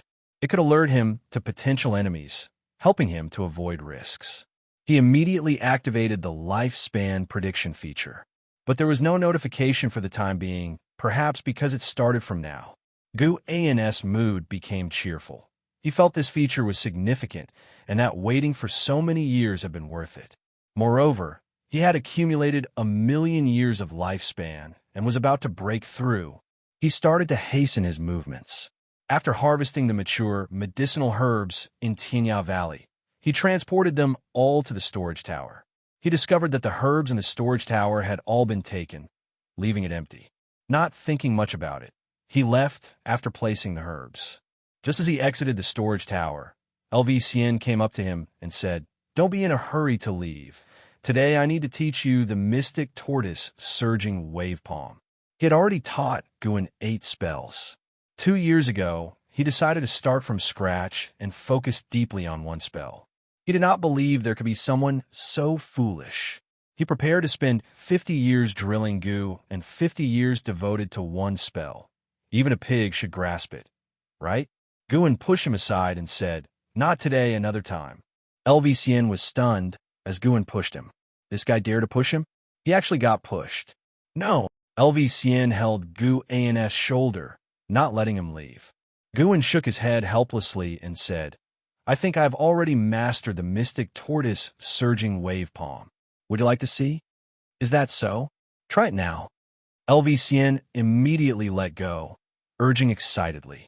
Guan walked to an empty space, raised his palm, and struck out. Instantly, a wave of air surged from his palm, creating wave-like phenomena in the air ahead, reaching several feet. He withdrew his palm and said, I wasn't lying. I have been practicing diligently in private. I have other matters to attend to. Teach me how to enhance it next time. With that, he leaped into the sky and flew away. Xianxia did not try to stop him again, standing there with furrowed brows. After a long time, Xianxia couldn't help but mutter, It's a state of ease without a trace of breath from behind. He really has mastered it, returning to the Mystic Valley, Guan first went to the third Medicine Valley to harvest the remaining medicinal herbs, then went back to the Mystic Valley. He found Xianxia and informed her he would be leaving for 2 days to report to the intersect. Xianxia had no doubts. He departed at dusk, heading in the direction of the Outer Gate City, taking a large detour before returning near the Mystic Valley. Late at night, he sneaked into the 8 scenic caves and brought out Sky Dragon. Sky Dragon was very excited, looking around curiously. Guan took it and left the Supreme Sect directly. He trod the infinite, traceless, mystic heaven step, bypassing the Supreme Sect, and hurried towards the North Sea Mountain. Sky Dragon was amazed by Guan's step technique, but wasn't overly startled, as it regarded its master as the closest person and had no experience with others to form a broader worldview. The North Sea Mountain was over 300,000 miles away from the Supreme Sect. Along the way, Guan continued to use the infinite, traceless, mystic heaven step, rushing at full speed without stopping. Upon nearing the North Sea Mountain, Guan released Sky Dragon. "Master, see you later," Sky Dragon exclaimed and left excitedly. Guan smiled, then donned a mask and changed into black clothes, continuing his journey. He aimed to have a breakthrough deep in the North Sea Mountain. The North Sea Mountain was surrounded by mountains and bordered the sea. The North Sea was actually a vast lake, as large as an ocean. Guan walked through the air, seeing the endless North Sea glistening under the moonlight, with fog drifting over it, extending beyond the horizon. Along the way, he saw a giant fish over 100 yards long leap from the lake and stretch its body midair, a truly magnificent sight. The North Sea Mountain was not only inhabited by demons, but also by cultivators and ghosts. Guan sensed a battle between cultivators, both of the nascent soul realm. He only glanced briefly before swiftly moving on without stopping. Break through first, and then enjoy the scenery. He wondered where Leah might be. With this thought, Guan spread his divine sense to find a suitable location for his breakthrough. After about an hour, Guan arrived in a deep mountain area. He sat down under a large tree. Within a 3,000-mile radius, there was no sign of human activity, not even many demon creatures, only wandering ghosts. Hence, this forest was particularly eerie, with ghostly air thickening the atmosphere. Guan directly activated the lifespan barrier, first making himself invisible. Then he brought up his attribute panel.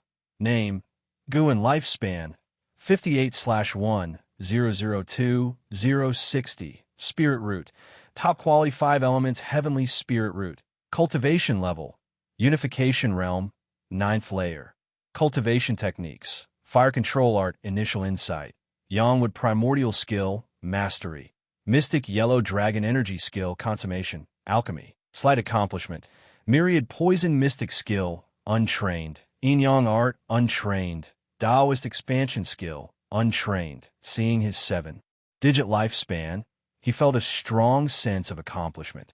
He planned to allocate 100,000 years of lifespan to his Spirit Root, Yangwood Primordial Skill, and Mystic Yellow Dragon Energy Skill each. Then, he would enhance his cultivation level. As for spells, ultimate skills, and divine skills, he could spare fewer lifespan points since he rarely engaged in combat. Guan directly allocated 100,000 years of lifespan to his Spirit Root, intending to stop regardless of the outcome. You have allocated 100,000 years of lifespan to your Spirit Root for evolutionary cultivation. You have perceived the nature's spiritual energy for 1,000 years. Your 5 elements Spirit Root perception power has increased. You have perceived the nature's spiritual energy for 2,000 years. Your 5 elements Spirit Root perception power has increased.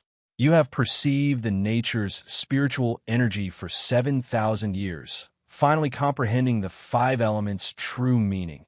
Your top quality 5 elements Heavenly Spirit Root has been refined. You have perceived the nature's spiritual energy for 56,000 years, finally comprehending the 5 elements' true meaning. Your top quality 5 elements Heavenly Spirit Root has been refined. A string of notifications flashed crazily before Guan's eyes. Although he was prepared, he couldn't help but scowl. Perhaps he shouldn't have enhanced the spirit root after all. The top quality 5 elements heavenly spirit root was already adequate. But since he had enhanced it, he could only endure. Though it hadn't transformed, the refinement should have strengthened his aptitude. Guan comforted himself. The notifications continued. You have perceived the nature's spiritual energy for 70,000 years, finally comprehending the 5 elements' true meaning. Your top quality 5 elements heavenly spirit root has been refined. You have perceived the nature's spiritual energy for 80,000 years, finally comprehending the 5 elements' true meaning. Your top quality 5 elements heavenly spirit root is undergoing transformation, being wrapped in nature's spiritual energy. You have entered a state of nirvana. You have perceived the nature's spiritual energy for 90,000 years, successfully undergoing nirvana. Your top quality 5 elements heavenly spirit root has fused with your body and soul, upgrading to 5 elements treasure body. You have perceived the nature's spiritual energy for 100,000 years. Your 5 elements treasure body has been refined. Seeing the 5 elements treasure body, Guan's spirit lifted. He felt like he had found a silver lining, and his hard work had paid off. Ecstatic, just as Guan's mood soared, the spiritual energy in the ground began to surge. A terrifyingly violent wave of spiritual energy rushed towards him. The momentum was even more exaggerated than when he broke through to the 9th layer of the unification realm. Sorry to all beings in North Sea Mountain. You're going to be alarmed. Guan immersed himself in the magical process of spiritual energy refining his body. Throughout the North Sea Mountain, beings continually sensed the descent of spiritual energy. In less than 15 breaths, even those at the periphery could feel the anomaly. In a secluded valley, a white-robed Xianxia sat on an array platform, surrounded by thousands of elixir bottles and storage bags. Flags stood around the platform, with even more flags and talisman papers on the surrounding valley walls, creating a dazzling display. Xianxia opened his eyes, his brows furrowed. Another descent of spiritual energy. What is going on? Why is this happening even in the North Sea Mountain? Xianxia muttered to himself, an uneasy look in his eyes.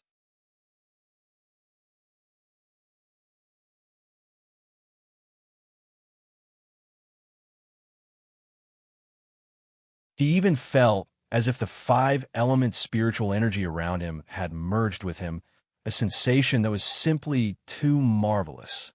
Guan suppressed his joy, planning to study the wonders of the 5 elements treasure body later. For now, he needed to continue burning lifespan. First, the mystic yellow dragon energy skill. This technique allowed him to conceal his cultivation level and aura, which was extremely crucial. 10,000 years invested. A series of notifications flashed crazily, and Guan carefully read through them. The mystic yellow dragon energy skill was promoted to Earth Divine Energy skill, and Earth Divine Energy skill was promoted to Primordial Rui skill. Promoted twice. Not bad. Memories of the Primordial Rui skill flooded into his mind. The Primordial Rui skill not only drastically increased the ability to hide his cultivation level and aura, but also awakened the divine skill, Great and Minor Rui. By covering an object with spiritual power, it allowed any existence to shrink or grow, including living spirits and himself. This divine skill truly made Guan feel the wonders of the immortal path. Guan immersed himself in path enlightenment, forgetting external matters. In the distance, Xianxia, who was meditating on an array platform, took out a compass and began to cast a spell to deduce. Needles on the compass jumped wildly, causing his expression to become solemn. After a long while, the speed of the needles jumping slowed down. Though still slightly trembling, the hexagram was revealed. The heavenly secrets are concealed, unseen for 1,000 years, Xianxia muttered, then joyfully spoke to himself. Although the spiritual energy is sinking, making it unsuitable for cultivation and tribulation crossing, what I need is not spiritual energy, but tribulation crossing methods. The concealment of heavenly secrets is an excellent opportunity for me. He frowned again, hesitating. He was unsure of the reason behind the sinking spiritual energy.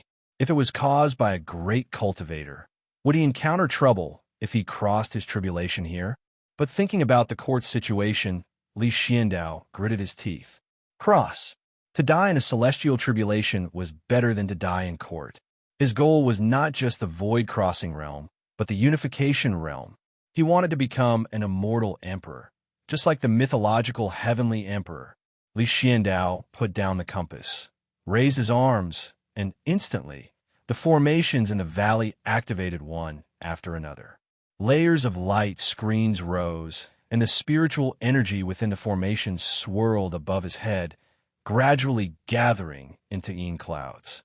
He then waved his sleeves, and the mouths of all the elixir bottles opened in succession. After completing all this, he looked up.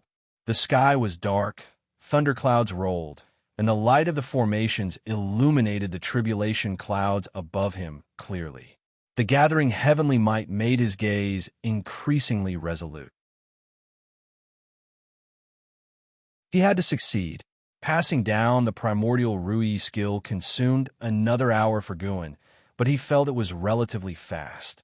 This skill was far more complex than previous cultivation techniques, yet it could be inherited in a short time, giving him the feeling of having cultivated for 10,000 years. This indicated his life span golden finger was also growing stronger. Previously, he had worried that as his cultivation level increased, the time to achieve breakthroughs in reality would also lengthen. If eventually any cultivation technique inheritance took several days and breakthroughs took several months, how could that possibly work? Luckily, he did not need to worry. Guan glanced at the lifespan consumed by the lifespan barrier and found the situation acceptable. Continue. Guan invested 10,000 years of lifespan into the Yang Wood primordial skill. Notifications started flooding his vision again, but they did not distract him. The Yangwood primordial skill was promoted to primordial earth immortal skill. It only advanced once, but with the word immortal in its name, Guan had high expectations. Tonight, 2 cultivation techniques, starting with primordial, had appeared, reminding Guan of the primordial Taoist talisman within Xiaoyu. Could primordial be a stage? If that were true, wouldn't Xiaoyu be born with an advantage that took others hundreds of thousands of years of effort? No wonder they were so monstrous. Guan marveled inwardly, and then the vast inheritance memories took over his thoughts. As spiritual energy sank again, the hearts of the beings in the North Sea mountains, which had just eased, tensed once more. Figures exuding powerful auras continually passed over the forest where Guan was. Some were as large as mountains, but none noticed the person hidden in this forest, the culprit behind the sinking spiritual energy. This night, the North Sea mountains would certainly not find peace. More than half an hour later, Guan opened his eyes. Seeing that he still had 680,000 years of lifespan left, he sighed softly. The lifespan barrier had already consumed over 10,000 years of lifespan. He began to feel that the situation was not looking too good. He looked toward the column of cultivation level. He was about to invest his lifespan when battle pressure came from the east, causing him to frown. A battle between unification realm cultivators. The distance was not too far, about 200 miles. This distance was very close for unification realm cultivators. Guan did not rush to make a breakthrough, willing to wait until they moved farther away. What if they intruded into his lifespan barrier during his breakthrough? If only the lifespan barrier could upgrade in the future. Guan lamented inwardly, but he was not panicked. If they did intrude, he would be forced to grant them death. Reaching the unification realm was not easy. He hoped they knew better. Fortunately, the situation did not develop into the worst-case scenario Guan imagined.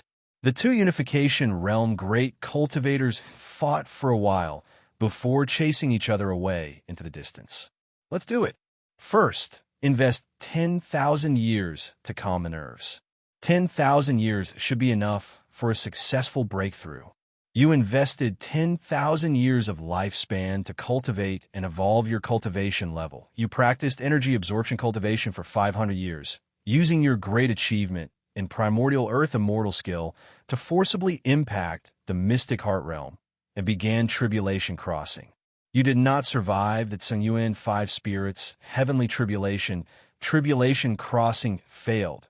You practiced energy absorption cultivation for 1,500 years, using your great achievement in primordial earth immortal skill to forcibly impact the mystic heart realm and began tribulation crossing. You did not survive the Tsungyuan 5 spirits, heavenly tribulation crossing failed. Tribulation crossing every 1,000 years was still acceptable, indicating his margin for error was high. 100 attempts should be enough to succeed in crossing the tribulation, right? He had enhanced 2 cultivation techniques.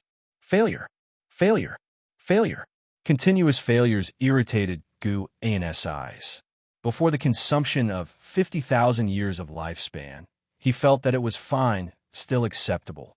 When he failed at 67,500 years, he began to grit his teeth. The 68th time failed. Who could bear this? Failures continued.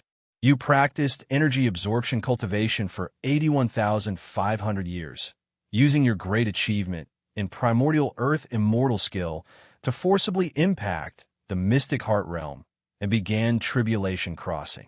You did not survive the Tsungyuan 5 spirits, heavenly tribulation crossing failed. You practiced energy absorption cultivation for 82,500 years, using your great achievement in primordial earth immortal skill to forcibly impact the mystic heart realm and began tribulation crossing. You survived the Tsungyuan 5 spirits, heavenly tribulation crossing succeeded, and your cultivation level broke through to the first layer of the mystic heart realm. You practiced energy absorption cultivation for 83,000 years, and your cultivation level broke through to the second layer of the mystic heart realm. You practiced energy absorption cultivation for 84,000 years, and your cultivation level broke through to the third layer of the mystic heart realm. You practiced energy absorption cultivation for 99,000 years, using your great achievement in primordial earth immortal skill to forcibly impact the Mahayana realm and began tribulation crossing. You did not survive the mystic yellow 5 gods, heavenly tribulation crossing failed. You practiced energy absorption cultivation for 100,000 years, and you're still preparing for tribulation crossing. As the final prompt came, Guin sighed in relief. The 9th layer of the mystic heart realm. The next major realm was the Mahayana realm. Guin marveled inwardly. As expected, breaking through minor realms was not difficult. The hardest part was tribulation crossing. It was so exaggerated that he hoped he would not face over 100 or 1,000 failures in the future. The earth spirit energy once again surged towards Gu, and compared to earlier, the commotion was not as great, as they were both 10,000 years of lifespan investments. Guin brought up the attribute panel, looking at the remaining 680,000 years of lifespan. He hesitated, debating whether to break through another major realm or enhance his divine skills. He had to elevate the infinite traceless mystic heaven step and the great yin-yang transformation, which would help him escape and conceal his identity. Besides these two, he also needed to improve 2 offensive skills. Thinking this way, he felt his lifespan seemed a bit insufficient. Should he invest less in offensive skills? After all, he was not fighting beyond his realm. Moreover, the spells and ultimate skills he currently mastered were regarded as extremely profound sorcery within the 9 Dynasties' immortal cultivation world. Guin, caught in his dilemma, began enhancing his cultivation level. Abundant spiritual energy continued to pour into his body, causing his cultivation level to grow, his robes billowing violently, as if about to burst at any moment.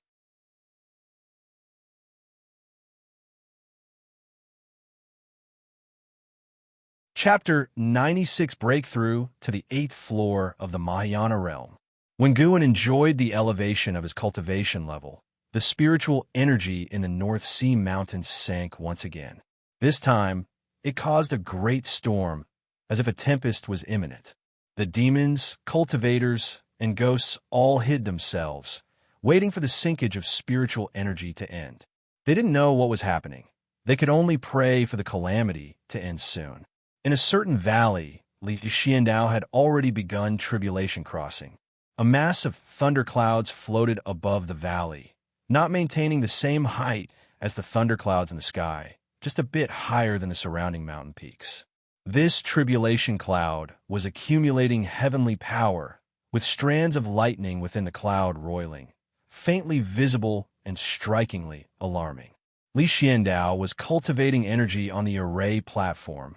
Golden dragon shadows coiled around him, making his robe billow and sound with movement. After a while, Li Xiandao suddenly opened his eyes and looked up sharply, only to see a bolt of heavenly lightning suddenly striking down from the tribulation cloud. Boom! The outermost formation formed a screen of light to resist the bolt of heavenly lightning.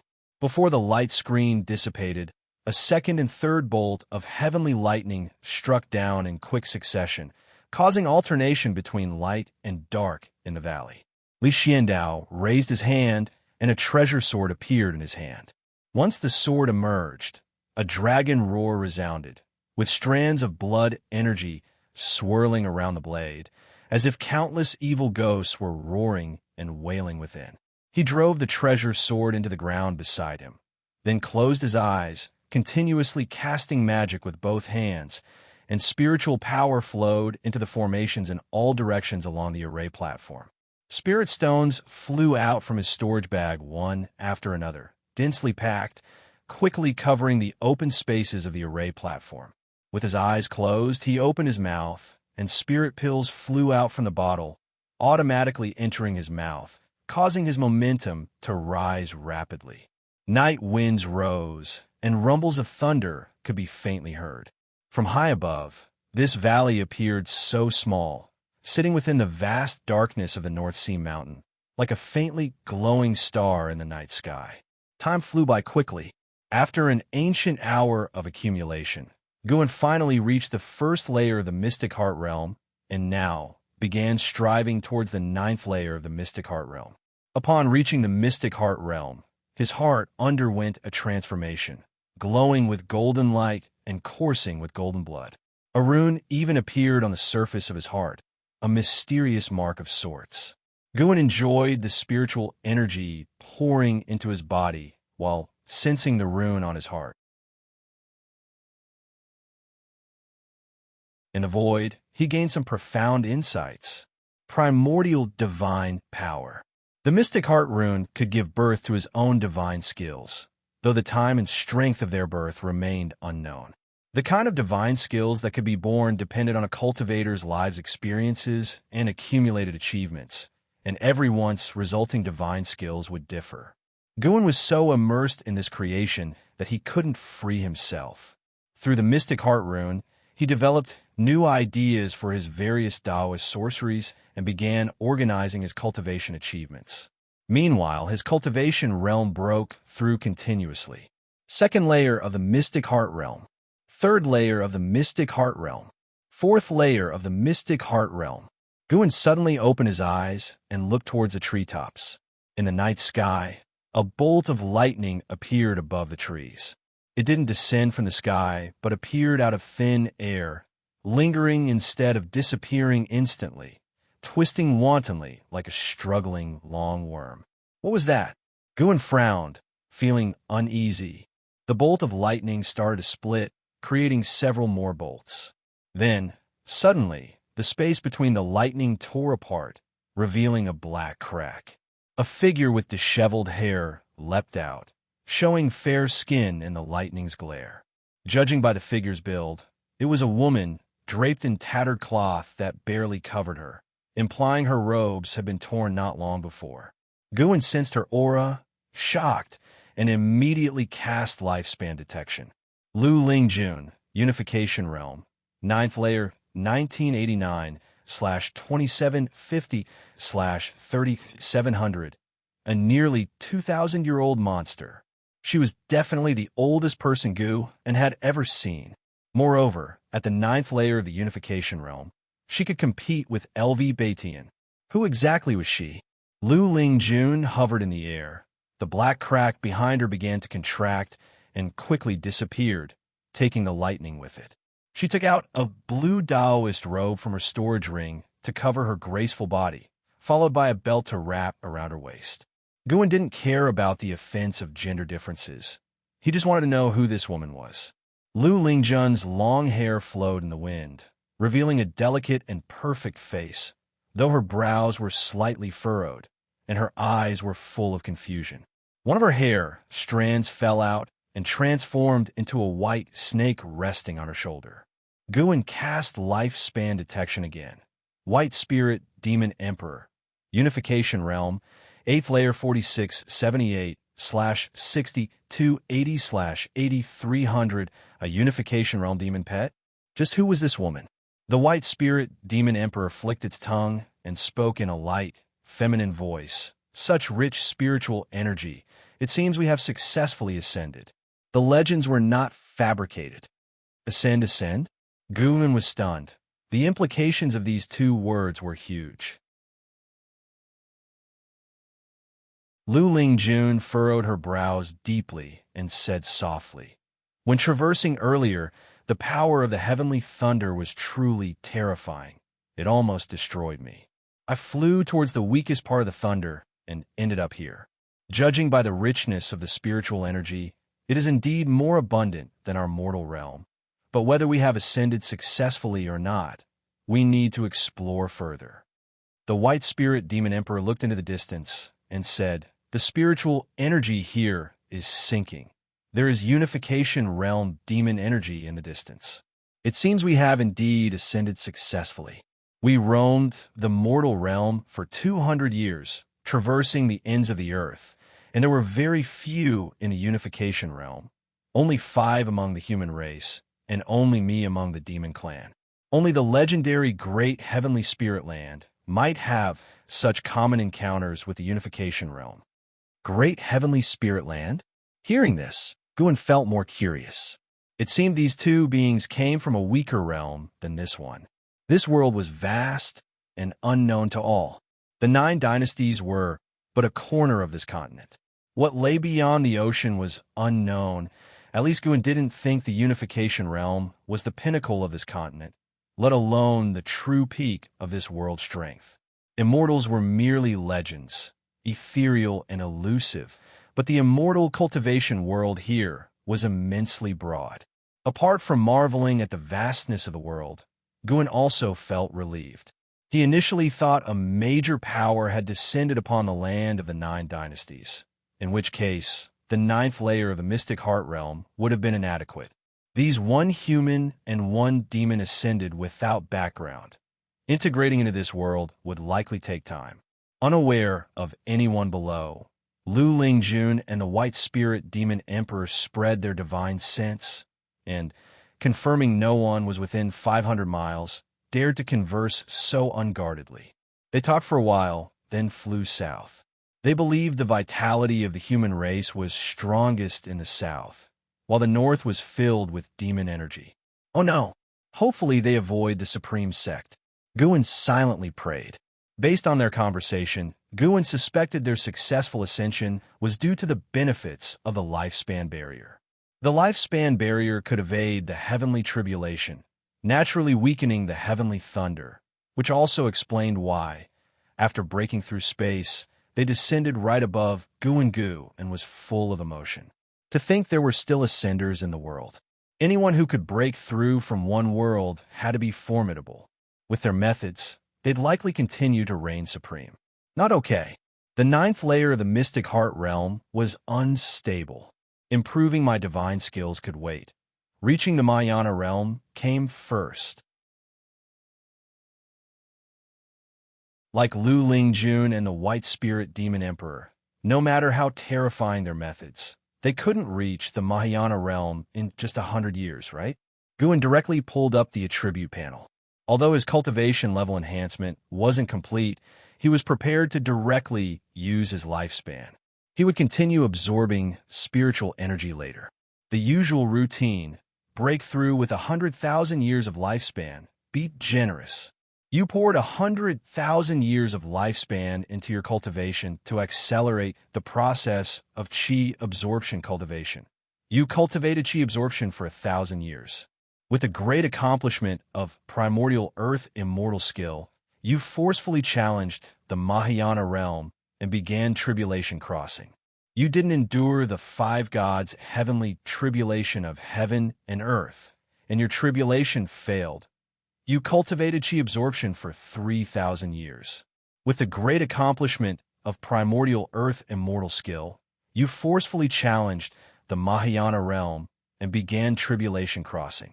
You didn't endure the five gods' heavenly tribulation of heaven and earth, and your tribulation failed. Failing to cross the tribulation every 2,000 years made Guan a bit nervous. Even though lifespan consumed in simulated cultivation was more than real cultivation, it still indicated the difficulty of the Mahayana realm. Despite the supreme sect's thousands of years of history, the book collection pavilion had no records of the Mahayana realm. Guan was ready to invest another 100,000 years of lifespan.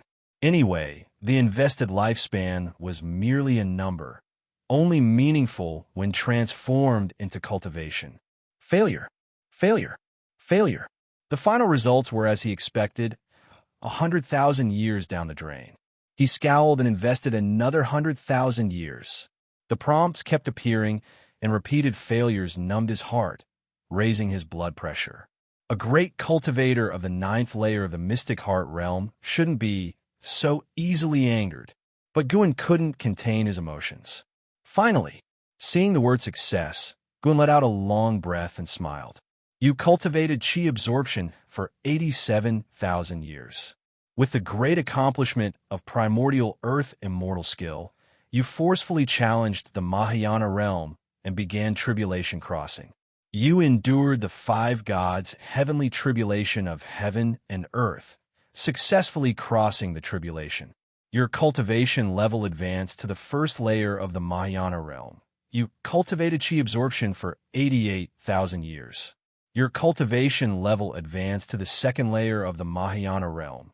You cultivated qi absorption for 92,000 years.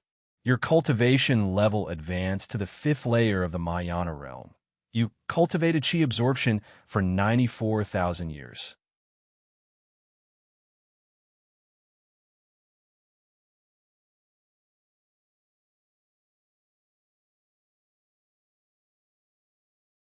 Chapter 97. The terrifying Mahayana realm, the rising sun, emitted rays that cut across the North Sea, over the mountains, and through the forest where Guan resided. At this moment, his cultivation level had already reached the seventh layer of the Mahayana realm, and he was aiming to break through to the eighth layer. Guan brought up the attribute panel and saw that he still had 370,000 years of lifespan left. He thought he could improve his combat skills a bit more. However, today he couldn't continue. After a night's upheaval, the spiritual energy in the area had become thin. He feared ruining the ecosystem of the North Sea Mountains, so he would wait until the spiritual energy in the North Sea Mountains recovered before returning. The next goal was to accumulate a lifespan of 10 million years. Just the thought of this number was terrifying, but Guan was filled with fighting spirit. The life of a cultivator was extremely long. He could take his time, thinking first about which spells, divine skills, and ultimate skills to improve. Time continued to flow. When Guan reached the eighth layer of the Mahayana realm, the speed at which his physical body absorbed nature's spiritual energy slowed down. He patiently waited for the breakthrough to end. After an entire night, the lifespan barrier consumed more than 20,000 years of his lifespan, showing just how significant the disturbance caused by Guan was. Guan spread out his divine sense to see how far his divine sense could now cover.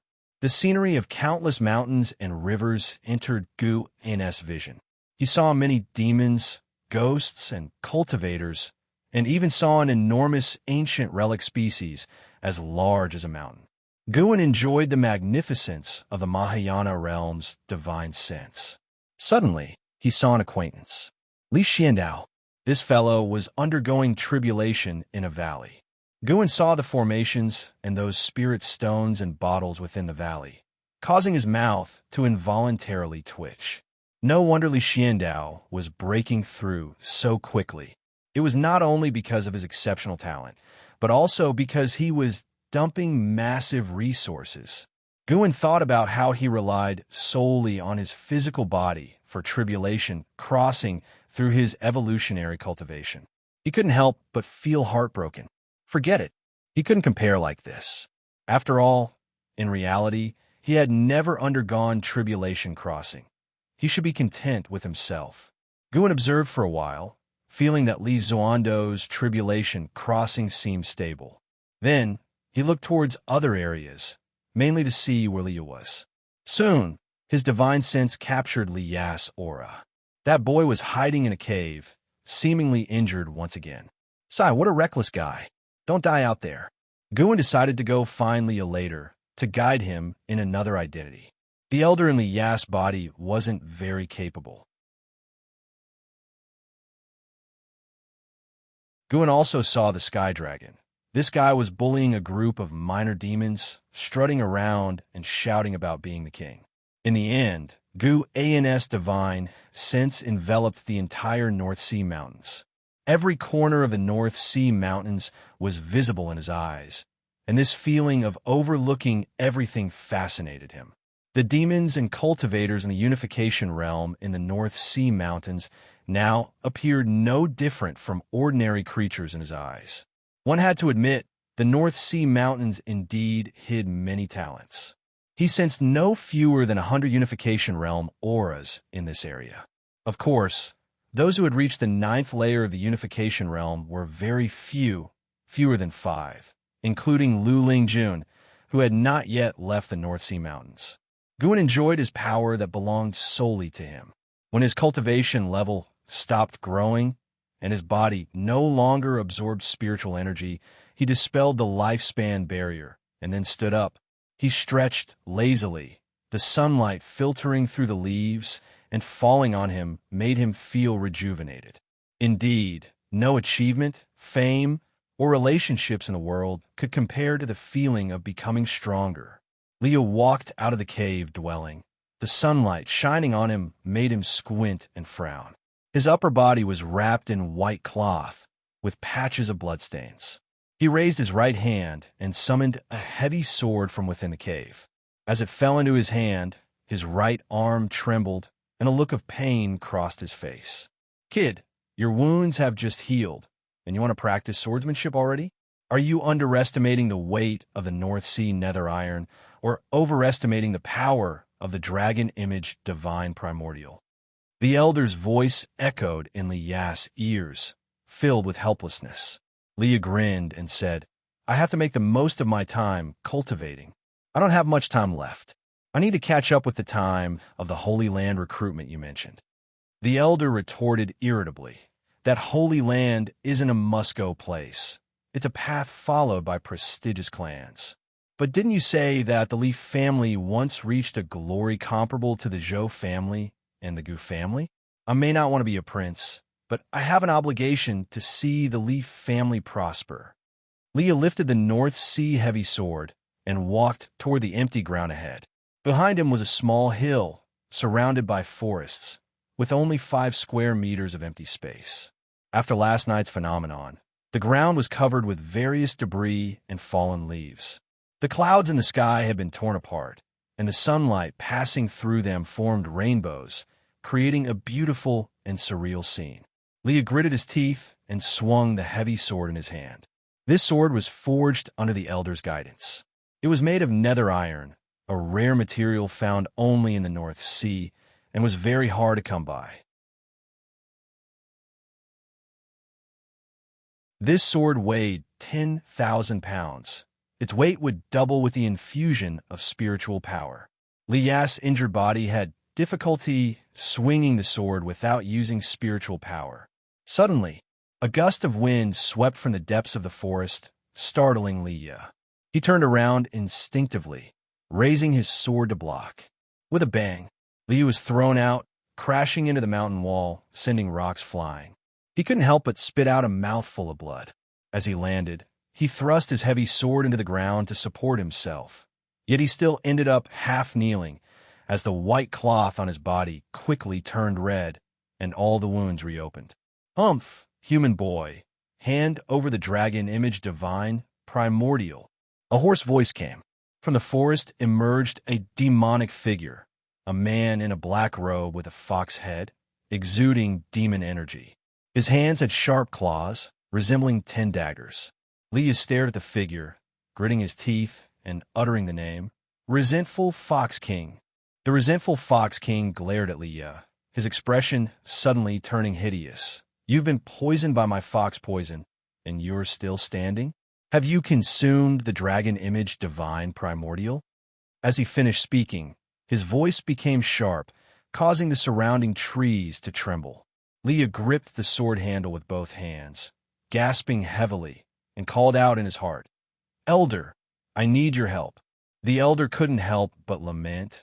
Do you really think my soul power is endless? Just saving you these few nights has nearly drained me. I don't believe you. You say that every time. You ungrateful brat. How did the Lee family end up with such a worthless descendant like you?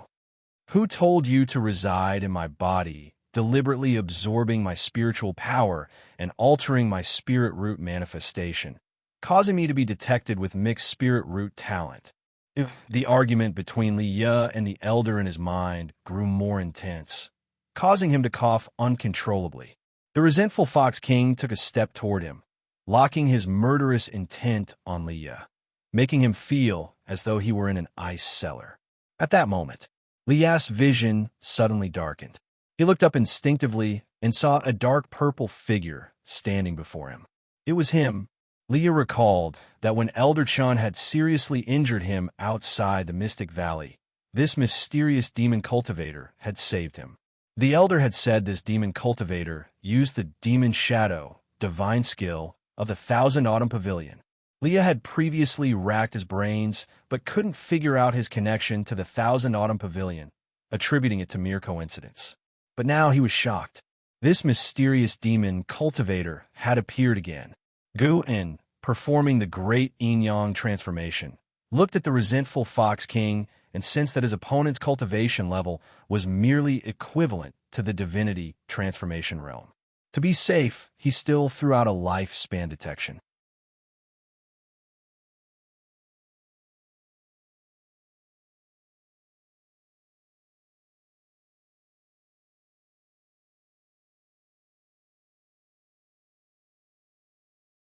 Chapter 98, Primordial Ancestor of Lee Family. Power of Ephemera Sect. Teach me swordsmanship?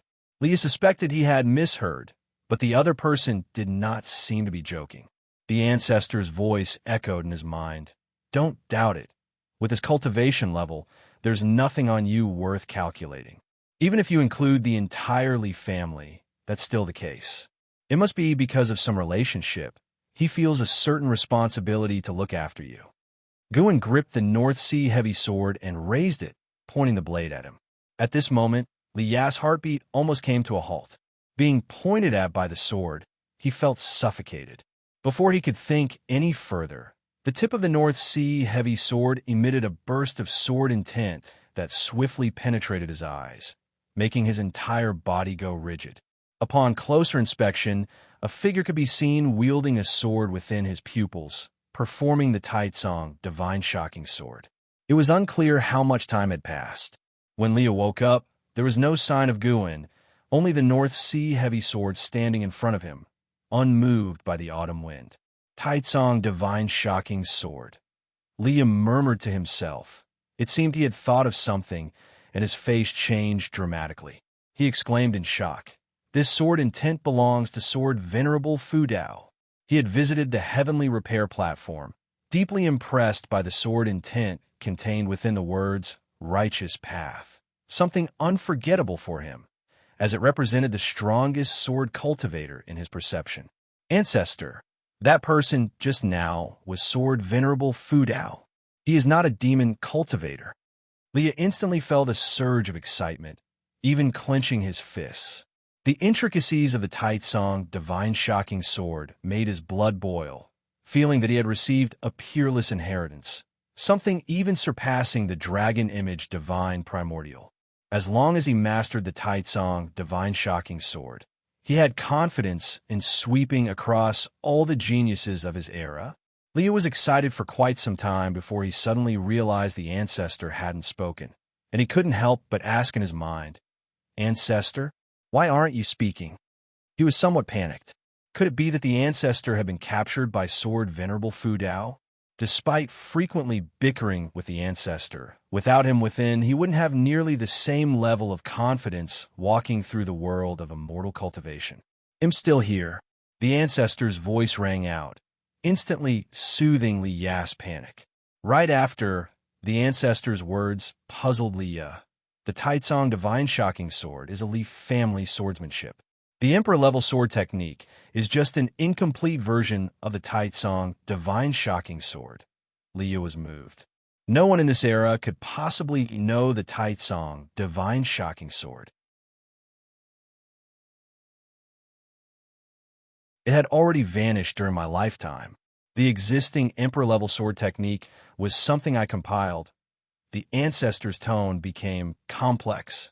Liu swallowed carefully and asked, "Ancestor, what do you mean? Make it clear." He could be the primordial ancestor of the Li family, which might explain his care for you and me. The ancestor said faintly, "The primordial ancestor of the Li family." Li Ya's eyes widened. His mouth opened, wanting to say something, but the words were stuck in his throat, unable to be spoken. After guiding Li Ya, Guan did not linger in the North Sea Mountain. He sped quickly towards the Supreme Sect. He would return to the North Sea Mountain in a month to improve a combat technique. 6 months later, he would begin accumulating a lifespan of millions of years. Guan did not return directly to Mystic Valley, but headed to the Outer Gate City. In a good mood, he planned to stroll around today. He first visited the Heavenly Repair Platform, seeing that after all these years, the number of cultivators on the platform remained high. There were over 5 great cultivators of the Void Crossing realm on the platform, including the Ghost Mother of Ephemera. The Mad Swordsman of Great Yu, Han Ming, was still there. Under his guidance, Zuolin's swordsmanship had seen some progress, which had restored some of his hope. Zhuo Yijian had already left. According to Zuolin, he had become obsessed with the Investiture of the Gods, believing he could understand his own sword Dao from that book. "Master!" A joyful voice came from a distance. Guan turned his head to see Xianxia, dressed in a law enforcement hall's robe, approaching briskly. Guan smiled, and when she reached him, he asked with a smile, "How have you been lately?" Xianxia, following Yilan, had a pretty comfortable life in the law enforcement hall, and her cultivation level was steadily improving. "Just the usual. By the way, Master, did you hear? Senior brother Su has joined the Ephemeris sect." Xianxia spoke of Su Han, her face full of worry. Guan replied, "Everyone has their choices. We can't interfere, let him be." He had advised Su Han back then, even promising not to cripple his cultivation, but it was of no use. Since that was the case, Guan could only respect Su Han's choice. From now on, as long as Su Han wasn't about to die in front of him, he would not bother with any of Su Han's troubles. Sigh, I wonder if I will ever get a chance to meet him again in this lifetime. Xianxia's tone was filled with sorrow. Guan couldn't help but ruffle her hair, smiling. "You've really grown up, getting sentimental about everything now." The master and disciple stood on the edge of the Heavenly Repair Platform, chatting for some time. Xianxia eventually needed to continue her patrol, so she took her leave. Guan watched her back, feeling a wave of mixed emotions. In 200 years, this girl would no longer be around. Even as a Mahayana realm cultivator, he temporarily had no way to change someone else's limit on lifespan, nor did he intend to. After all, reincarnation was the norm for all beings. If he forcibly changed someone else's fate, it would only form an obsession, and if he ultimately failed, it would bring him immense pain. Everything around him was just fragments of life. What he sought was eternal life, of course. He wouldn't reject social interactions, as human connections form the essence of life. After inspecting the heavenly repair platform, Guin turned to leave. He headed towards the Elixir Hall, hearing many disciples along the way discussing the Ephemeris sect. The momentum of the Ephemeris sect was getting stronger and stronger. It seemed poised to unify the demon path. Guin did not pay much attention to this. The Ephemeris sect posed no threat to the Supreme sect, and even if it did, it would not threaten him. How to increase the lifespan income from the Medicine Valley was what he cared about more. Even as a Mahayana realm cultivator, Guin did not want to go on a killing spree, but continued to accumulate lifespan through medicinal herbs, keeping a low profile. After all, he was not sure if he was truly invincible in the world. Rationality told him that he was still far from being invincible. The fact that Spirit Lord Lu Lingjun ascended proved it. This world was vast. An ancient hour later, Guin arrived at the Great Elder's residence to visit Xianxia. Xianxia was in the residence, and after he entered the hall, Xianxia waved her sleeve, closing the door. Guin took out the medicinal herbs he had previously gathered, and Xianxia didn't check but moved the herbs aside with a wave of her sleeve, then looked at him and said, "I am leaving." Guin was curious and asked, "Where to?" "The Supreme Sect's suspicion towards me is growing, and I can sense the killing intent approaching. I plan to join the Ephemeris sect." Xianxia said calmly. The Ephemeris sect again. What exactly was this Ephemeris sect? Guin thought for a moment, then took out several green vine fruit from his storage bag, saying, "Take these with you." Xianxia glanced at the green vine fruits on the ground, smiling. "You didn't pocket any yourself?" The green vine fruits couldn't be produced in a short time. The fact that Guin could take out so many indicated that he hadn't been using them himself. "My aptitude is average. Increasing chi blood would only draw attention and bring disaster. It's better to remain ordinary." Guin shook his head as he spoke. Xianxia laughed. "You're really without desires or demands. You say your aptitude is average, but your comprehension of sword Dao is very strong, right? But I don't like practicing swordsmanship, nor do I want to become a swordsman. If you found me a master, imagine a Foundation Establishment realm swordsman with peerless swordsmanship. Would he have a good time?" Guin said seriously. Xianxia felt it made sense. In the world of immortal cultivation, cultivation level was the most crucial. She no longer dwelled on this matter and instead said, "The Ephemeris sect and the Supreme sect will inevitably have a battle. Once I establish myself in the Ephemeris sect, perhaps in the future, I can come to get you." Another war? Guin couldn't help but frown. Why was the Supreme sect always so troubled? This Ephemeris sect is not simple. It might be an external force. Half of the pavilion masters of the Thousand Autumn Pavilion have already submitted to the Ephemeris sect. Even though I was hiding within the Supreme sect, they managed to reach out to me. Their intelligence capabilities are quite terrifying. Xianxia said with a sigh. The hand of the Ephemeris sect had already stretched into the Supreme sect. Guin couldn't help but ask, "You didn't mention me, did you?" "How could I? With your cultivation level, even if I did, they wouldn't be interested." Xianxia rolled her eyes at him. Guin smiled. This expression made him look naive in Xianxia's eyes. This foolish disciple. Xianxia shook her head with a smile, worried about how he would stand his ground in the future. She reminded, "The new Great Elder of the Outer Sect is rumored to be very ruthless. Be careful. Recently, someone from the Law Enforcement Hall was investigating you. Depending solely on your junior sister's protection might not be enough. When you go to the 8 Sina Caves, be more observant and cautious, and avoid selling green vine fruits anymore." Guin nodded. "I will keep that in mind." After chatting for about 30 minutes, Guin took his leave. After leaving the Great Elder's residence, Guin hurried towards Mystic Valley. Autumn passed, and winter came, slowly covering Mystic Valley with snow. One day, Mystic Valley received a guest. Guin entertained the guest in the pavilion.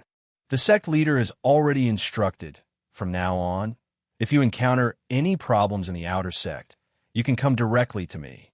LV Songhan, said with a warm smile, appearing very enthusiastic.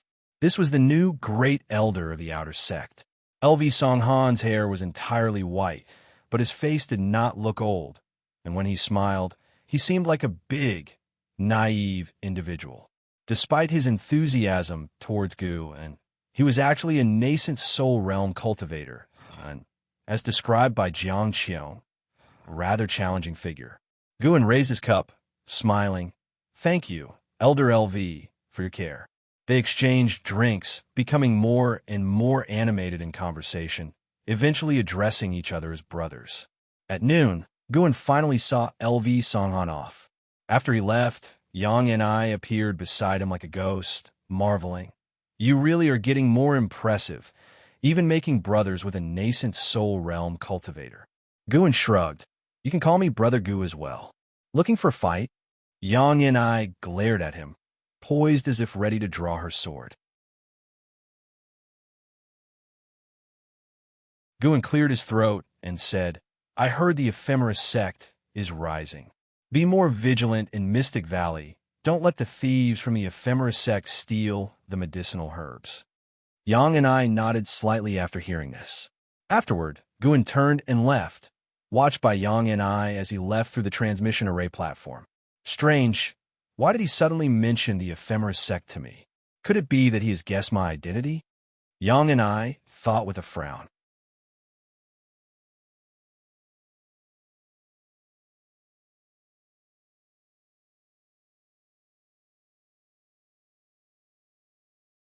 Familiar enough with LV Batian, he dared to joke now.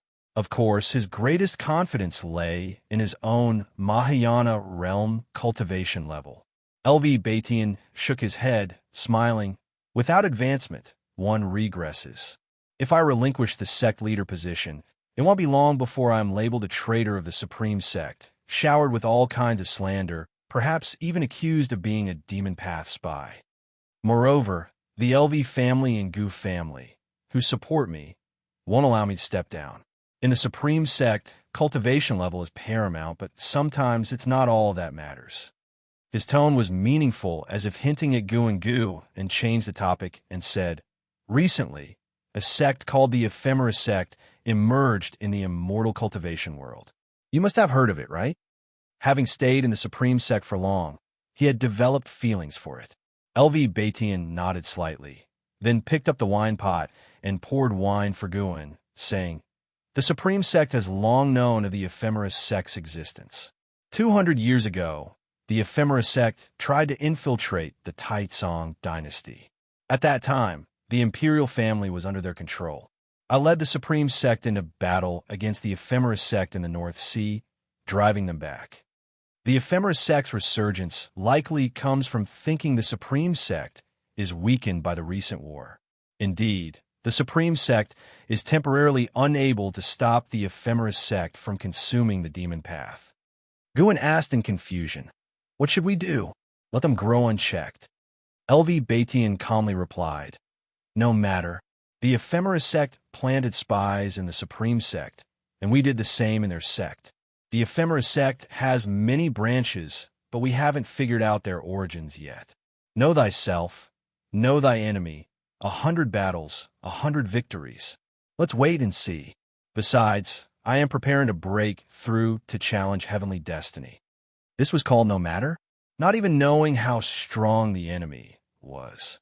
Guan felt LV Batian was just pretending to stay calm. The real reason for not acting against the Ephemeris sect was to break through first. Speaking of the Ephemeris sect, I plan to send 10 of the most talented young disciples from the sect to the Third Medicine Valley. They can protect you while learning to cultivate their minds with you. LV Batian laughed. Guan was stunned and helplessly asked, "What can they learn here? I can't teach them anything." "You don't need to teach them. Just immersing in the life here and calming their minds will be enough." LV Batian shook his head. Guan suddenly suspected whether this guy recognized him as Sword Venerable Fudao. Otherwise, why treat him so well and now send talents to assist him? Under the name of mind cultivation, was it actually to have Sword Venerable Fudao guide them? Guan began to test LV Batian, asking why not let Sword Venerable Fudao guide these disciples instead. Isn't Sword Venerable Fudao said to be the strongest in the immortal cultivation world? LV Batian frowned and replied, "To be honest, we don't have the slightest clue about Sword Venerable Fudao's identity. He might be a hidden ascetic. Such examples are not uncommon in the Supreme Sect, founded for thousands of years with disciples numbering over 1,000,000. Some disciples encounter great opportunities, change their destiny, yet prefer to stay low-key. There's also a possibility that Sword Venerable Fudao is one of the Supreme Elders. These Supreme Elders appear and disappear unpredictably. Reflecting on the two characters righteous on the Heavenly Repair platform, it's likely a Supreme Elder pointing out the Supreme Sect's ethos. So there really were Supreme Elders. No wonder LV Batian wasn't panicked. What truly reassured Gu and was LV Batian seemed not to suspect him being Sword Venerable Fudao. Just as he thought more, he suddenly felt his previous worries were indeed excessive. How old was he? How could he possibly be Sword Venerable Fudao? At most, they might think he had a connection with Sword Venerable Fudao. With worries dispelled, Guan asked, "Sect leader, if you successfully break through, can you sweep through the Ephemera Sect?" LV Batian smiled. "If the Ephemera Sect is still at the level of 200 years ago, one breakthrough from me could sweep through them alone. Kid, do you know what my cultivation level is?" He raised his chin, full of pride. Guan pondered, "It should be above divinity transformation, right?" "Huh." LV Batian burst into laughter, attracting others from afar. Guan watched him boast, secretly feeling pleased. Above divinity transformation is void crossing. Above void crossing is unification, and I am at the 9th layer of the unification realm. LV Batian softly said. As he spoke, Guan clearly sensed his spiritual power spreading out, forming a barrier to prevent other disciples from overhearing. Guan showed a shocked expression, muttering to himself, "The 9th layer of the unification realm. How many years of cultivation would that take?" "Haha, with your talent, it's hard to say if you'll reach nascent soul in this life, let alone unification. If you become my disciple, my cultivation will be yours in the future." LV Batian revealed his intent again, his tone full of temptation. Gu An's face showed yearning and joy, pleasing LV Batian. This kid got the hint. Forget it, reaching great heights isn't always good. Like you, even with high cultivation, there are times you can't be carefree. How high is enough? Enjoying life isn't more meaningful? Guan shook his head, making LV Batian want to spit blood. This kid truly didn't understand the dangers of the immortal cultivation world. If not for the Supreme Sect protection, how could Guan be so carefree? LV Batian wanted to speak, but recalling Gu An's opinions on the outer sect and his guidance, he held back. The reason he valued Gu and was precisely his character. If a content Guan became sect leader, it would benefit the Supreme Sect. He might not want it now, but could in the future. Anyway, his limit was far away. LV Batian convinced himself. Guan then asked, "Sect leader, what's above the unification realm?" He was probing the Supreme Sect's depth. LV Batian snorted, "Become my disciple, and he'll tell you. Why insist on me as your disciple? Haven't you accepted and how? Why not cultivate him as sect leader?" His background is unclear, also had Xianxia as a teacher. "I accepted him for his talent, not trust him." "So you entirely trust me?" "Of course, I've investigated you. Raised by G family, linked to Li Xiandao, possibly Thousand Autumn Pavilion, but I see you're helpless, linked to Li Xiandao for Li Thousand Autumn Pavilion for the former Valley Master." LV Batian finished, wearing a perceptive look. Guan was moved. His expression greatly satisfied LV Batian. "Unexpected you knew. Indeed, am helpless. Need to sever ties later?" Guan asked nervously. LV Batian waved. "No need, as before. Severance brings trouble. May glean info from you. Supreme Sect has countless spies, over 1,000 known, I don't touch." Guan couldn't judge him, and gave a respectful look. LV Batian grew more smug, then spoke of past chaos caused by spies. Each chaos, LV Batian would sweep spies, publicly at least. He secretly kept half, targeting internal rivals as demon spies, wiping them too. Surviving spies received promotions, deeply feeling trusted, either reforming or being bolder, setting up LV Batian's next purge. The two talked long. Guan realized LV Batian was teaching sect handling. Until evening, Guan dined with disciples in Mystic Valley. Feeling joyous, Guan declared Wuxia as senior disciple, managing Medicine Valley matters. Wuxia was bewildered.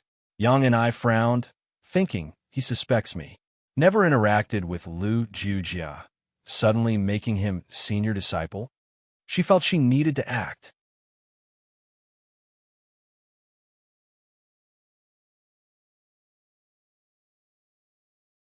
Chapter 100. Shinjo Scripture. The fear of the unification realm Gu and didn't know what Yang and I was thinking. He chose Wuxia simply because there was no one else to choose. As for Yang and I, in his eyes, she would eventually have to leave, so he didn't even consider her for the position of senior disciple. When it was late at night and the banquet had ended, everyone returned to their rooms. Guan quietly made his way to the 8 scenic caves. Lately, he had been delving into the myriad poison mystic skill and had gained considerable insight. He came to the green vine tree, and with a thought, a figure emerged from a hole, moving as fast as the wind, brushing through the grass along the way. The figure was none other than Meng Lang, now transformed into a poison corpse. Guan manipulated Meng Lang with his mind, directing him to pick a mature medicinal herb. After Meng Lang picked it, Guan waited for a long time without receiving any notification of lifespan absorption. The plan failed. It seemed he would have to do it himself from now on. Guan felt a little regretful, but not disappointed. The harvest from the Third Medicine Valley and Tianya Valley were already substantial. His yearly lifespan income was at least 100,000 years and was still growing. In less than a century, he could reach a lifespan of tens of millions of years. At such a speed, Guan was already very satisfied. After all, for ordinary cultivators, how many realms could they cultivate in 100 years? Guan sent Meng Lang back to the cave, then took out the Heavenly Residence sword and began practicing the Wood Spirit sword technique. The next morning, Guan came down from the attic and led the disciples in their exercises. Yang and I also joined in. After the exercises, Yang and I quickly headed for the forest. Guan felt something was off about her. She was acting very strangely today, so he observed her and saw her planting seeds in the forest. His eyebrows raised slightly. Those seeds looked unfamiliar. As a Mahayana realm cultivator with a photographic memory and keen observation, he could tell at a glance that those seeds were of a species he had never seen before. He immediately walked over and came up behind Yang and I. "What are you planting?" Guan asked curiously, throwing a lifespan detection at her palm as she stood up. Ephemera, 6th grade 0/1, 20/5000, a 6th grade spirit flower, and its name was Ephemera. Guan couldn't help but associate it with the Ephemera sect. Yang and I answered, "I got these from an enemy's storage bag a long time ago. I don't know their exact name. These seeds have been in my bag for decades, and I just thought to plant them today." "Really?" Guan mused. Yang and I observed his expression and said, "Yes. Is it forbidden to plant them? Go ahead." Guan smiled and didn't point out the origin of the flower. Yang and I wanted to plant a 6th grade spirit flower. How could he refuse? Anyway, the medicinal herbs she planted would also be picked by him. Soon, Guan encouraged Yang and I with a few words and then turned and left. Yang and I looked at his back, unable to figure him out more and more. I'm actually being fooled by a Foundation establishment boy. Yang and I thought with self-mockery, then squatted down to continue planting the ephemera. No matter what Guan guessed, as long as he allowed her to plant the ephemera, she would plant it. She glanced at Guan's back and thought to herself, "When I make a name for myself, they'll spare your life and then recommend you to join the ephemera sect." Having spent so many years together, she quite liked Guan, thinking it would be a shame if such a talented junior died in the sect's conflicts. Someone like him should be brought into the ephemeris sect to continue shining brightly. After the new year, everything revived, and the supreme sect became bustling again. In early March, Gu In and Shun Jun were discussing books in the tower when they suddenly felt something, setting down their books. Gu In cleared his throat and said, "Put these things away." Shun Jun's cheeks flushed as she hurriedly put all the drawings on the table into her storage bag. After tidying up, they went downstairs. They came to the open space in front of the attic, looking up at the sky where a group of cultivators was flying towards them. Gu In saw a familiar face, Xianxia. A total of 11 cultivators. Gu In continuously used lifespan detection. Except for the leading cultivator, the other 10 were all under 100 years old. The lowest cultivation level was at the 8th layer of the core formation realm, with 2 even reaching the nascent soul realm. Under 100 years old and at the nascent soul realm, their talent was frightening. These geniuses had a minimum lifespan limit of 2,000 years. The leading cultivator was LV Chun, with a cultivation level of the 2nd layer of the void crossing realm. After landing, he cupped his hands towards Gu In and said, "These are the disciples assigned here by the sect leader. They are now in your care, Valley Master." He was very polite to Gu In, without the arrogance of a great cultivator in the void crossing realm. This made Gu In curious about how LV Batian managed his affairs. Everyone in the LV family was skilled at handling people. Gu In raised his hand in salute and said, "Thank you, Senior." LV Chun, seeing his etiquette was proper, smiled and nodded before leaving swiftly. Gu In looked at the 10 supreme sect geniuses, who also scrutinized him in turn. "Miss Shun, why are you here?" A man in blue clothes frowned and asked, looking displeased with Shun Jun standing behind Gu In. This man was named Lu Yu, with a cultivation level at the 9th layer of the core formation realm and a maximum lifespan of 2,409 years.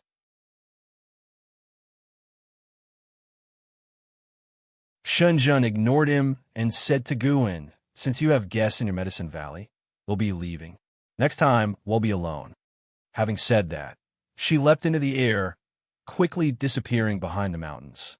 Alone? Everyone looked at Gu In with strange expressions, Lu Yu's eyes flashing with a cold gleam. Lu Yu has become hostile towards you and wants to attack you. Do you want to perform a lifespan detection on him? He wants to attack me? How deep was this hatred? Gu In said, "Ms. Shun and I just like to read books and occasionally discuss them. We have no other relationship." She also told me that her goal for a Daoist partner is the sword venerable Fu Dao. Everyone, being young geniuses, couldn't help but laugh upon hearing this. Lu Yu smiled awkwardly and threw an apologetic glance at Gu In. They weren't fools. LV Batian had personally named Gu In to look after them, so Gu In must be extraordinary. Even if he wasn't, he was still LV Batian's man, and they wouldn't dare offend him. Geniuses were favored by the Supreme Sect, but being a genius didn't mean they could do whatever they wanted. At least, if LV Batian wanted to deal with them, even their families would have to think twice. Ji Xiaoyu then asked, "Valley Master, what should we do? Just give your orders." As soon as she spoke, the others restrained their smiles and looked at Gu In with anticipation. The sect leader had said that coming here would cultivate their hearts, and they subconsciously believed that cultivating the heart would help their cultivation. Gu In smiled and said, "Follow me then. Don't complain about being tired or bitter. No one can stop halfway. Only trash quits halfway." Upon hearing this, the geniuses became even more eager, looking at each other with eyes flashing like lightning. Geniuses always had a competitive spirit. Afterward, Gu In took them to a forest dozens of miles away, where they began clearing the land and then teaching them how to plant seeds. He then took them around to inspect the medicinal herbs. Although it was mundane work, the 10 disciples were very diligent, not even missing a single stone along the way. A few days later, someone couldn't hold back anymore. A disciple named Chongsong stopped and looked at Gu In, asking in a deep voice, "Are you messing with us? Is cultivating the heart just making us be medicine boys?" The others looked at Gu In as well. Even Ji Xiaoyu frowned. Gu In knew this wouldn't work, but LV Batian insisted on it. After a sigh, he took out 10 books from his storage bag and threw them to the 10 geniuses. Everyone was delighted, catching the books eagerly. Shinjo Scripture, someone read the title, and their eyes lit up. The name alone hinted at something profound. Guin turned away and said, "Figure out yourselves." Having said that, he turned and left, leaving the group to start reading the book. Lu Yu opened the first page and read, "The Tao that can be told is not the eternal Tao. The name that can be named is not the eternal name." Guin, with his back to them, smiled. The Shinjo Scripture wasn't the Tao Te Ching. He had merely pieced together classic ancient quotes from Wuxia, creating a random collection that sounded profound enough. He couldn't bear to write out the Tao Te Ching. If someone truly comprehended something from it, that would be too much. Since getting the Shinjo Scripture, Xiaoyu and the others found their own places to meditate, not disturbing each other. The third Medicine Valley didn't have its usual rhythm disrupted. 5 days later, Xiaoyu closed the Shinjo Scripture and looked at the busy servant disciples in the valley below. She pondered for a while, then got up and walked down to help. A genius sitting on the opposite mountaintop observed her actions, apparently having an epiphany, and also started descending. Though they couldn't comprehend the Shinjo Scripture, it certainly seemed profound. They linked it to Gu An's initial arrangements, thinking they might gain insight in the agricultural work. Another 10 days passed, and the other genius disciples all joined in the Medicine Valley's tasks. They diligently worked each day, reading the Shinjo Scripture during breaks and practicing qi absorption cultivation at night. This made Guin quite satisfied. As expected of the 10 top geniuses chosen by LV Batian, putting aside their talent, they indeed weren't fools. If they believed something was right, they were determined to do it and persist. Before he knew it, half a year had passed. Guin reached the age of 59. On this day, he was in Xianxia Valley, having just finished harvesting medicinal herbs, when he suddenly felt something and his expression changed. He handed the herbs to Sunda beside him and quickly left Xianxia Valley. This left Luo Hun and the others in the valley puzzled, but they didn't think much of it. Ever since knowing Gu and mastered the mystic tortoise surging wave palm, Lucian no longer bothered Gu and her others. He secluded himself for cultivation, as if possessed, his cultivation level increasing rapidly. At this rate, he would form a nascent soul within a few years. After leaving the 100-mile range of Xianxia Valley, Guin vanished into thin air. 3 steps later, he crossed thousands of miles, arriving at Mystic Valley, and then reached the third Medicine Valley through a transmission array platform. As he stepped out of the platform, he quickly walked towards the Mystic Pure Tree. The Mystic Pure Tree was still there, but there was someone in front of it, standing and observing. From a distance, Guin performed a lifespan detection. Zhong Ying, 4th layer of Unification Realm, 860/2800/3100. This guy had cultivated a special sorcery, with his apparent level only at the 2nd layer of the nascent soul realm.